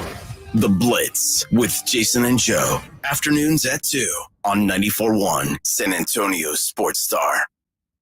I'm still going for it, even with higher stroke risk from atrial fibrillation and a regular heartbeat not caused by a heart valve problem. Over a 3-year study, Eliquis apixaban tablets reduced stroke risk better than warfarin, and over 97% of Eliquis patients did not experience a stroke. A first stroke occurred in 2.9% of warfarin patients versus 2.3% of Eliquis patients. Don't stop taking prescription Eliquis without asking your doctor. It may increase your stroke risk. Eliquis can cause serious and in rare cases fatal bleeding. Don't take Eliquis if you have an artificial heart valve, abnormal bleeding, or antiphospholipid syndrome. While taking, you may bruise more easily or take longer for bleeding to stop. A spinal injection while on Eliquis increases risk of blood clots, which may cause paralysis, the inability to move. Get medical help right away for unexpected bleeding, unusual bruising, or tingling, numbness, or muscle weakness. Medications such as aspirin products, NSAIDs, SSRIs, SNRIs, and blood thinners may increase bleeding risk. Tell your doctor about all planned medical or dental procedures. Learn more at Eliquis.com or call 1-855-ELIQUIS. Hey, it's Rob Thompson here for Prize Picks. It's America's #1 sports fantasy act. 3 million players. Yes, I'm a member. You should be too. Download it now and remember the code Alamo, and you can get a deposit match of up to $100. Basketball is balling, baby. Football is coming. Baseball is swinging. It is time to go to Prize Picks because you put your fantasy knowledge into action. You know more. You know your less. You know who's better or not. You know what's going on. You're a fantasy player. Put that knowledge to work. I have, along with so many others. And right now, remember the code Alamo, and you can get a $100 deposit match right now. Go download Prize Picks. We love watching Connor McDavid, Jude Bellingham, LeBron James. They are playing go more or less. It's so easy to do, and now's the time to go. You know when it's more, you know when it's less, and when you pair them together, you can win big bucks, up to 100 times your money. More, less, Prize Picks, Alamo. Go there. Without the ones like you, who work tirelessly to keep things running, everything would suddenly stop. Hospitals, factories, schools, and power plants, they all depend on you.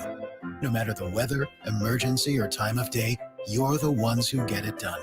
At Grainger, we're here for you with professional-grade industrial supplies. Count on real-time product availability and fast delivery. Call, click Grainger.com, or just stop by. Grainger, for the ones who get it done. Tyler from Wendy's here. The best part of Wendy's new Cinnabon Pull-Apart is every part. Unlike mornings, which have no good parts, until now. Because with Wendy's new breakfast Cinnabon Pull-Apart, mornings finally don't completely suck. And now that mornings have warm cinnamon sugar rolled dough and ooey gooey frosting, are they the best part of every day? Probably not, but you get the idea. Get to Wendy's today and get the best part in every bite with the new Cinnabon Pull-Apart. At participating U.S. Wendy's, Cinnabon is a registered trademark of Cinnabon Franchise or SPV LLC. Guys, did you know your testosterone affects everything in your system, including how you feel and perform every day? Right now, Revive Men's Health San Antonio will check your testosterone for free. Knowing your T levels is the first step in understanding if you have low T. Your testosterone level impacts your energy, libido, sleep, weight, hair loss, mood, and even ED. Maintaining an appropriate T level can change your whole life. Most men start to see changes in their hormone levels in their 30s. Experience and results matter. So what are you waiting for? Get your T levels checked today by local, experienced, and trusted men's health experts. They've helped thousands of men since 2011. They're so confident they can help you, they even guarantee it. Call Revive today and schedule your free testosterone test, free exam, and free consultation. Call Revive Men's Health at 210-615-7777. That's 210-615-7777. Or visit ReviveMen'sHealth.com. Good morning, everybody. Jason Minix here from the Blitz, starting at 2 o'clock today. Of course, the Spurs season is now officially over. We're on to the offseason, but the NBA playoffs are set. We'll look at who is going to play who in the first round. We'll react to the Masters yesterday, and who knows what else we'll dive into on the Blitz starting at 2 o'clock. Rob, did you keep your powder dry all weekend? The powder is dry. I'm locked and loaded. I don't know what that means. Maybe it's the diatomaceous earth, the DE, that I seem to be using way too much of in the pool. Welcome back to the Morning Huddle. Take a look at RJ. Just look at him. He's overjoyed. He's not wearing Astros orange, but his heart does indeed pump it, and his blood is, in fact, that color. Altuve had 2 homers off Uvalde early. Christian Javier pitched. He looked good, man. 7 strong innings, and they take down the Rangers 8-5. I was listening to it on our sister the other day, yesterday, while I was working in the yard. The Astros played really good. They're not a very good team, but yesterday they played pretty well. The Rangers still They hung around. dominated. They did. I mean, that's as good as they've looked. And the Rangers had 5 runs, man. That I keep thinking that the Rangers are just this flash. That, the team that got good and had an easy playoff run, and everything fell into place for a one-time run. Kind of the Cubbies thing. They were due. There's fans that were going to die or had died, never seen it. And then they were going to go away. But Bochy's got a bum roster, man. And Seager is the best shortstop in baseball. Tim Kirkson said it. I agree. I don't think that any Rangers fan would be mad if that were the case. If they kind of faded into obscurity for a little while. The mission accomplished. We can still revel in the glory that a title brings for 5 years. Right. But these are 2 really good teams. And the 2 series they've played against one another have been really fun and interesting. And, they've been kind of one-sided, either way. And this past weekend was kind of an example of that. Houston was just really falling apart and has they have a whole rotation on the IL. And so that they were able to get through was really impressive, especially with no real contributions yesterday from Jordan or Kyle Tucker. So Altuve kind of carrying them was nice. El Reptil, Christian Javier, he's a baller, doing this thing. He's kind of the only dude with Fromber right now on the mend as well that you can kind of rely on. And so these are the 2 most consistent teams in the whole state. And I include the Texans in that mix because we haven't seen enough from this, nucleus of the Texans to use the word consistency yet. I think there's all the reason to believe that it will come, but we're in year 2 of the process. And so there's no consistency after 1 year's worth of work. So these are 2 really, really, really consistent teams, both probably going to be in the mix, obviously, later on in the fall. But it's fun to watch them square off against one another because the other thing is, there's a little bit of bad blood. Obviously, there's a rivalry. There's bad blood. There is. They don't like it. And you're talking about the last 2 World Series champions. You know what I mean? It's just a really – it's only a rivalry if both sides get, some. And that isn't – a lot of people think that certain things are rivalries when it's just a one-sided affair. This is a true rivalry. And so to see it unfold again was really cool. There was a Justin Verlander sighting down there in Corpus. He was walking the beach. And while he was down there, he threw a couple of 4 innings or so. His inflamed right shoulder on the rehab mound. So there is help on the way, I guess, if you're waiting for help from a 41-year-old gimpy right arm pitcher. But here we sit.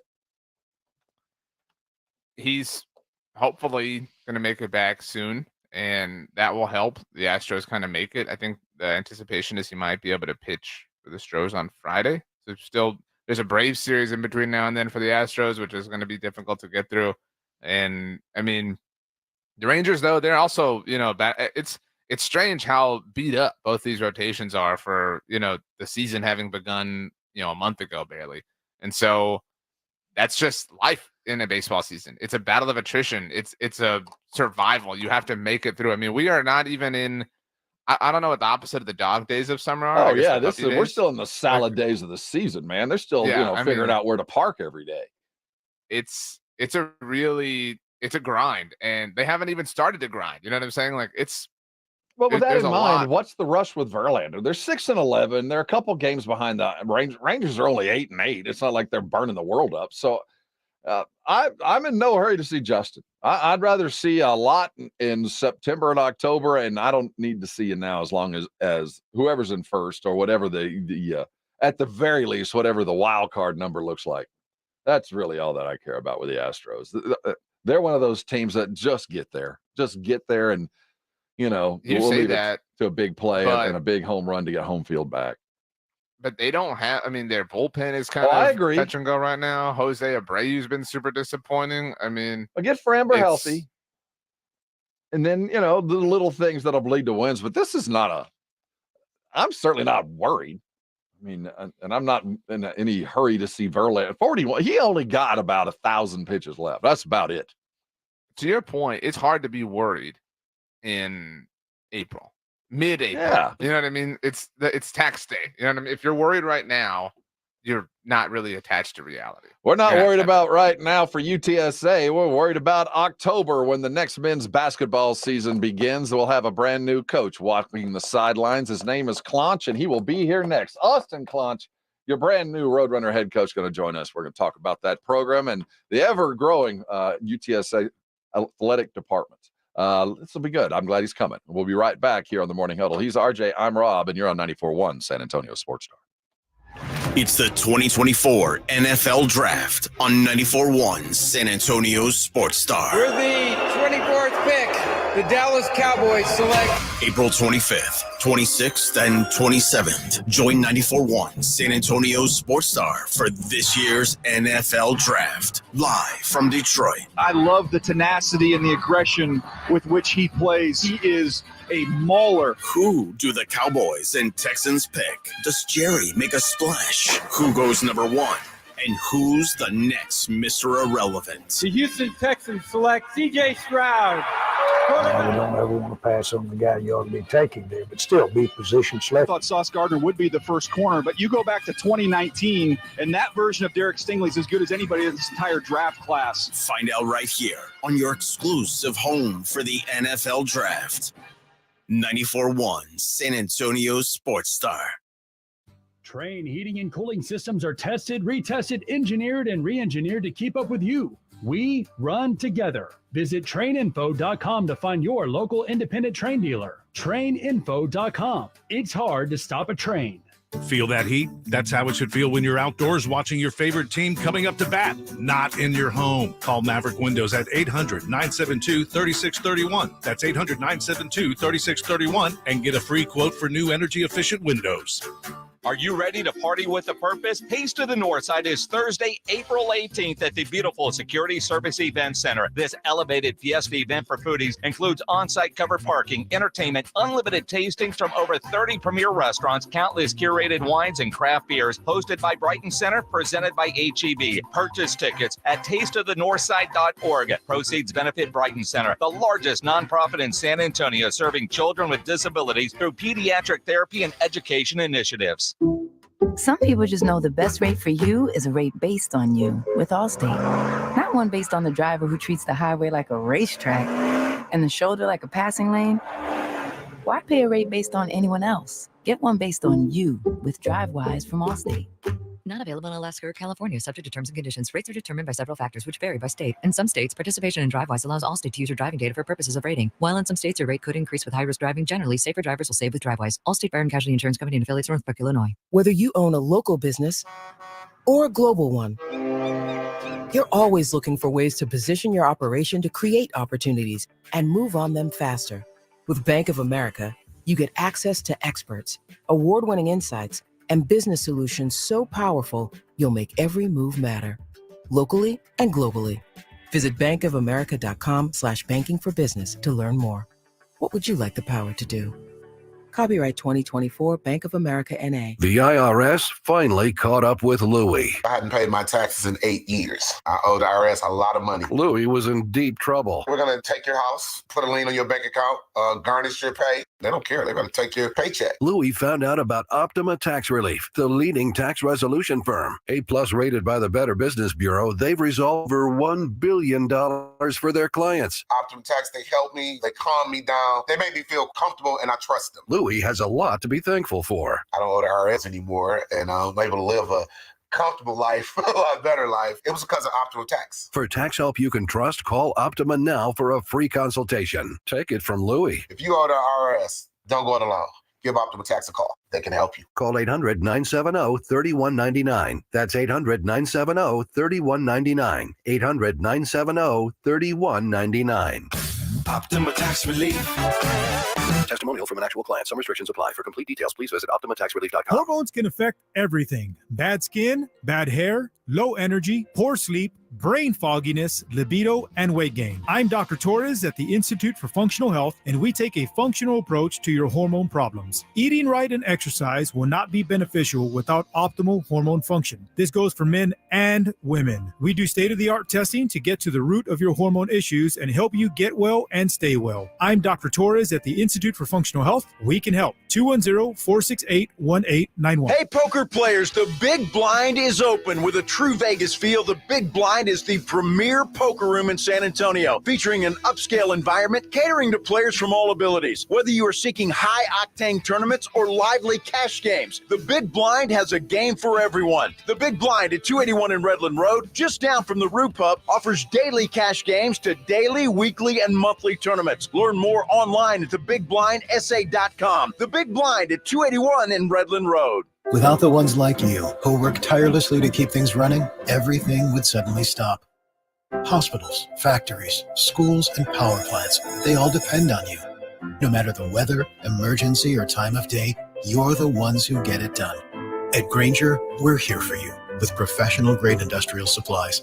Count on real-time product availability and fast delivery. Call, click Grainger.com, or just stop by.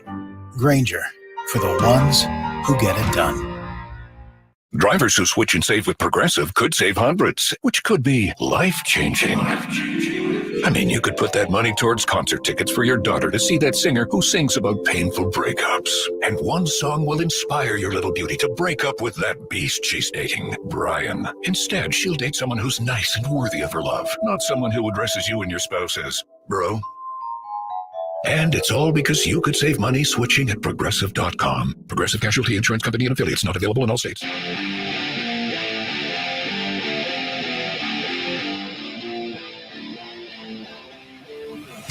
Hey, huddle up. This is San Antonio Sports Star. We call the show the Morning Huddle. Look real closely on your left-hand side of your screen. You'll see RJ Ochoa. If you're not looking at us, thanks for listening. And if you are looking, thank you. The season is done. College basketball, we put a cherry on top of the season a week and a half ago. We had to wait a minute for him to get here because he rode that Alabama Crimson Tide wave all the way to the Final Four. He arrived at UTSA last week. The new head coach of your men's basketball program, Austin Clunch, joining us. Morning, Coach. We're glad you're here. What's going on, guys? Thanks for having me. Well, are you unpacked? You're getting the lay of the land around San Antonio yet? I'm working on it. I've got some of my stuff down here, just for a few weeks, for a month or so before I get everything moved from Tuscaloosa. But man, it was an awesome first weekend. Obviously, the spring game, my press conference. Like you said, still getting the lay of the land for a lot of things. But man, it's been an exciting few days and ready to get to work. Hey, we're sorry about the traffic. We'll get that out of your way here. I'm from Houston, so I'm used to some traffic. So I'm not too caught up on what we got going on out here. Coach, I think, was it Friday night you're at the Spurs game? You're good luck already. I mean, you're bringing everything, all the positive winning vibes and energy. Man, how about that game, man? And that was my first Spurs game. And again, I think it just shows, the Spurs aren't, necessarily having an incredible year, not at the top of the league or anything. But man, that environment was off the chain. And it just, I think, goes to show you just the passion that this place has, for its teams. And they want to support teams and get behind teams that are going to play with that type of energy and enthusiasm, He's Austin Clunch, the head coach of our UTSA Roadrunners. Texas boy, straight Jesuit high school, youngest coach in D1 at Nicholls State there for a minute. Tell us about your basketball acumen and what you're bringing to UTSA. Well, I think when you look at the X's and O's of it, offensively, I've always had an up-tempo, fast-paced background. I played that way in college. I coached that way on the other day, and then I got to Alabama and realized I didn't play fast-paced at Nicholls. And then, at Alabama, we took it to another level of pushing the pace and using that, as our weapon offensively. We are going to punch it inside and play inside out, but we're going to be really aggressive and get up and down offensively. And then defensively, I'm a big believer in being disruptive, making things tough on the other team, trying to, create a couple turnovers, make people miss, rebound, and then push it the other way. So I want teams to have to prepare for our defense as much as they prepare for our offense. Coach, Rob mentioned it. Obviously, watching y'all's run throughout the tournament. It was so much fun, but everybody was so antsy, everybody was so impatient. And not that anybody wanted your ride to end, but it was a matter of we want things to be official. And so a lot of people watched your team a little bit more closely, kind of trying to understand what exactly they did or y'all did that can translate directly. So if you had to pick one thing that we saw over this past run that UTSA can expect, what would it be? One thing specifically, man, I think I would say this. I wouldn't focus necessarily on, maybe an exact X and O of it, but I would say just, man, I think our season really turned over the last month and a half, 2 months, where just the way that we played and the way that we celebrated, ourselves, the way we celebrated our teammates and the way that we played together. Obviously the tempo is going to be there, and I think that kind of goes without saying a little bit. But I think when you just look at that energy and the will to win that we played with in that NCAA tournament, which of course, when you get in a tournament play and it's win or go home, that's sort of easy to bring that out. But I expect us to play that way every single night, regardless of what's on the line. Austin Clunch, head coach of the UTSA Roadrunners men's basketball team, joining us here on San Antonio Sports Star. What's your roster look like? What are you taking over here? Well, listen, it's actually that's a big part of what I got going on this week. I got to sit down and have, some player meetings, we'll have workouts and things like that to figure out, who we have back from last year's team. We're gonna have a couple of visits, lined up here in a day or so. So that's obviously a big part of what we've got for the next month and a half, because doesn't matter what kind of coach I am if I can't get enough guys in a Roadrunner jersey. So we got to ultimately get down here and get to work quick on that. How much work do you think goes into this part of the year? Because I think a lot of people say, oh, tournament's over, they tune into other things, whatever. But it feels like this is where you really lay and gather everything that you're going to need. And then when the season starts, it's just about kind of falling into autopilot mode. Yeah, 100%. This is probably the busiest time of year, right? Because now you're talking about recruiting visits and, getting in the transfer portal and all that fun stuff, right? So, it's funny. Oftentimes, if you lose a little bit earlier, you might get a couple of weeks off or whatever the case may be. But, hey, the run was awesome. I wouldn't trade it for anything. But, man, I backed it up kind of right into that, recruiting time. And so not necessarily going to get a vacation. I'll figure that out later on down the road because we've got to get right to it and figure out who's going to be here next year. Yeah, Coach, you're taking over a program in an era that we're just trying to figure out how basketball or, college sports in general is going to work. And, you talk about what your roster looks like and the recruiting visits, and then you got the portal that you've got to attack maybe as much or more so just because you're building a program here.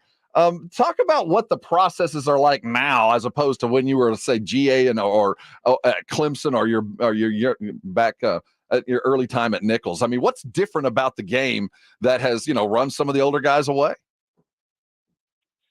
Well, listen, I do think for whatever reason, you look at the trend, there continues to be more and more transfers every year. I'll be honest with you. I don't try to necessarily dive into the science on why that is as much as I try to figure out, who are guys that identify with the values that we really look for and get those guys on our team. You know what I mean? Mm-hmm. Because there's those guys that are going to be there every year. Now it's getting harder and harder to find them because there's so many guys that, maybe are looking to transfer, whatever the case may be. But yeah, listen, it's just like anything else. You got to be able to adapt. And nowadays there seem to be more and more guys that are, looking to jump in there and sort of see what they have and what's going on. And listen, I'm all about helping, the student athletes, at the same time, we got to go in there and find the guys that want to be at UTSA, and that ultimately hold the same values, close that we do. Cause that's how you're going to win. You're going to have the guys in your boat, that value the same things you do. Austin Clunch, head coach of the UTSA Roadrunners. It's often said, obviously, that a rising tide lifts all boats. It's a really exciting time for UTSA athletics. How do you sell the whole athletic program, the whole school, the whole vibe when it comes down to recruiting? This is, again, just a really different and sort of new and innovative time for this overall athletic program. And I have to imagine that was part of what seemed appealing to you in terms of taking the job. No, 100%. Obviously, like you guys mentioned, I'm from Texas. I've followed this, athletic department for a long time. The last time UTSA went to the NCAA tournament, my good friend was the point guard, for that team. So I was already really familiar with the program. I was familiar with San Antonio, but the growth of San Antonio over the past decade is insane. Now, being here for a weekend, there's so much going on in this city from a professional, it's a professional sports town. It's got activities downtown. The way it's built out, out here by the Loop, out here. I mean, there's just so many things to do. And then you put a cherry on top with just the way this athletic department has grown. You look at the success of baseball, women's basketball. I mean, what Coach Traylor has done is unbelievable with football, and what they're going to continue to do. So there's a lot to be excited about right now, whether you're talking about UTSA athletics or you're just talking about San Antonio as a whole. This is an awesome area to be in, and the sports are going to keep growing. And just keep pushing upwards. So, no, man, there's a lot to sell, and that makes my job a lot easier. You talked about your cohort with the men's football team, Coach Traylor, and the similarities between you two is pretty interesting. Both young guys on top of your game. You were the youngest coach in D1 there for a couple minutes, and even your approach to the game, I think, are very appropriate. I mean, it's kind of, Coach Traylor has this thing he calls the pyramid of toughness, the triangle of toughness. That's what it is. And you've got a 3-pronged approach to it. Talk about the way you bring in the young athlete today and how it's different from even when you were coming out not that long ago. I mean, how do you recruit kids today that's different from before? And how do you bring them to San Antonio in particular, to a school like UTSA, without a long and storied basketball history? To say kindly. Well, yeah, no, listen, again, there's a lot of good players out there now, and I think it's a lot of local players, Coach. A lot of good local players, just let you know. Man, a lot of them. And at the end of the day, it's about ultimately identifying those guys that are going to fit your style of play, and you're not just recruiting players, you're recruiting families. We want guys that, ultimately are around, people who are pushing them in the same direction that we're going to be pushing them in, and finding people that are going to embrace not just being on a good basketball team, but embrace the entire experience of what it means to be a student athlete at UTSA, right? And I think that's one thing that we've got here at UTSA. We don't just have great coaches, we have great people, right? We have guys that you want your children around. We have an administration that is always looking out for the well-being of our student athletes in the school. And so again, exciting times, but it's a lot of work. We because it's because of the portal and because of the era. It just adds a little work to our plate. But man, when you do sit down and find those guys and get them into your program and invest in them, physically and mentally and emotionally, man, that's how special things happen. And I think we can get that done, sooner rather than later here at UTSA. Austin Clunch, your head coach of the UTSA Roadrunners. Coach Claunch, I look forward to the day that you cut the ribbon into the brand new basketball arena that UTSA is destined and must build you. Lisa Campos is a phenomenal AD and has a great eye for talent. So obviously you come with all the bona fides. We trust what she has done. Was there any discussion about future? Because as pretty as the convocation is, it's older than me. Listen, man, we got our first workouts today. I'm not looking too far past that. Okay, so I think you mentioned it. Lisa has done an outstanding job. She's another big part of why we're really excited about this job. And that day's coming. Whether that's however many years down the road, that's certainly something that we want to look at and continue to add.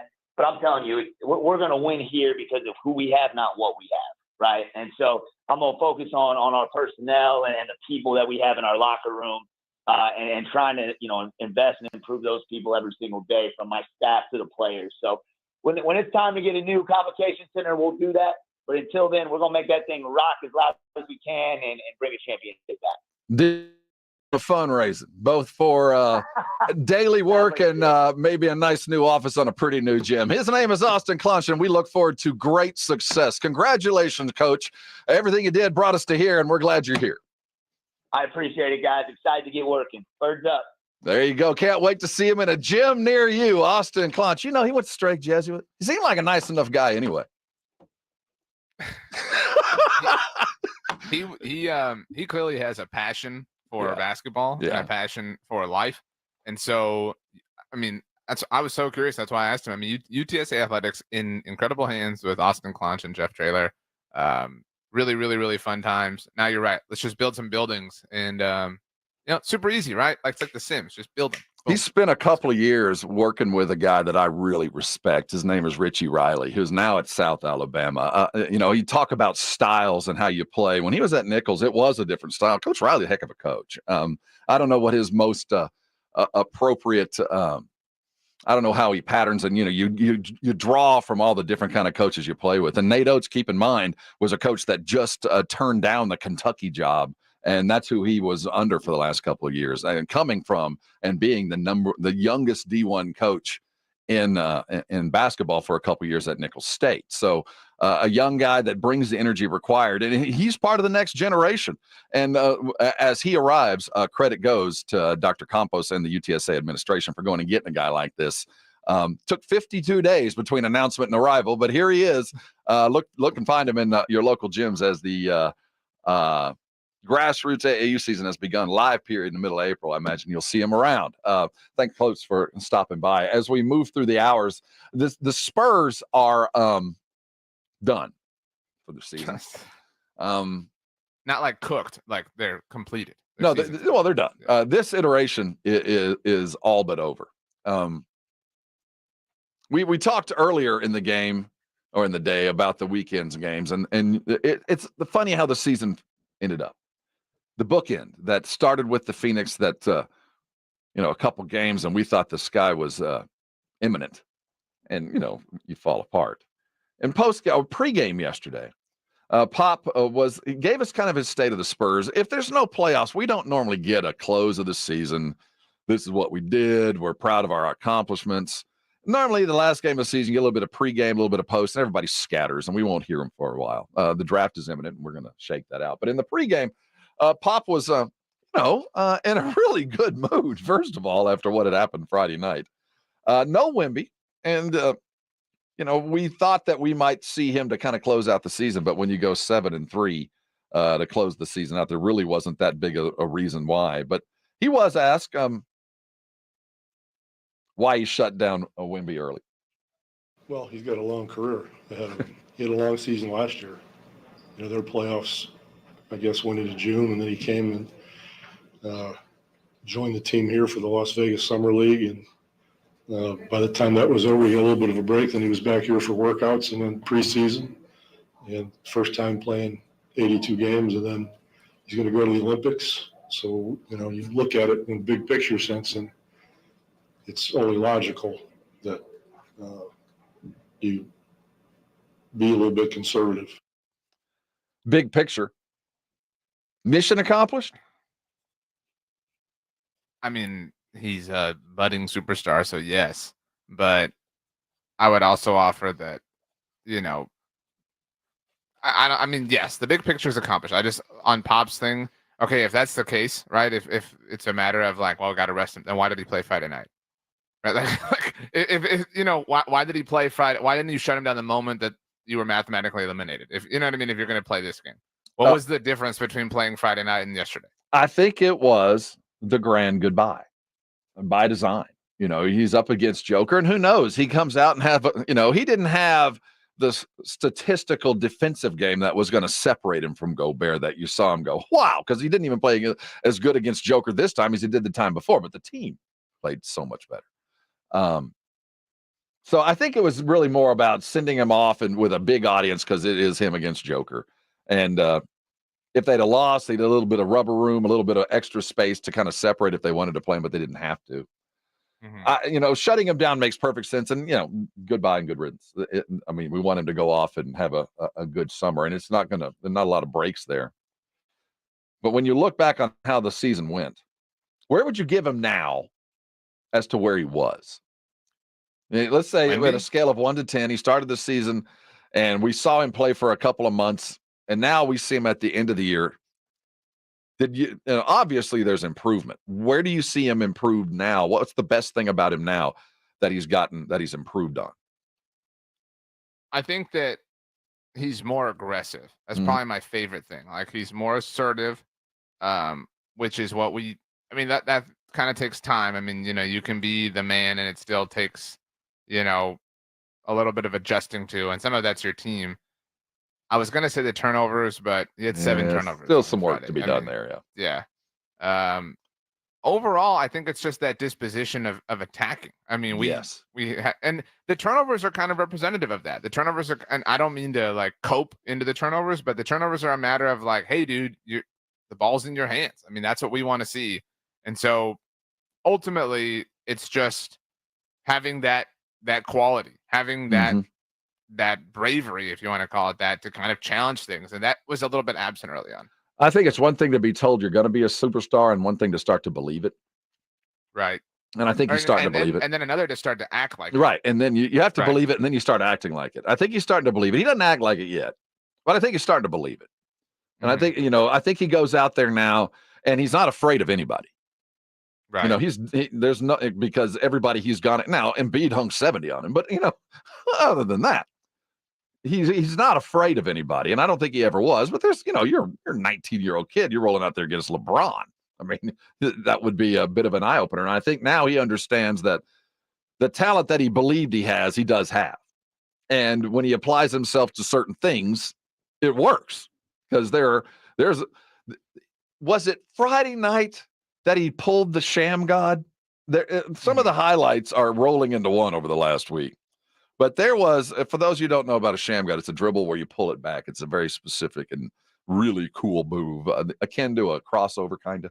But he pulled, man, you got to be a believer to do that. You have got to have some pretty firm comfort in the things that you've done to prepare yourself and then to go try to do that at 7-4, because you could have embarrassed yourself pretty heavily. And I think as Gilbert Padilla puts on our brigade bar, it's the aggressiveness and the belief that if I'm strong and I can do it, I can be aggressive and go attack. And that, to me, once he found that, and you could feel it every game, the momentum coming. And then when he started losing his guys, and it didn't have Devin for a minute, and then he doesn't have Jeremy for a while, didn't matter. He expanded his game to fit the roles that they were playing because the comfort level was there. As the season went, man, a resounding letter grade jump from a C to a B. And I'm grading you on a curve because you're a gifted and talented type. So I'm being hard on you. But a ridiculously solid good season. Not as good as Tim's rookie year, but whose has been, honestly. But right there, man. Right there. I mean, I would blend the aggression with selfishness. And because Beto said, are we allowed to say selfish? Is that a good thing to apply to anybody like Wemby? The comment included, he goes after it. He put up 17 straight points in 3 minutes against Denver. That only happens if you're a selfish player. And selfishness is that word has such a negative connotation, but it is such an empowering thing if you're highly talented, right? And he is. And so being selfish in that moment, the Spurs don't win that game without that little run. I mean, it's a requirement. And so there's a selfishness that is married to aggression, but there's also a feel for the game, knowing when you have to turn it on and just kind of be the guy and let everybody else live in your sort of ether. And he understood that on Friday night. Fred Casares on a brigade bar asked a question. What do you think about 54 and should he be back? Man, over the last 3 weeks, he has been, I wouldn't call it a revelation. This guy is the Big East player of the year. It's not like he arrived without some kind of history and bona fides. He can play, but it's the style that he plays and the way he blended in so well with Wemby, because, he is a guy that's living at the rim and plays with a lot of bounce and a lot of energy. And I'm not going to say that he shouldn't, there's a future there, but it feels like he's earned his right to come back and play a little bit longer. But, we didn't see a lot of Dominic Barlow at the end of the season. And there was a spate there where I really thought Barlow had kind of cemented his place as one of those future dudes. And I don't know what led to the, drop in minutes, whether it was a nagging injury or just time to see another guy.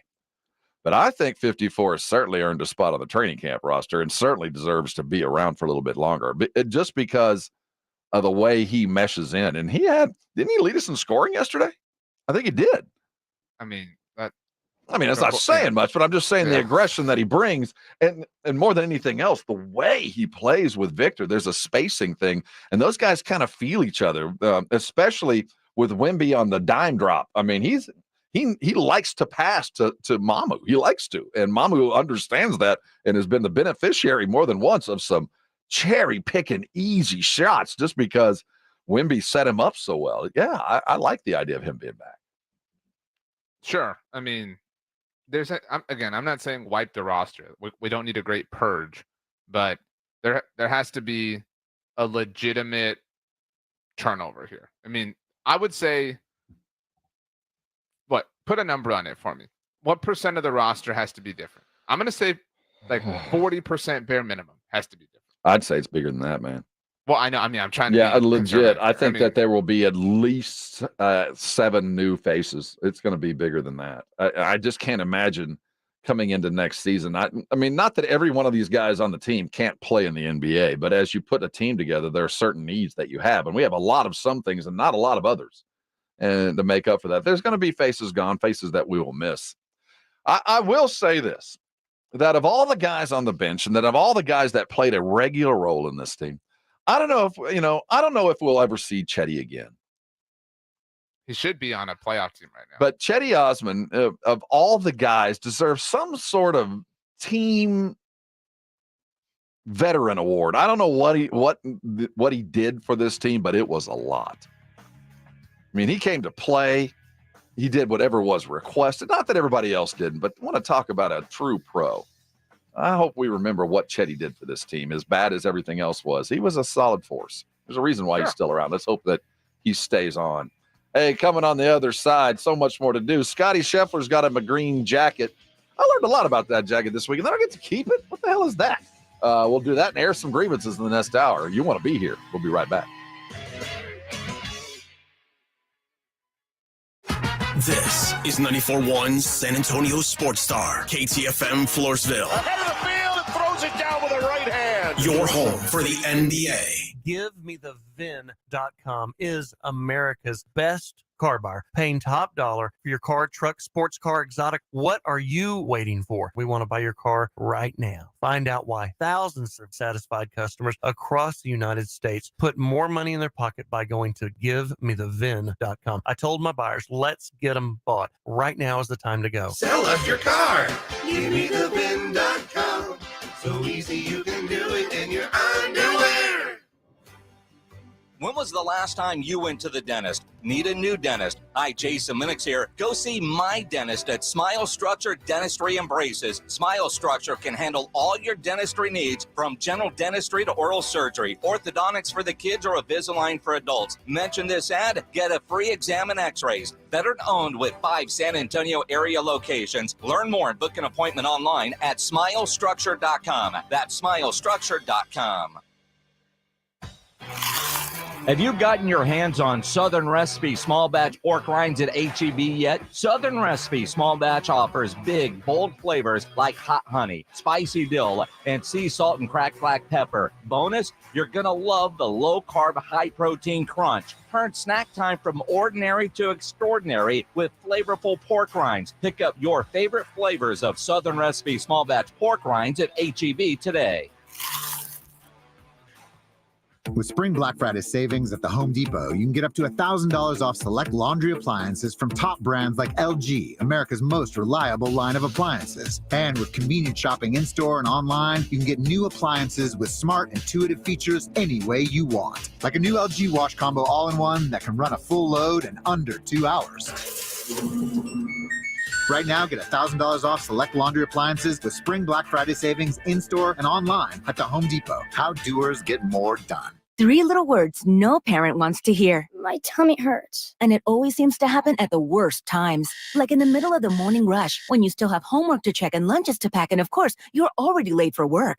Luckily, there's Pepto Kids. Pepto Kids gummies help relieve occasional stomach upsets, turning those 3 words into these 3 words. I feel better. Bad time for stomach upsets? Good time for Pepto Kids gummies. Fast support for little tummies. These statements have not been evaluated by the Food and Drug Administration. This product is not intended to diagnose, treat, cure, or prevent any disease. Gomez Law Firm has been taking care of the people of San Antonio for almost 50 years, the leader in personal injury law. Jose, tell us a little bit more about what you do. We do ride-sharing cases, 18-wheeler cases. Obviously, we've done those for very many years. Work injuries. We will be happy to take a look at and see if we can help. If you have been injured in an accident or hit by a company vehicle, then you need to visit joegomezlaw.com. We've been around for almost 50 years, and we're not going anywhere. Call the Gomez Law Firm at 736-4040.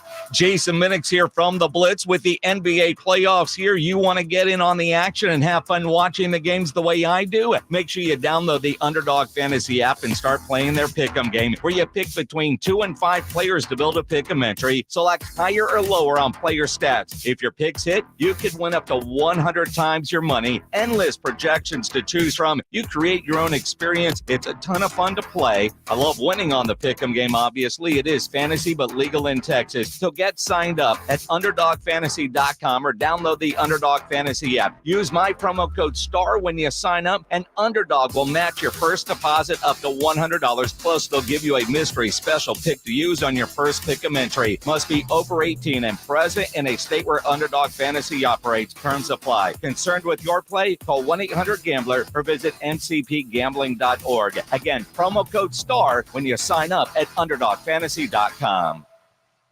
94.1 FM, San Antonio Sports Star. San Antonio's Sports Center.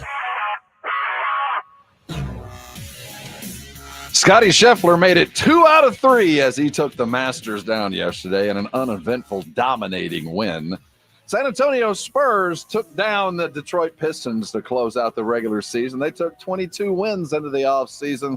Lots of questions to be asked. And the Astros, well, they took down the Rangers in the rubber game of their series. How good you want to be? From play one to the last play, we fighting. Today's about opportunity and character. We got a chance to come out here and play football. It's a blessing. Hey, every season is full of defining moments. Let's make this day a defining moment for us in our quest. Let's go, baby. This is the Morning Huddle on 94.1 San Antonio Sports Star with Rob Thompson and the managing editor of Blogging the Boys, RJ Ochoa. Now, here are the guys. Hey, gather around. We got a bunch to do. It's the Morning Huddle. That's RJ. I'm Rob. Easy E driving us for the next hour, though. We've got 3 under our belts. If you missed anything, where you been? You can go to sasportstar.com. We call it the Audio Vault. You can catch up all things live.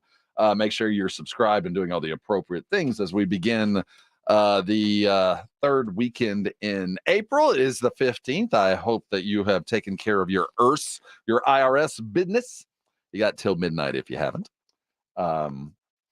Beginning of the Fiesta festivities, though the official calendar beginning of the Fiesta is Thursday night, and I bring that up knowing full well I will be out celebrating at the Taste of the North Side. That's going to be at that pretty new place at the Security Service Federal Credit Union. Big time will be had by all. Blitz will be broadcasting live. Go get your tickets. It's the beginning, and it's a fabulous event. The BrightonSA.org is your locale for that. Then we got Heights Night after that, and then Oyster Bake and all that. And then it's just full speed ahead. River Parade next Monday. Niosa starts Tuesday. La Semana Alegre is back. For those of y'all who missed that 30 years ago, it's all here. We've made it. Although, did you see there's going to be like a cold front that comes through?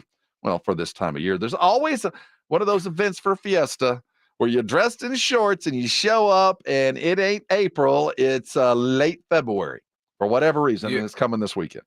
You went from super panic to really chill.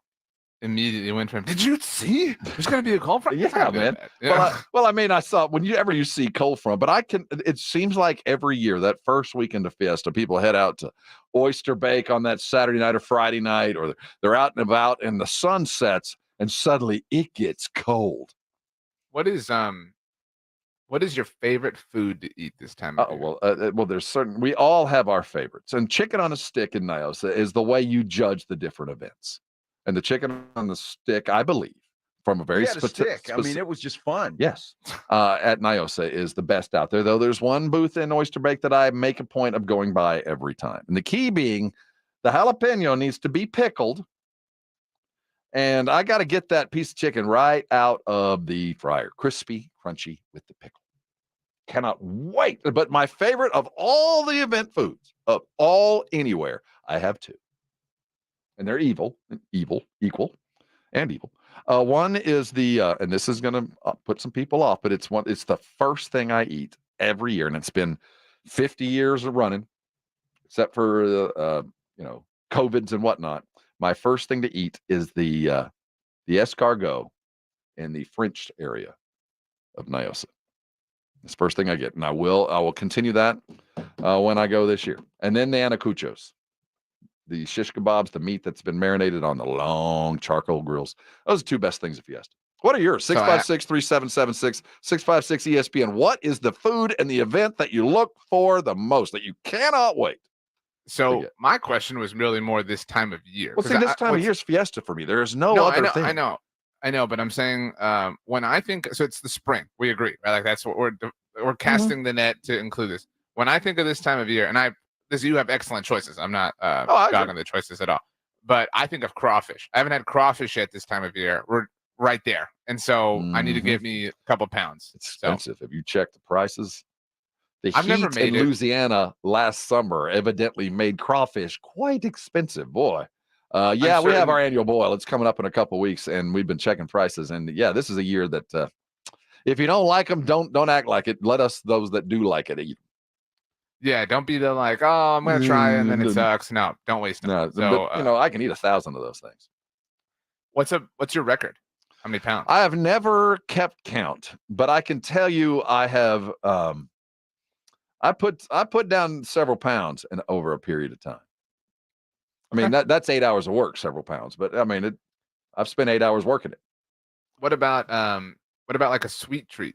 You have any fruit you like this time of year? Well, ordinarily, see, the problem is I'm so allergic to so many of the fruits that that's not high on the, agenda for me. But as far as the thing I look for in Fiesta, not a lot of sweets out there that I chase. Well, I have something I want to try this year. I want to try to make. Oh, I'm down. If you'll hear me out. Have you ever had sun tea before? We make it all the time. So for anyone familiar, you put the tea bags in water and you put it outside. You let the sun do the brewing instead of boiling it, right? Okay, cool. That's how we do it. So I'm thinking about doing that, but instead of putting my own sweetener, I'm sure you put like a pound of sugar in there. I do. You can't see the bottom. It's that jar needs a couple of shakes over the 24 hours. So instead of putting a sweetener, what I want to do is I want to take the tea with the tea bags, let the sun cook it, whatever, brew it, and then I want to bring it inside, and I want to put watermelon in it. Oh, damn! And then put that in the fridge. And the only sweetener I want is the watermelon. Little ladies who do lunchish, but I'm down. It's a little. Do you think do you think that would the question I'm grappling with in my mind, would that provide enough? No, you're still a man. Provide enough of a sweetener? Oh, I thought that was am I still a man if I want that? No. I don't know, man. I'm not down with strawberry in my tea, but I assume, or whatever you're going to put into it. I'm talking about watermelon. Well, I was just trying to think of the many variations.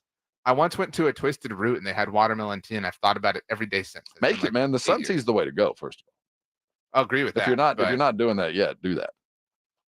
I'm gonna throw some watermelon in. It's gonna be divine. Fred tells us chicken on a stick with dos jalapenos. I don't know who you know behind. You must have a friend in the booth. I don't get two.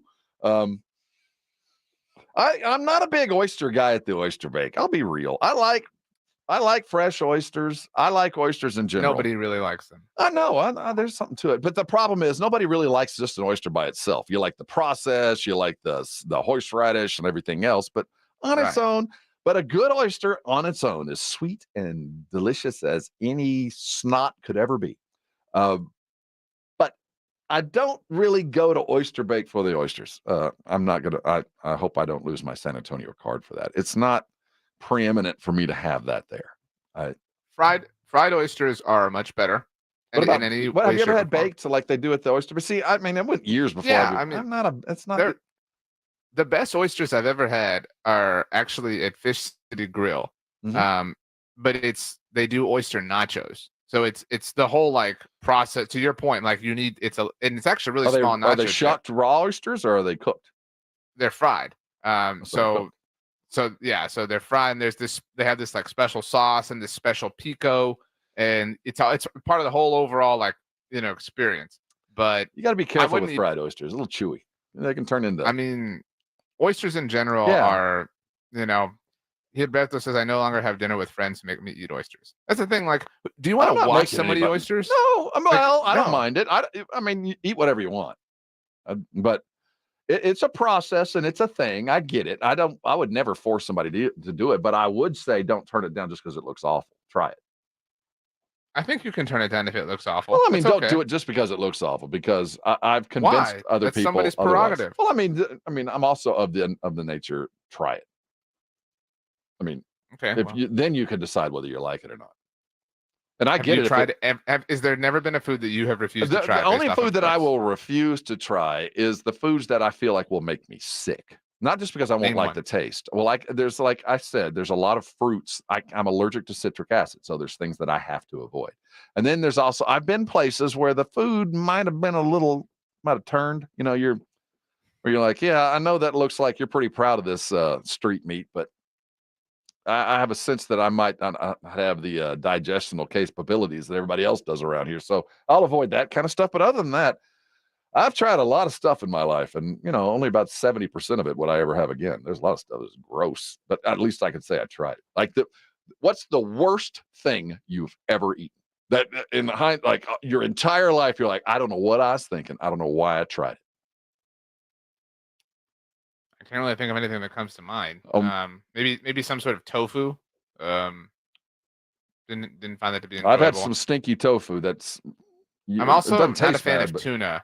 Like most tuna, you gotta miss me with. Oh, but I'm talking about a meal the likes of which you're like, if I even smell that again. I mean, so I know I'm not surprised you don't have that answer. Traumatic experience. But I'm I've tried a lot of stuff in a lot of different places, and the worst thing I've ever had it's called hung pheasant. Okay. And what they do is that's not that. What they do is they kill the pheasant.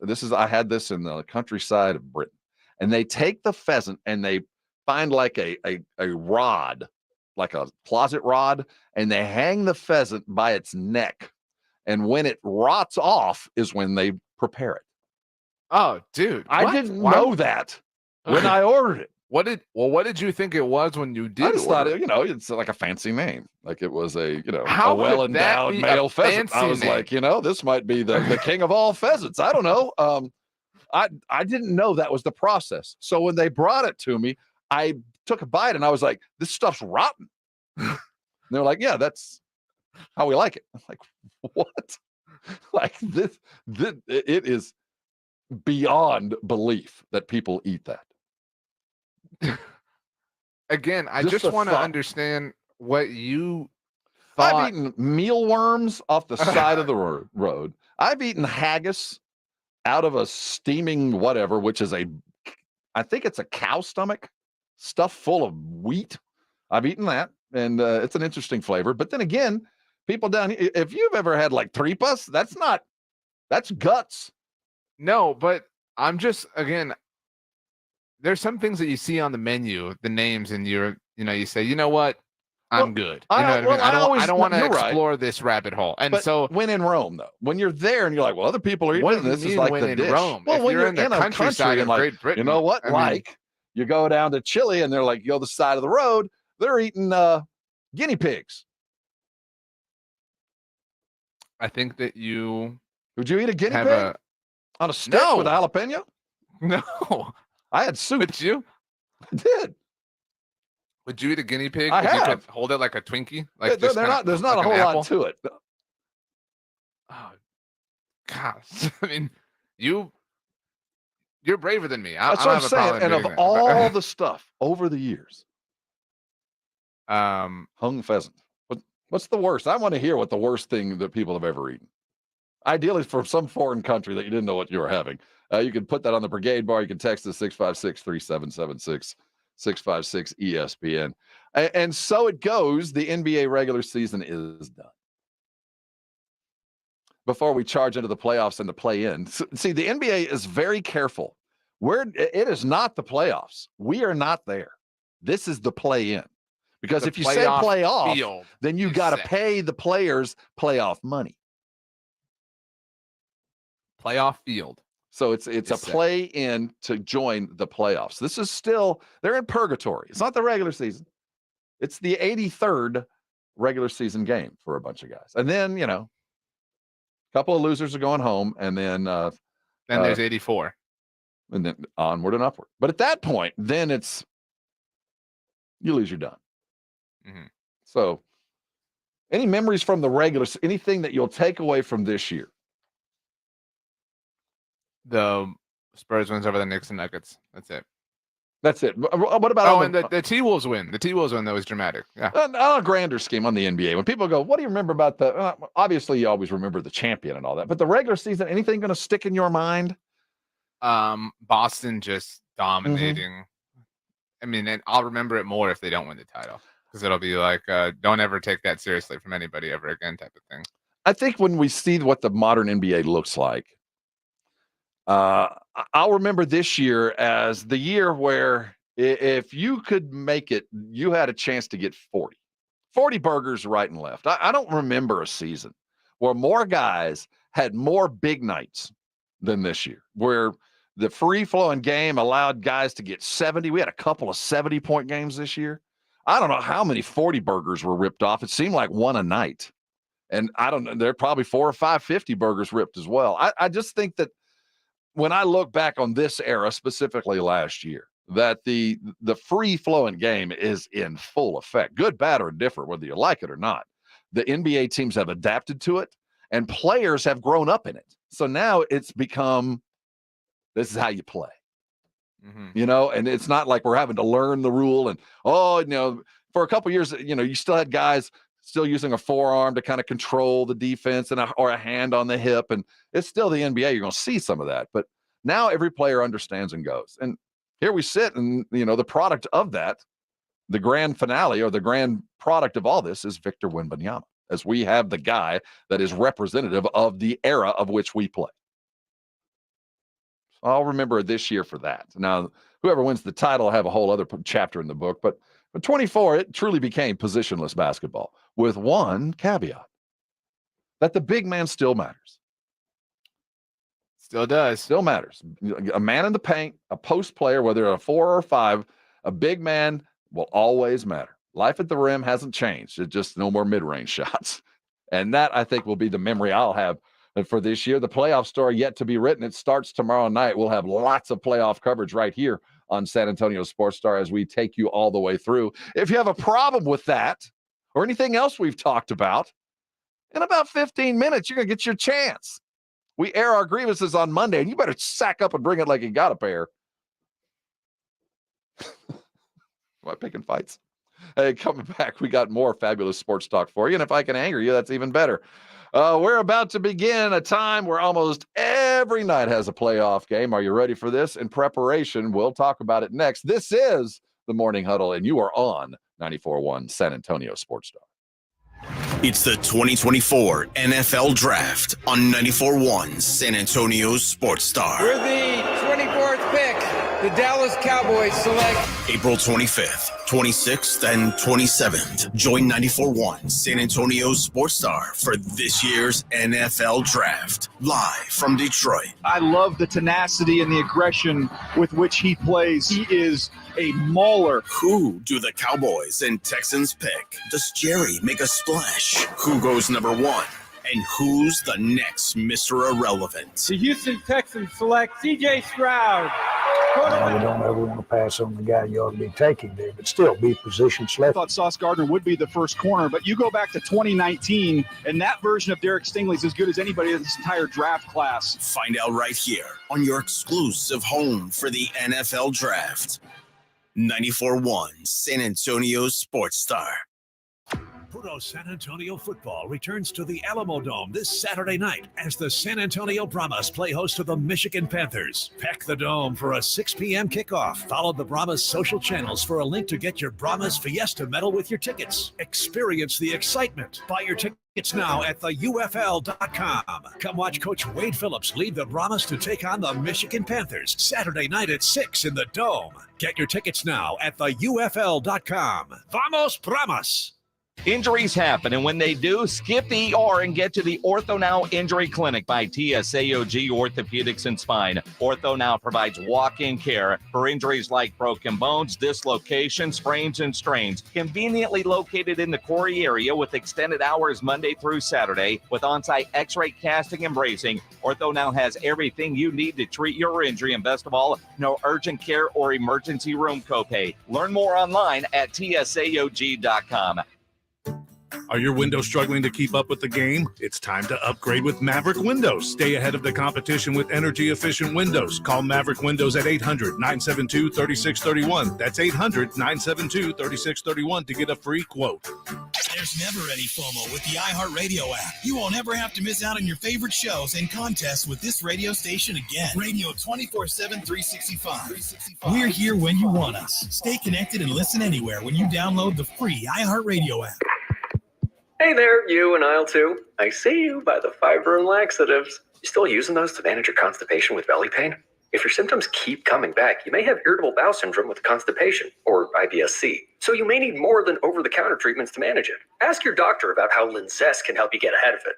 Linzess linaclotide is a prescription medicine that treats IBS-C in adults. It's not a laxative. It's a once-daily pill that helps you get ahead of your symptoms. It's proven to help you have more frequent and complete bowel movements and helps relieve overall abdominal symptoms, belly pain, discomfort, and bloating. These symptoms were studied in combination, not individually. Do not give Linzess to children less than 2. It may harm them. Do not take Linzess if you have a bowel blockage. Get immediate help if you develop unusual or severe stomach pain, especially with bloody or black stools. The most common side effect is diarrhea, sometimes severe. If it's severe, stop taking Linzess and call your doctor right away. Other side effects include gas, stomach area pain, and swelling. Learn more at linzess.com or call 1-800-LINZESS.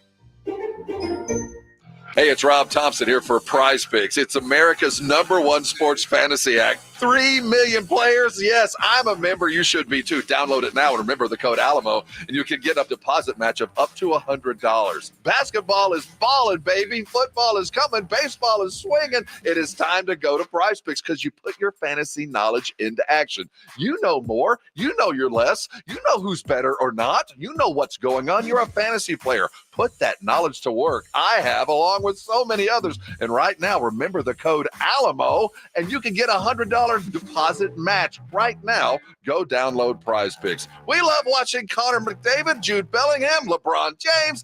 They are playing go more or less. It's so easy to do, and now's the time to go. You know when it's more, you know when it's less, and when you pair them together, you can win big bucks, up to 100 times your money. More, less, Prize Picks, Alamo. Go there.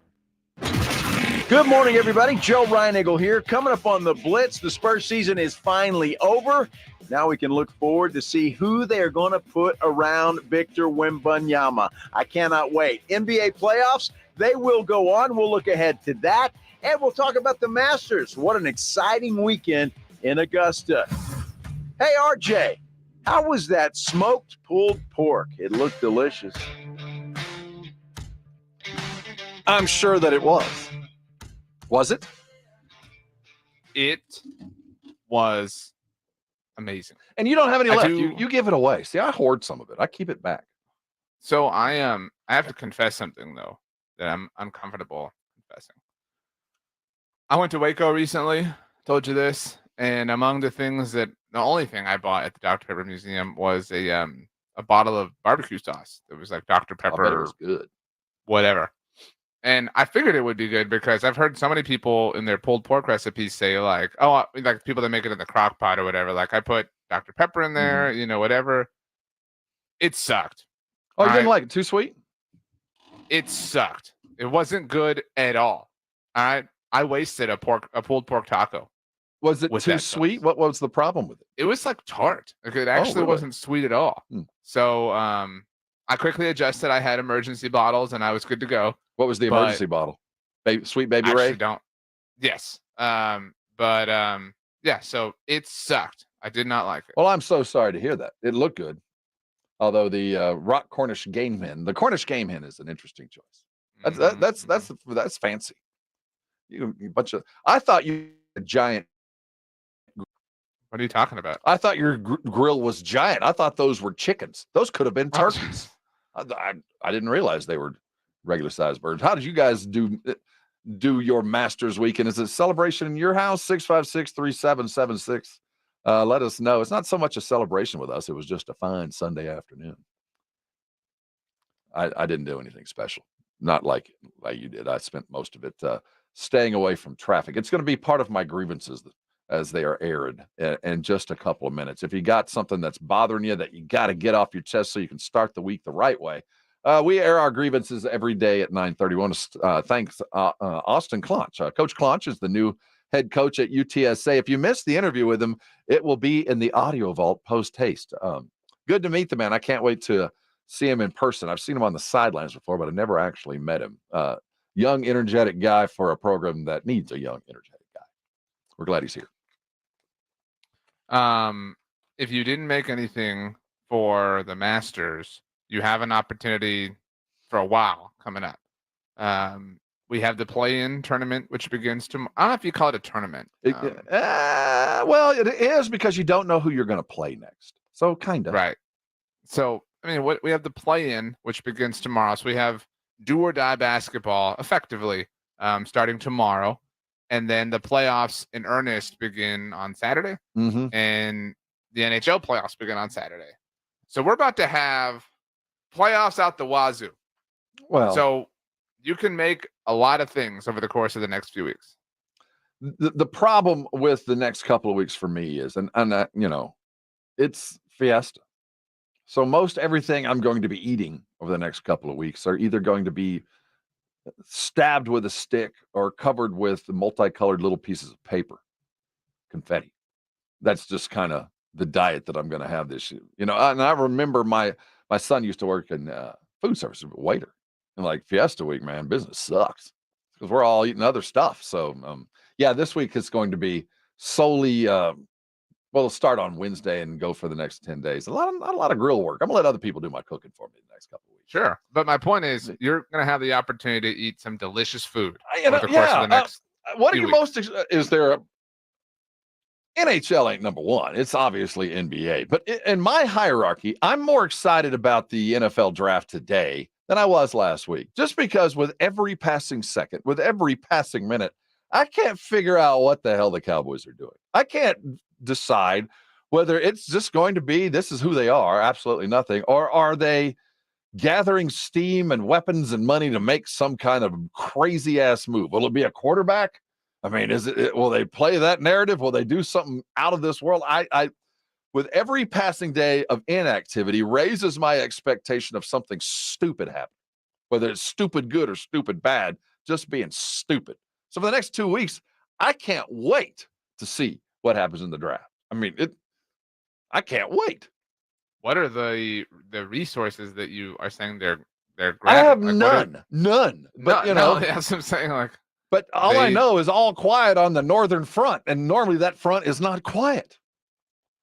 I mean, it's all quiet right now. I mean, that's what I'm saying. They have 7 picks, and that's it.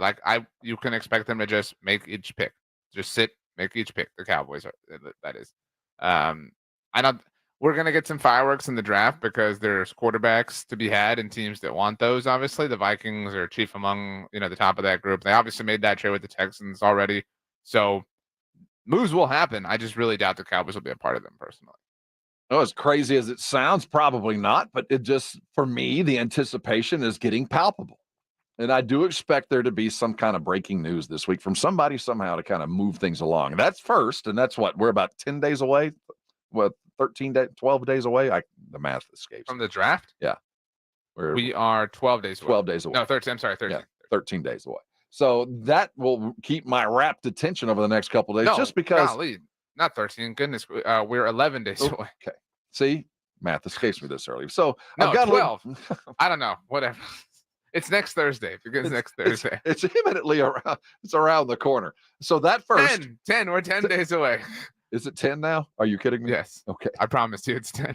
And in a second, we're going to explain the playoff bracket in intricate detail. So nobody knows what the hell's going on. But the NFL draft is only a little bit ahead of the NBA playoffs. But really for the next week and a half or so, we're just shaking through the sifter. We got to get rid of the chaff, and I got to get to the wheat. I'm not going to really be a big NBA. This game matters to me until we're in the second into the third round. We got teams with losing records playing over the next couple of days. Ain't nobody playing over the next week headed toward anything other than a couple more games. So I'm into it. I want to see how they shake through. But for me, the NBA playoffs don't start till the second week in May. We're still a month away from really getting into the meat of it. A pretentious mindset because there will be great quality basketball. Will it be the highest? You're like, you guys are having, lobster and, shrimp. No, I'm a realist, man. Garçon, head back and get me the filet mignon. I won't pick up my utensils for anything except for the finest cut prepared by the chef himself. So anyway, we have serious games of consequence. There will come a day in July where we have none of this. You know what I mean? Where we have none of this, and all you have is time to watch Succession that you won't properly utilize. And we will be missing sports like crazy. All right. And it will be that day that I will remind you how full of all of this you thought you were, how your belly was full and you said, I'm good. I don't need any more. I'm fine. I didn't say that. You will truly be Robert Baratheon at that moment. I just said that the first thing I put on my cafeteria tray ain't the NBA until I get to the second or third round. I mean, wow. I'm waiting for the battle of the behemoths. And this is a weird playoff because we are getting, a couple of these a couple years back, Pelicans, Lakers, this mattered.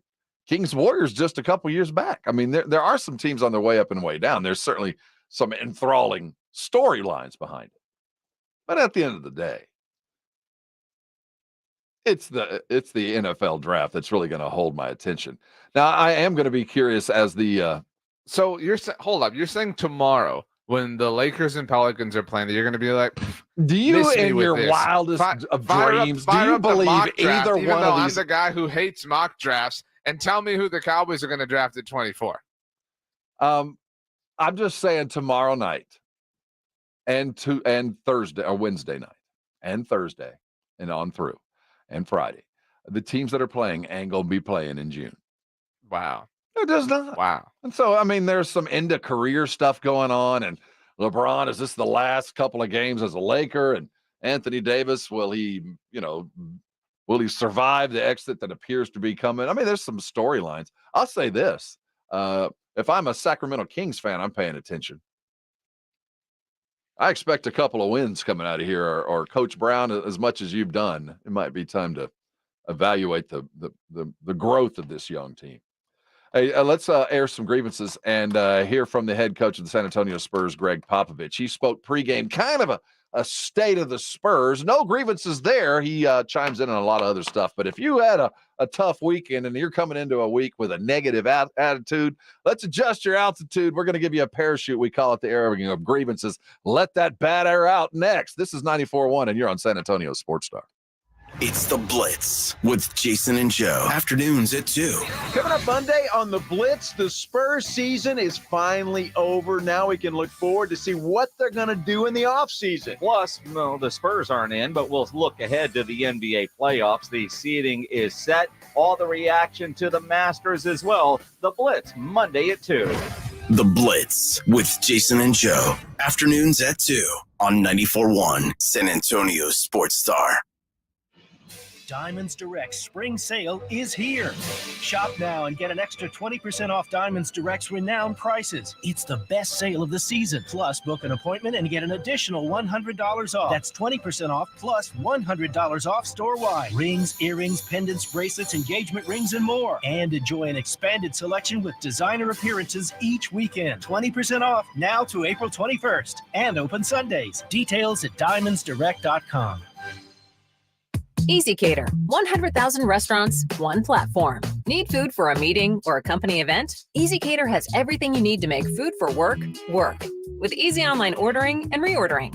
Save your favorite orders, make edits as needed, and click. We even help you with expenses by keeping your receipts all in one place, which means all you need to do is sit back and enjoy the food. From ordering to reporting, EasyCater has everything to make food for work, work. Order 24/7 at easycater.com. So you just used bug spray in your home. Now what? Well, between the waiting for things to dry up and keeping your family away from the mess, it hits you. You could have used Zevo. Unlike other bug sprays that stick around, Zevo goes from kill to clean in seconds. Plus, it's safe for use around people and pets when used as directed. Zevo, people-friendly, bug-deadly. Listen to this station anytime, anywhere on Odyssey. Odyssey is your new audio home for all the music, news, sports, and podcasts that matter to you. Odyssey. That's AUDACY. Guys, did you know your testosterone level impacts your energy, libido, sleep, weight, hair loss, mood, and even ED? And right now, Revive Men's Health San Antonio will check your testosterone for free. They've helped thousands of men since 2011 feel and perform better. They're so confident they can help you, they even guarantee it. Schedule your free testosterone test, exam, and consultation today. Call 210-615-7777. That's 210-615-7777. Or visit ReviveMen'sHealth.com.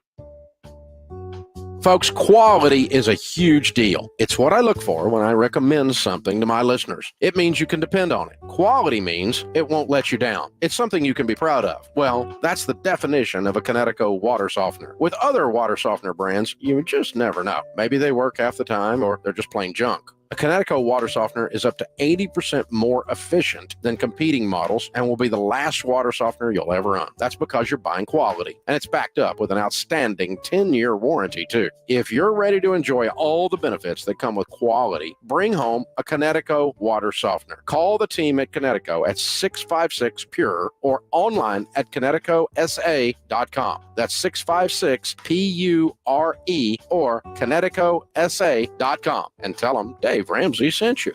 The last water softener you'll ever own. Call 656-PURE Connecticut.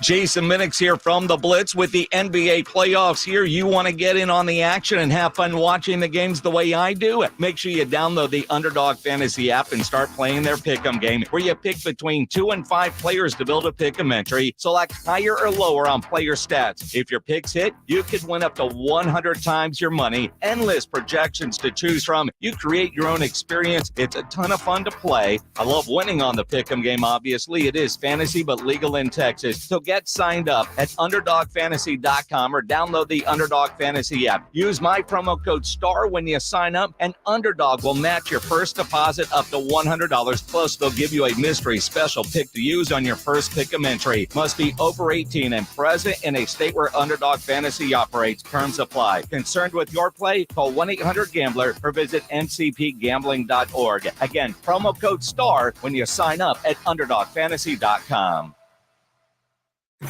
This is the Morning Huddle with Rob Thompson and RJ Ochoa. Welcome, newcomers. The tradition begins with the airing of grievances. I got a lot of problems with you people. Now, you're going to hear about them.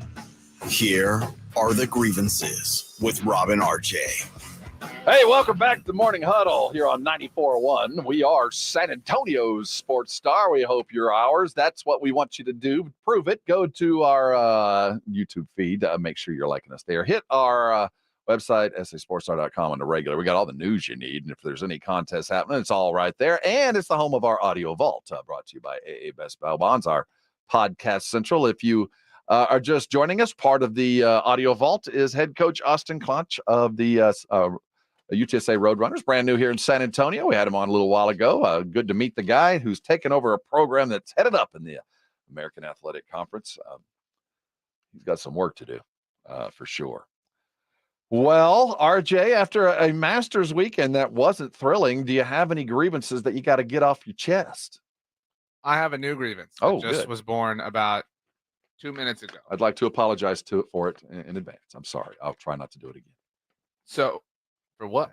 I don't know. You said it was new. I figured I'd done something. No, I'm sorry. I'm a little gun shy. Sorry. I'm sorry, honey. Yeah. Go ahead. I'm sorry. Anyway.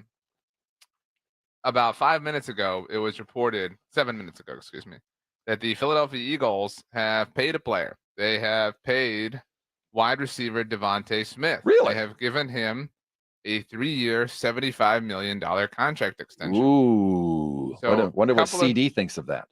Well, a couple of things here. In case you forgot, Devontae is only a member of the Eagles because of the Dallas Cowboys. The Cowboys held the 10th overall pick in the 2021 NFL draft, and the New York Giants held the 11th overall pick. But the Eagles wanted Devontae. So the Cowboys said, sure, we'll move back with you. So they moved back 2 spots. The Eagles took Devontae Smith. The Giants traded out with the Chicago Bears, who took Justin Fields, who's now with the Pittsburgh Steelers. Wow. And the Cowboys used the 12th pick, which came to them by way of Philly, which originally belonged to Miami, and before them San Francisco, from Micah Parsons. It worked out. But as we are talking about the 2021 NFL draft, that means Devontae has 3 years of NFL service. That means he is eligible for a contract extension for the first time. And you know what elite front offices do, what elite general managers do? Howie Roseman says, all right, you're eligible for an extension.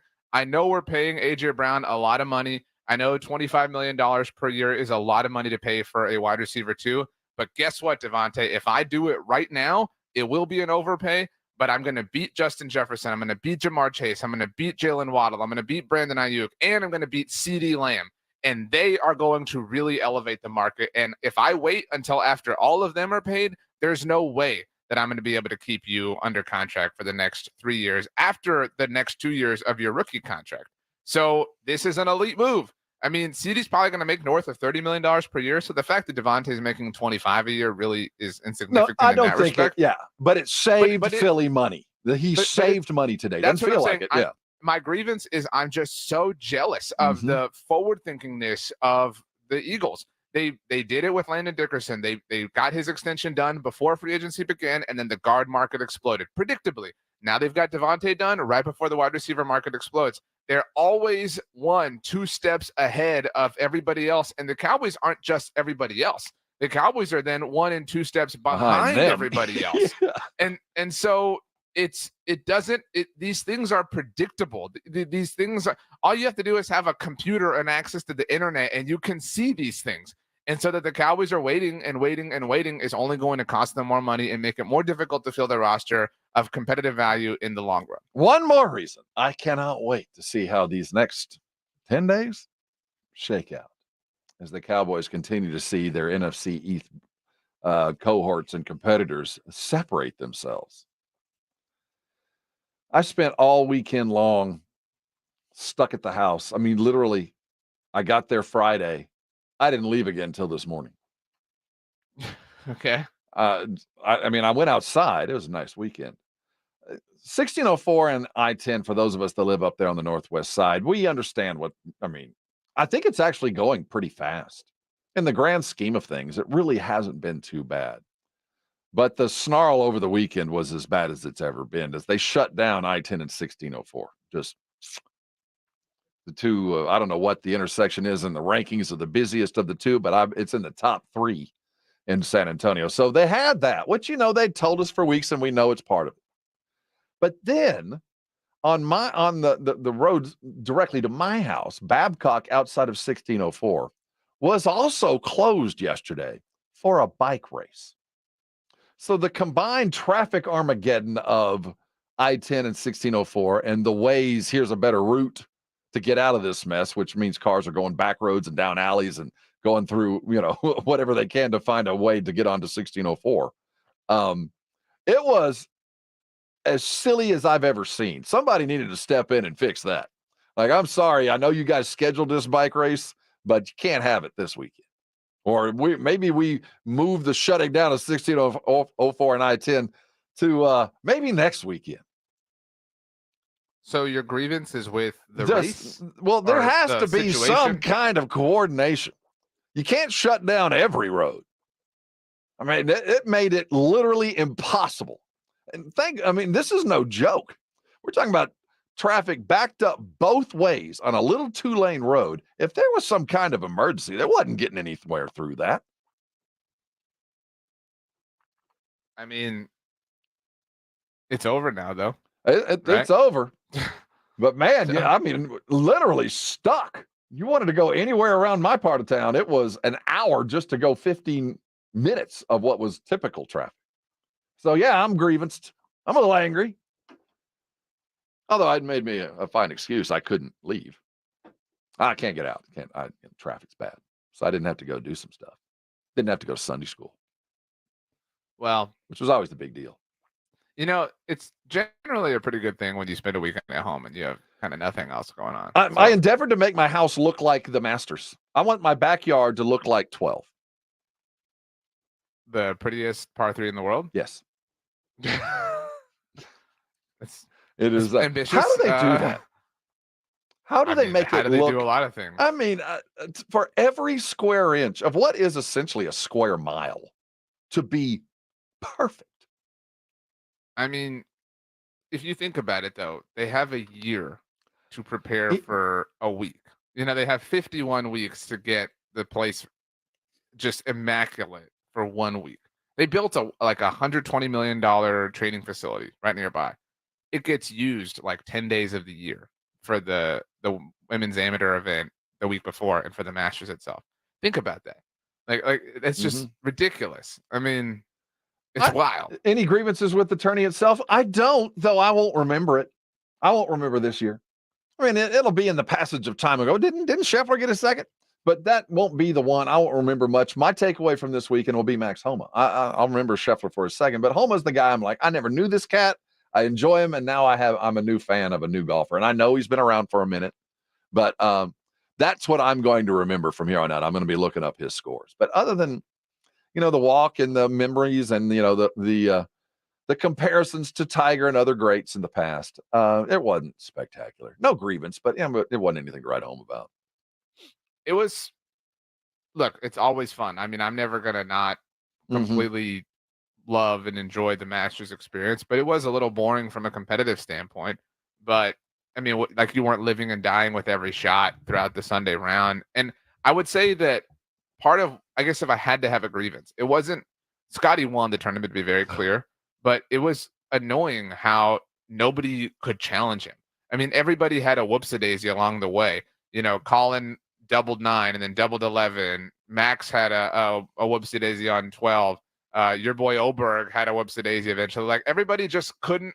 And that's how great Scotty is, that he can hold it together in the most stressful environment ever, and that literally nobody else can. So it's kind of boring how everybody just opened the door and opened the door and opened the door and opened the door. And Scotty didn't have to be lethal, even though he was, in order to win it. That was kind of boring. It was also nice to see all the guys together, to see Bryson DeChambeau and Cameron Smith and all the livers kind of show up for the one of the 4 times we get to see everybody. They really didn't have a role in the weekend. There wasn't anybody frightening. Tied for 6th, I think, was the highest liver. Bryson was the highest finisher. Yes. And can I tell you how much I hate watching him putt? With his chest thing? There's something about watching him putt that just drives me crazy. I don't know what it is, or it's the chest thing. It's the straight. There's something about it. I was not that I wanted a liver PGA thing, because I want that to go away. I want that to end. Prospects for ever seeing Tiger in any meaningful Masters, I think, is over. I think that's what makes 2019 so special. Is you knew that you were cheating life. You knew that you were stealing one. And you knew that, I mean, we talked about it last week with how the weather pushed things up to an earlier start and how they were final groups of 3 instead of final pairs. Like, it was just 20. I mean, yeah, it was the awful. Stars aligning. I mean, and that's okay. You know what I mean? That the stars align. I mean, he's won 5 of them. It's okay that if he doesn't get another one. But it was hard to watch. And, I think sometimes, like yesterday, the TV cameras well, I mean, we didn't even have access. He was done by the time we were watching, for the most part. But even if he was on the other channels, you don't see him a lot, because I don't think we want to watch him struggle around the course. I mean, nobody wants to see Tiger 3-putt. No one wants to see him land in the bushes and knock it into the other bushes and, wince and limp to go get it. It's just, when he's on, it's glory. When he's off and he's limping and he looks old, it's just something I don't like watching, because he looks like me, and I don't like watching the guys that look like me. I have another grievance, if you'll allow me. We got time and room to make you feel better. I don't know that this is a thing, but I trust you, so I haven't verified this myself. So I'm trusting the word of Rob Thompson. Gladiator 2. We don't need this. We don't need it. If it's Ridley Scott behind it, any Ridley Scott movie I'm in. We don't need it. We don't need Gladiator 2. As opposed to what? So a long time ago, I remember I saw a trailer for a movie. I don't know who was in it, but I saw the trailer, and it was about a zebra that was a racehorse, and A fine obviously Disney movie. I do recall it. was a little bit different than the horses because it was a zebra, not an actual The horse. striped butt. And the name of the movie was Racing Stripes. Mm-hmm. And I remember, I was a youth when I saw this trailer, but I remember like seeing that trailer and just to myself saying, well, that's it. Like we've done everything. Like we've even as a kid. We've touched all the area where the sun shines in the kingdom. We have done every movie possible with Racing Stripes. That being said, the last however long has proven that there is other material to explore. I don't know what it is, but I have to imagine there is something more worthy of doing than Gladiator 2. It's going to have guys with swords. They're going to be fighting lions. I'm in. So my question to you is, what is there that if they made another one, you would riot over? Be mad or happy? If they made another Back to the Future, I'd be upset. So a movie that should not ever be remade? Yeah. And Can I say Roadhouse you would be upset. after saying it? No. Well, you can never redo like Star Wars. You can never do episode 1. It is what it is. You can never make another one. And it would be unfortunate to even try to rebrand Luke Skywalker. You can't do that until all the pertinent characters have passed on to the chapter Celestial, so you can't do that. Can't remake Forrest Gump because that's who Forrest Gump is. There can't be a 2. I mean, it is what it is. I think any Oscar-winning movie where the character is so ingrained with the actor that anybody else ever doing it, this seems absolutely impossible. And that's my first barrier. And, Gladiator falls into that. I can't imagine this movie without Russell Crowe, but here we sit. I have a bit of an update, Edwin, if you don't mind providing a 3-note sting? 3-note sting. Yeah.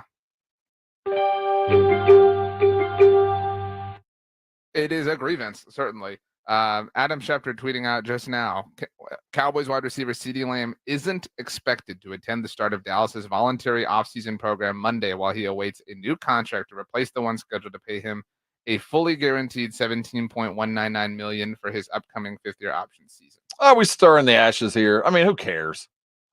I mean, it's not, to be very clear, this is not a big deal. Right. Like this is not worth panicking over, but it's also not nothing. It is it's a symbol. I give you that. I mean, it's a gesture for sure. It doesn't have to be this way.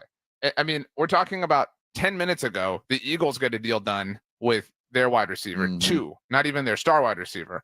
And then 10 minutes later, the Cowboys can't get a deal done with their best wide receiver, who literally had the best season ever that any receiver's ever had in team history last year. Also, are you someone who believes that Adam Schefter just like repeats what his text messages are? I think he has been caught doing just that. Yes. Right. So like, are you, maybe you use the word mouthpiece, whatever, but like maybe he's advocating for certain narratives. Think about the wording here. While he awaits a new contract to replace the one scheduled to pay him a fully guaranteed, you know what I mean? Like it's this. You reading this, cowboy?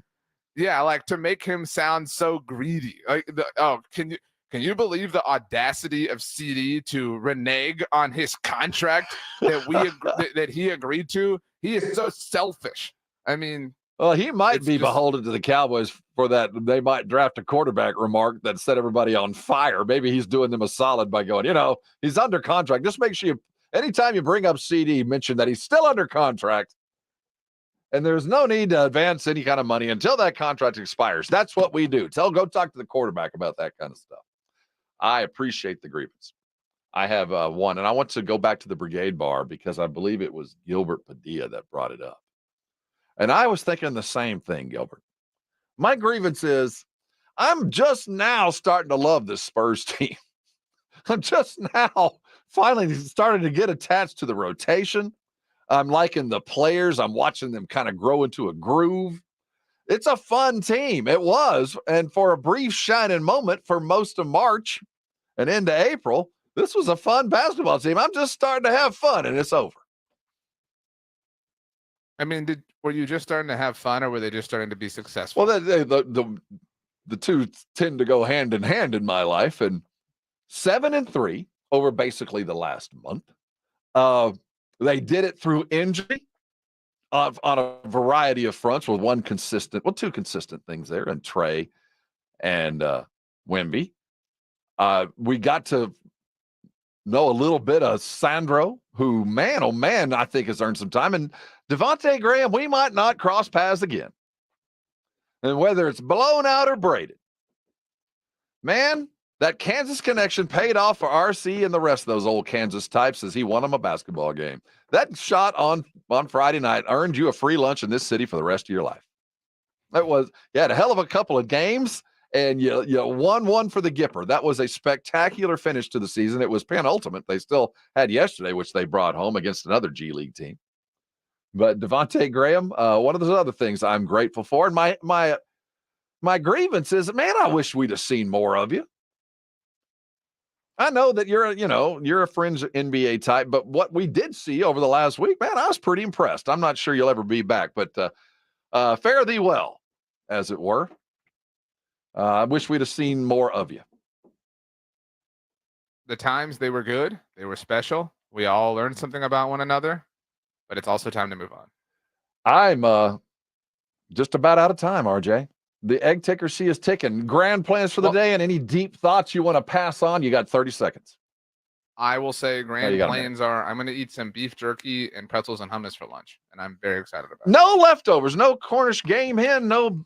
I wiped it all out. And piece of advice, words of wisdom, always listen to Rob Thompson. I think that's never a good steered rule me of wrong. thumb. I hope my sons are listening. They're not to me, nor the show, probably not. Any grievances to be had, the scroll will continue, and I'd like to see the Blitz get a couple of grievances scroll across there. They're going to be here at 2. Don't forget Thursday out at the Taste of the North Side out at the Brighton. It is Fiesta Week, friends. We are here. Remember to treat the roads kindly, and all those that you see, treat them with that kind of Fiesta spirit. We got company in town, and if you got a little bit of confetti in your hair, that's a good thing.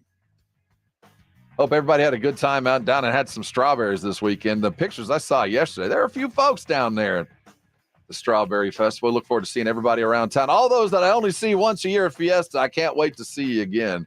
RJ, I can't wait to see you till tomorrow. You gonna be all right? I will see you then, and you will be a plum. I will be a plum and aghast at my plumness. We're glad you stopped by today. This has been the Morning Huddle. We'll gather together again tomorrow at 6. Y'all be cool.